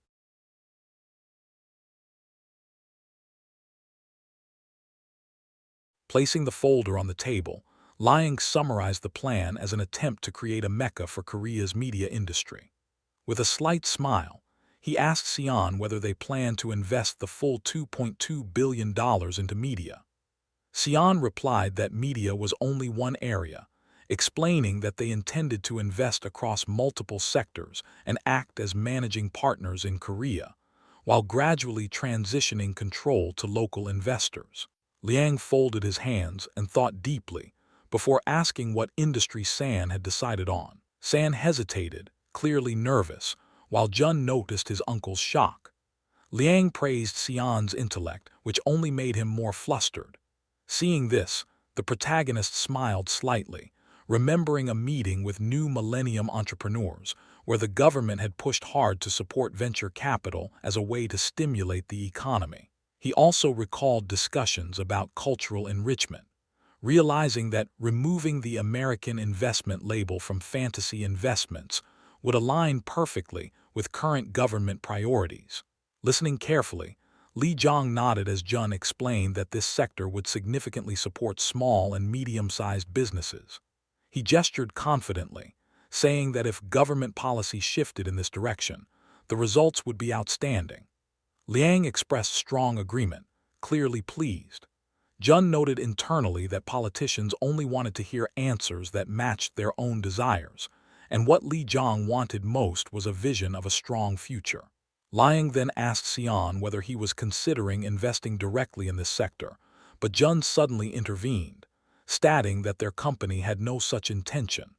The statement shocked both Sion and Liang.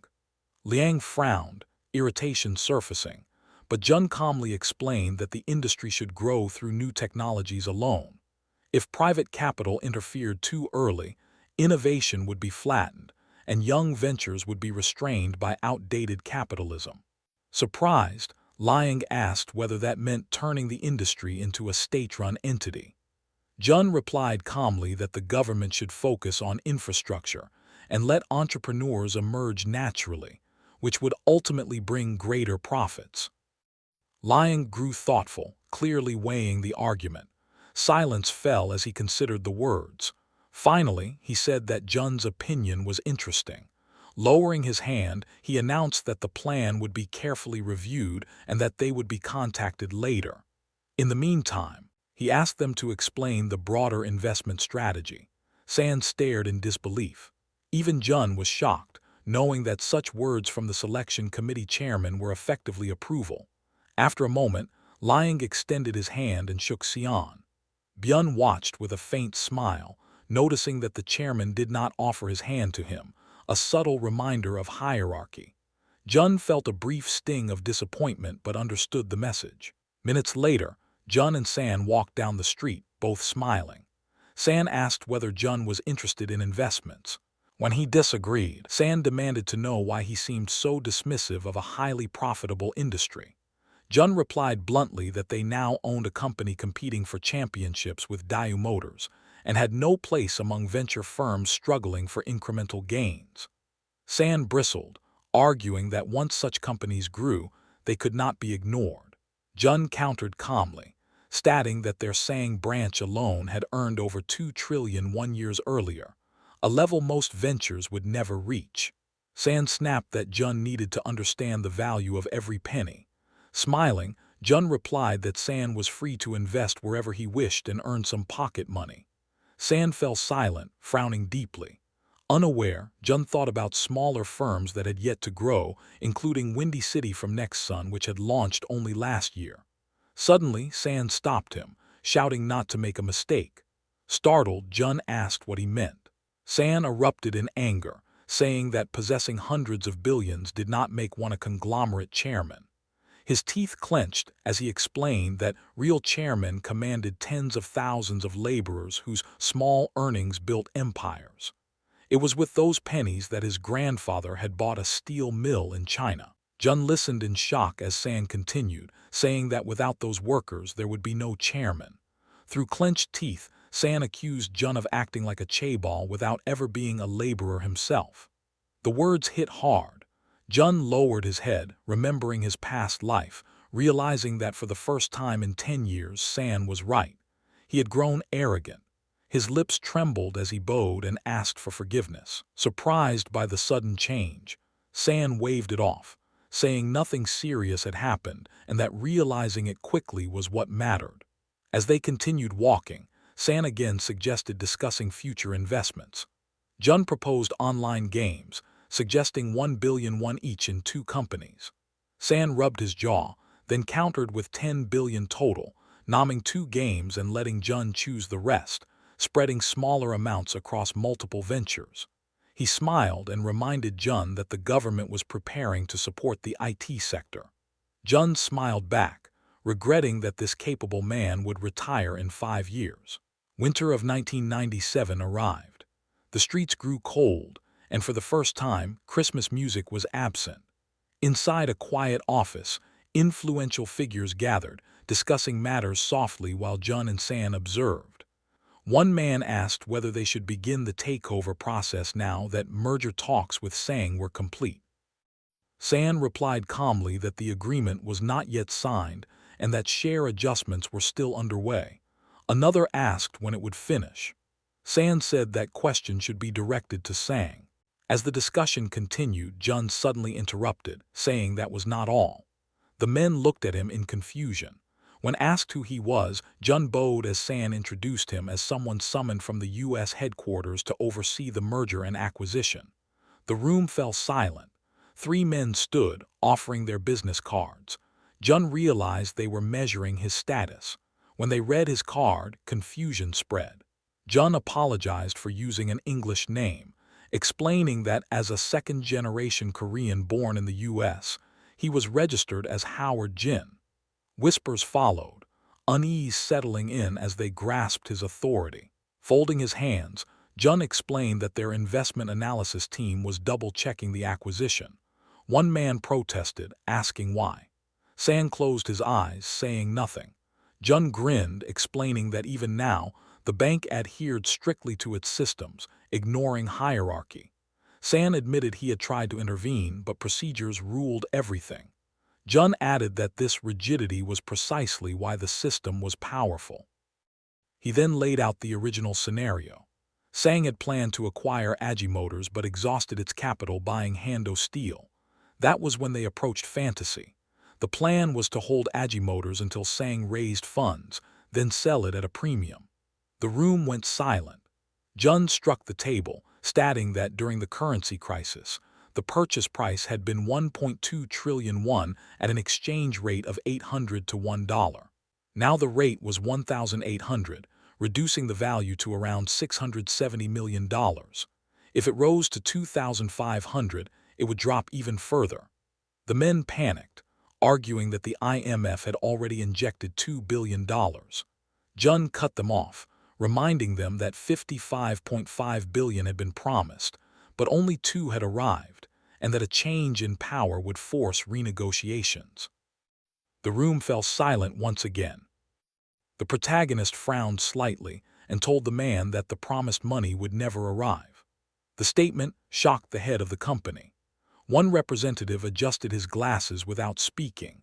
Another coughed into his fist and avoided eye contact. Dodden placed his hands calmly on the armrests and said plainly that if they wanted to survive, you need fantasy money by the end of the year. He continued, explaining that the new government would soon begin consolidating banks. Exporting companies earned dollars, importing companies needed them, and whoever controlled the right currency would control the market. Sean glanced at D. Jun as he added that the Korean market was unstable, and the real question was whether the economy would rise again or collapse completely. Silence swallowed the room. The man with glasses finally asked what Jun was trying to say. The protagonist stared at him for a moment, then said calmly that although their company held first priority acquisition rights, they intended to give them up. Shock rippled across the room. The head of the company froze. Another man's mouth fell open. The man with glasses nearly shouted, demanding to know what Jun was talking about. Jun clasped his fingers together and said that keeping those rights would mean ruin. As the men jumped to their feet, he asked them calmly whether the U-Group would intervene if Fantasy stepped aside from acquiring Agi Motors. The room fell into stunned silence. Everyone understood that Hyun would not involve. Sean closed his eyes, not daring to interfere. Jun smiled faintly, knowing that now everyone would rush to settle matters as quickly as possible. The scene shifted to Yanchel's office, where the old man openly admired Jun's decision. With a slight smile, Yell said that it was Dodden's words and actions that forced everyone to make a choice. Jun remained silent, remembering how he had announced the purchase price directly to the company's representatives. One of them had shouted angrily that it was only 60% of the original valuation. Jun had not argued. He had simply closed his eyes and said that if they agreed, $400 million would be deposited into their account that very day. They had gone silent instantly. Yell smiled, praising his grandson for not giving them time to think. He said that if Jun had allowed hesitation, they would have found a way out. Jun shrugged, saying it would not work next year. The old man grinned and asked whether he should drive the wedge deeper to force acceptance. Jun nodded, asking him to prepare Sang's consultant position, promising to cover all expenses. Yell laughed, saying his grandson was learning bad habits. Jun smiled inwardly, knowing exactly who he had learned them from. Soon after, Yell handed Jun an envelope. Inside was a list of banks scheduled to be sold and merged. Jun froze in shock. The old man said calmly that he had been wondering how to use this information, but now it clearly belonged to his grandson. When Jun asked whether the banks knew, Yell replied with a wide smile that only the U-Group was aware. Jun was horrified but quickly said he could use it effectively.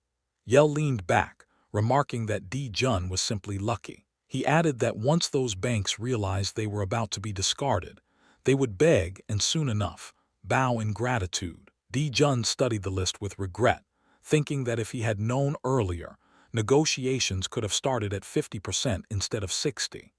Yell then mentioned that Sang planned to announce large-scale reconstruction early next year.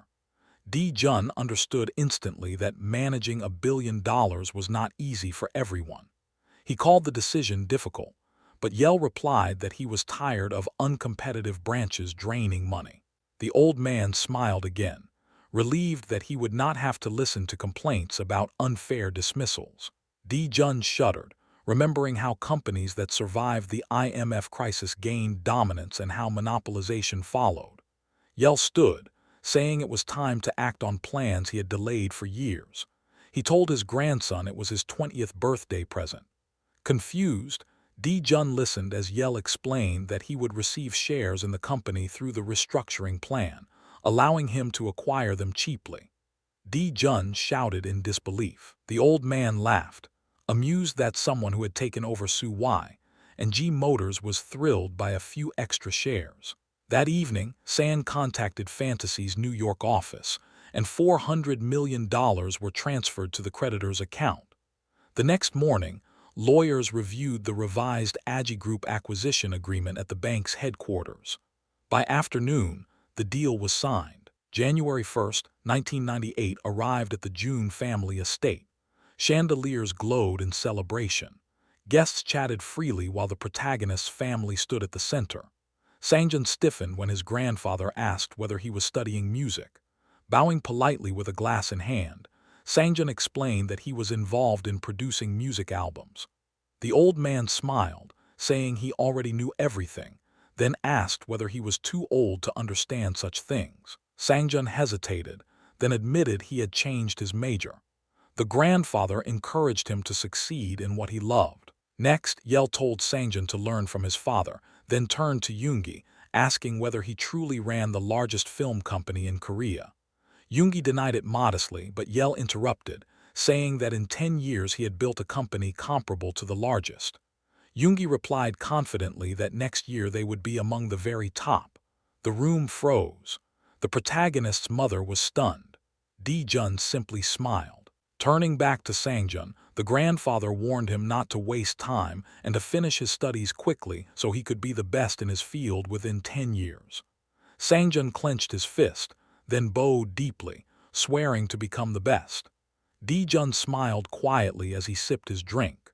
Later, while at home, Jun saw the first news of the year. Two banks were being sold, one a former savings bank, the other a regional bank that had grown nationally. Both were listed for foreign sale. Public outrage exploded and gratitude toward the IMF vanished. Jun realized the IMF aid had come with conditions.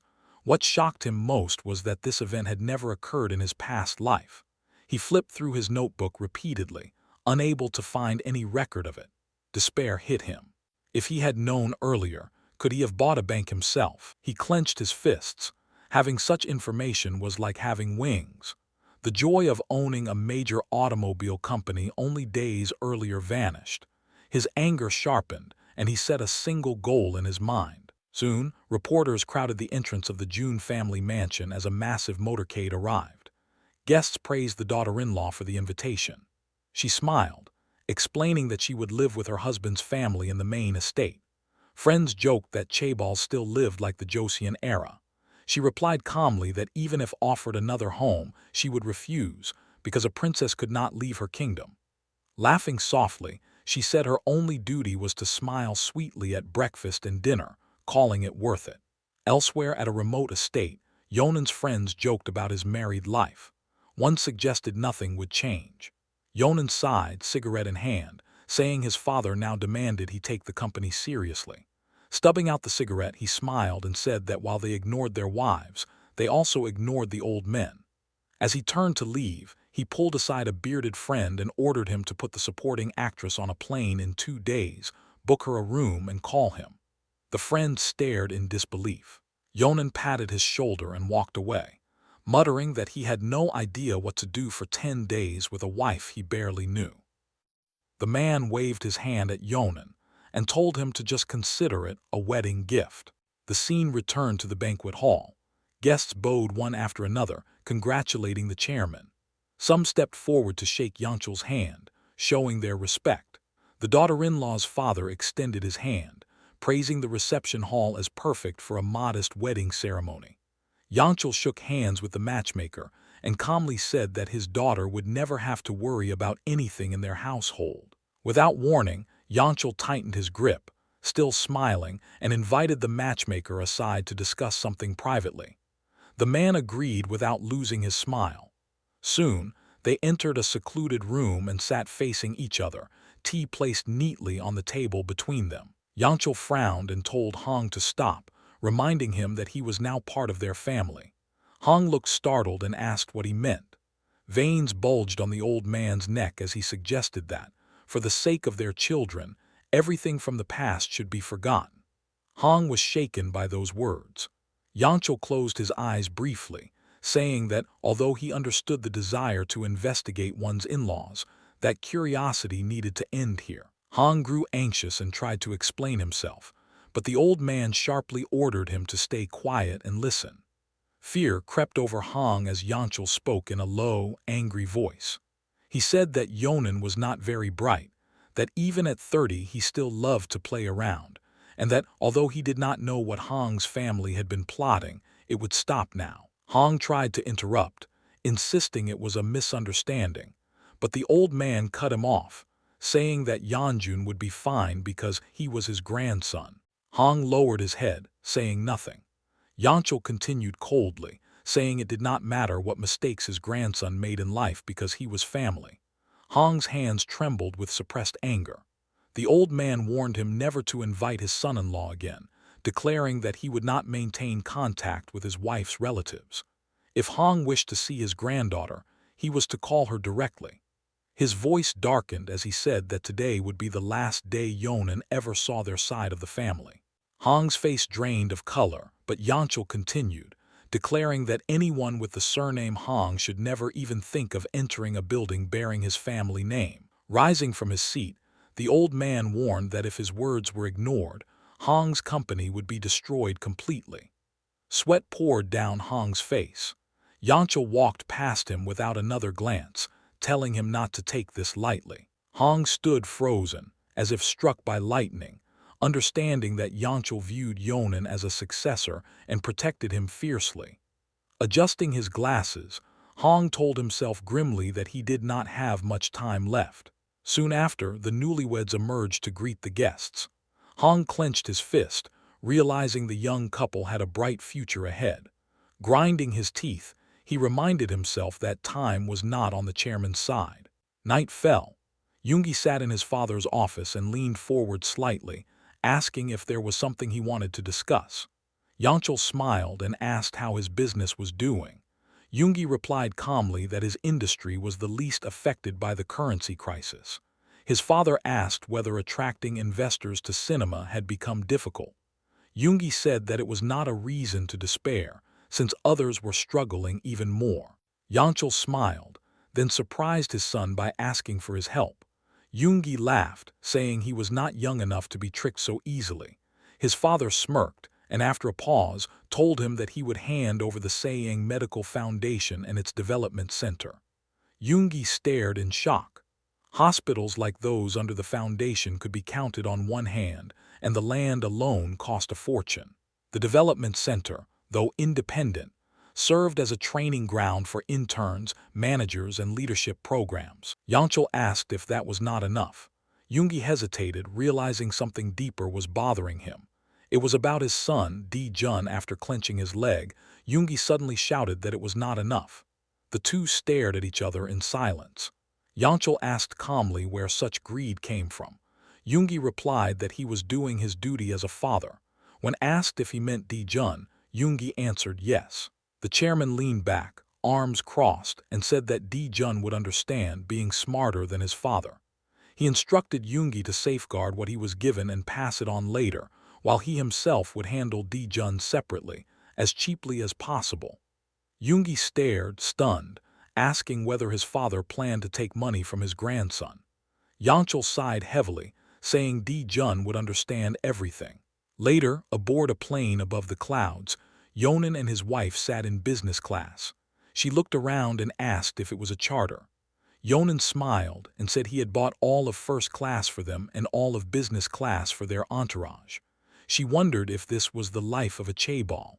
She then pulled out a folder of documents and handed it to him.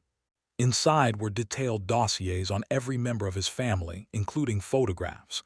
Yonan's face twisted in anger. When he realized she had been monitoring D-Jun closely, rage exploded. He tore the documents apart, accusing her of spying and pretending to be a submissive wife. Flight attendants hurriedly closed the curtain. Yonan shouted that her only duty was to give birth to an heir. He ordered his secretary to arrange separate accommodations and to watch her closely. Sitting back down, he smiled coldly, deciding he could now freely contact another woman. Elsewhere, D-Jun sat across from his father and explained the real value of the hospital and development center. Sonan Hospital served VIP clients, politicians, and officials who valued secrecy. From now on, anyone seeking favors would need his father's approval. The development center would become mandatory for promotions. Yoongi slowly realized that human resources across industries would pass through his hands. Smiling, the main character calmly confirmed that both inside the company and outside it, his grandfather wanted people to see his son as the hallmark of everything he built.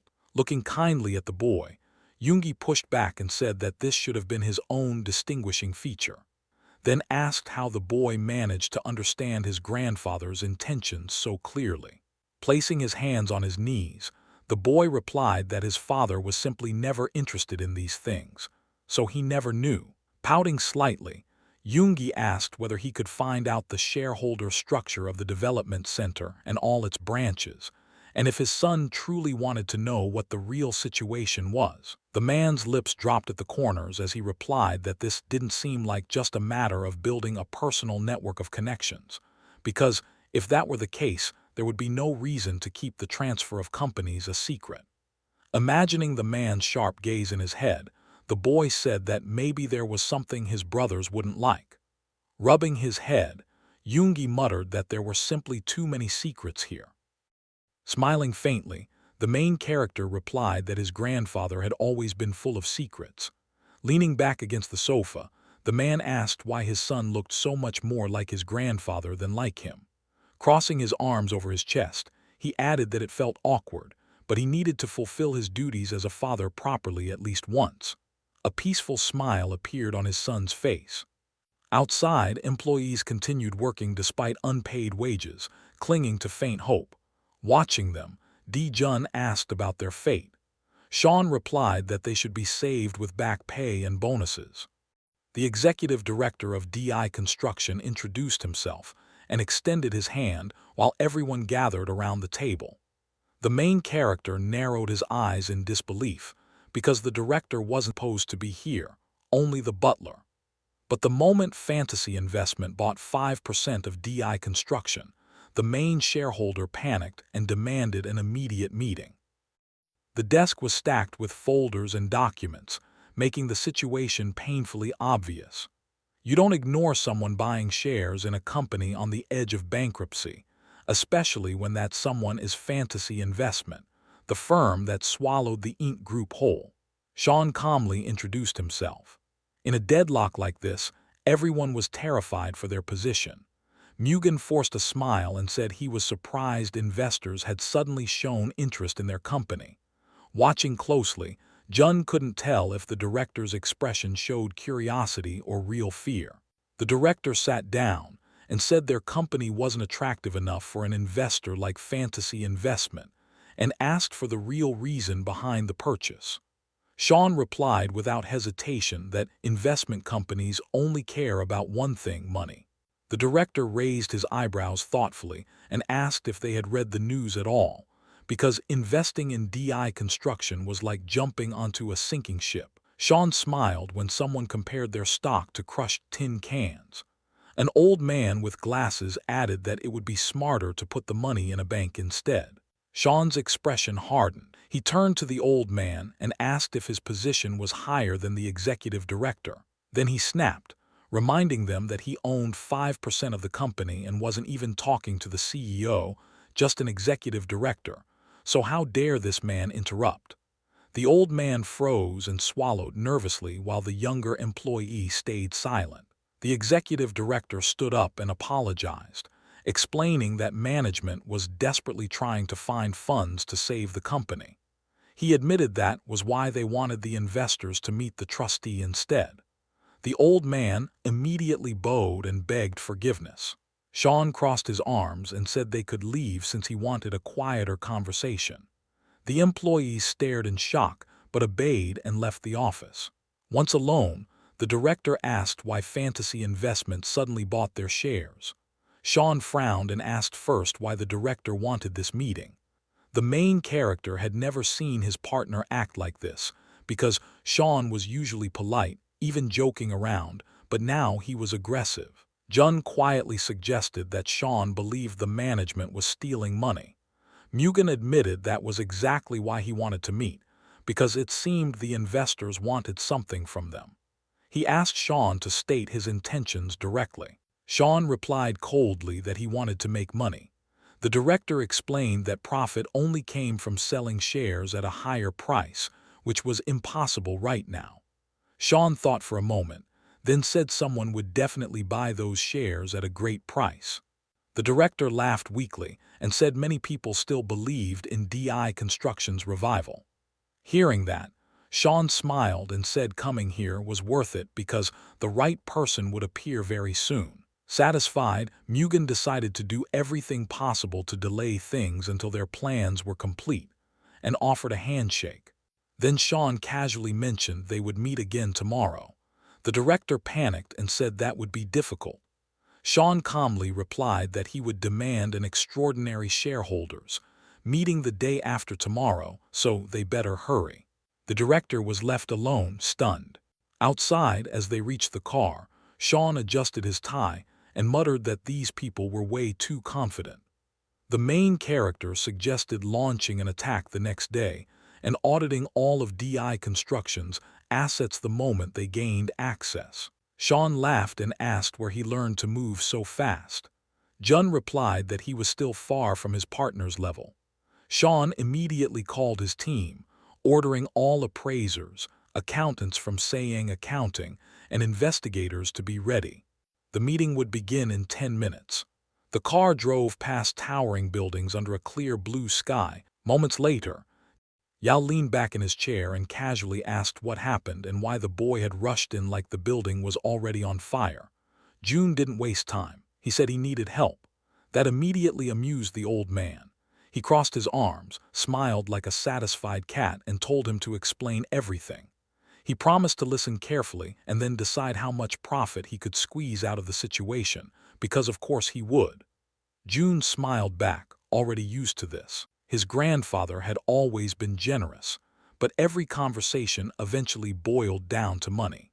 Looking down, Jun said this was about die construction, the company required to start the SMC project in MAFO this year. Yao closed his eyes, clearly done with warm-ups, and told him to skip the introductions and get straight to the point. Jun narrowed his eyes, picturing a collapsing building, and explained that the owners and management were draining the last drops from an already bankrupt company. Before that happened, he wanted to strike first and take over management. He asked for his grandfather's opinion, and he burst out laughing, loud and genuine. Jun relaxed instantly. If his grandfather was laughing, it meant everything was already under control. Scratching his chin, Yao asked who was running die construction. Jun replied that the general director was Muan and the executive director was his younger brother. Still seated, Yao asked whether Jun had met the executive director. Jun said they had met recently.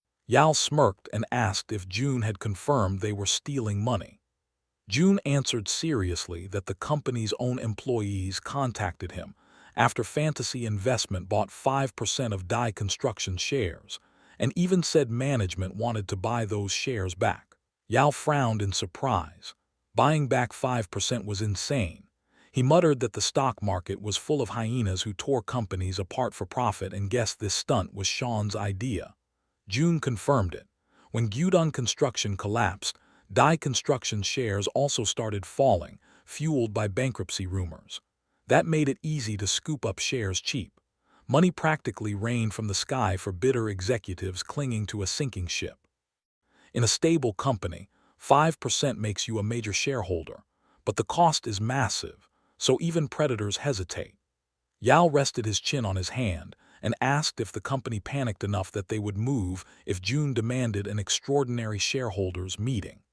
Jun answered calmly that instead of a meeting, he would demand access to the accounting books to find evidence of embezzlement. Yao looked at him sharply and asked if he planned to send them to prison. Jun confirmed it. The stolen assets had to be returned to clean the company and restart properly. His resolve was obvious.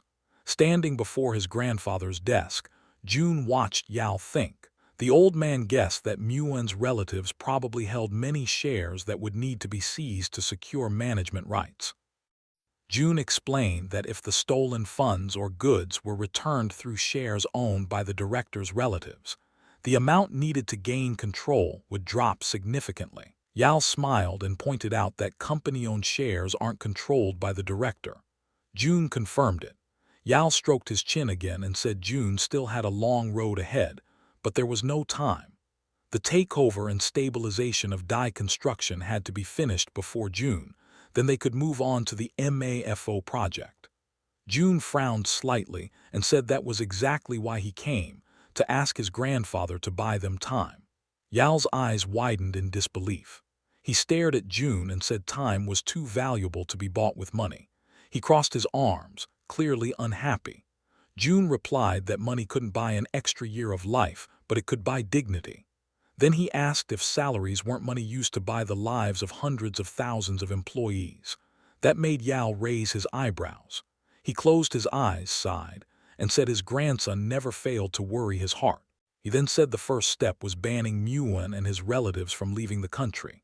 They had likely already transferred stolen funds abroad, so the Ministry of Justice needed to investigate. June smiled, satisfied. He stepped behind his grandfather and placed his hands on his shoulders, asking him to help with the travel ban.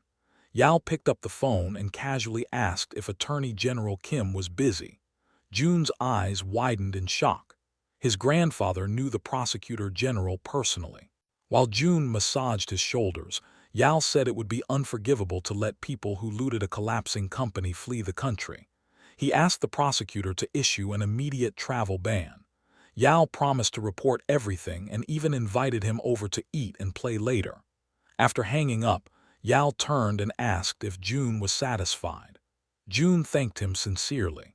Yao crossed his arms again and said the next step was finding at least one solid piece of evidence in the accounting reports, suing management for embezzlement, and letting pressure from the tax service and prosecutors crush them. June froze, confused by the word surrender. The office lights glowed brightly as Yao called him closer and asked what the true goal of acquiring Dai Construction was. June answered that it was to successfully launch the SMC project this year. Yao closed his eyes and told him to focus only on that and think about the rest later. June slowly understood. Focus on the immediate objective, not long-term fantasies. Yao continued. If June wanted to work with his uncle after the June elections, Dai Construction needed to be stabilized within 6 months. June nodded, imagining executives carrying boxes out of the building. Yao then asked what would happen if prosecutors opened a full investigation and launched a trial for embezzlement. June realized it would take years. During that time, the company would be torn apart by creditors. Yao concluded calmly that in that case, the company would fall into June's hands in 2 years at best. Time was the real enemy. June came to save time, and his grandfather gave him the answer. June realized surrender didn't mean defeat. He asked what preparing the path for salvation really meant. Yao smiled and explained that investigations should be used only as intimidation. Management must be given a choice. Prison and poverty in 2 years, or sell everything now, keep some money and escape abroad. June's eyes widened. Sweat ran down his face. This level of control was terrifying. This was only possible if his grandfather could start and stop investigations at will. Even throwing away tens of trillions wouldn't buy that power. Time had filled the gap money couldn't.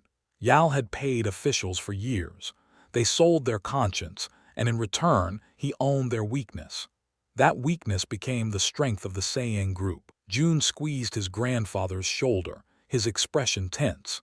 He finally understood how naive he'd been about buying time. Yao closed his eyes peacefully. June asked what would happen if the company surrendered, but Yao kept pressuring prosecutors. Yao replied that it depended on June. June bowed and thanked him. Yao replied that gratitude couldn't be put in a pocket. June said he was ready to hear his request.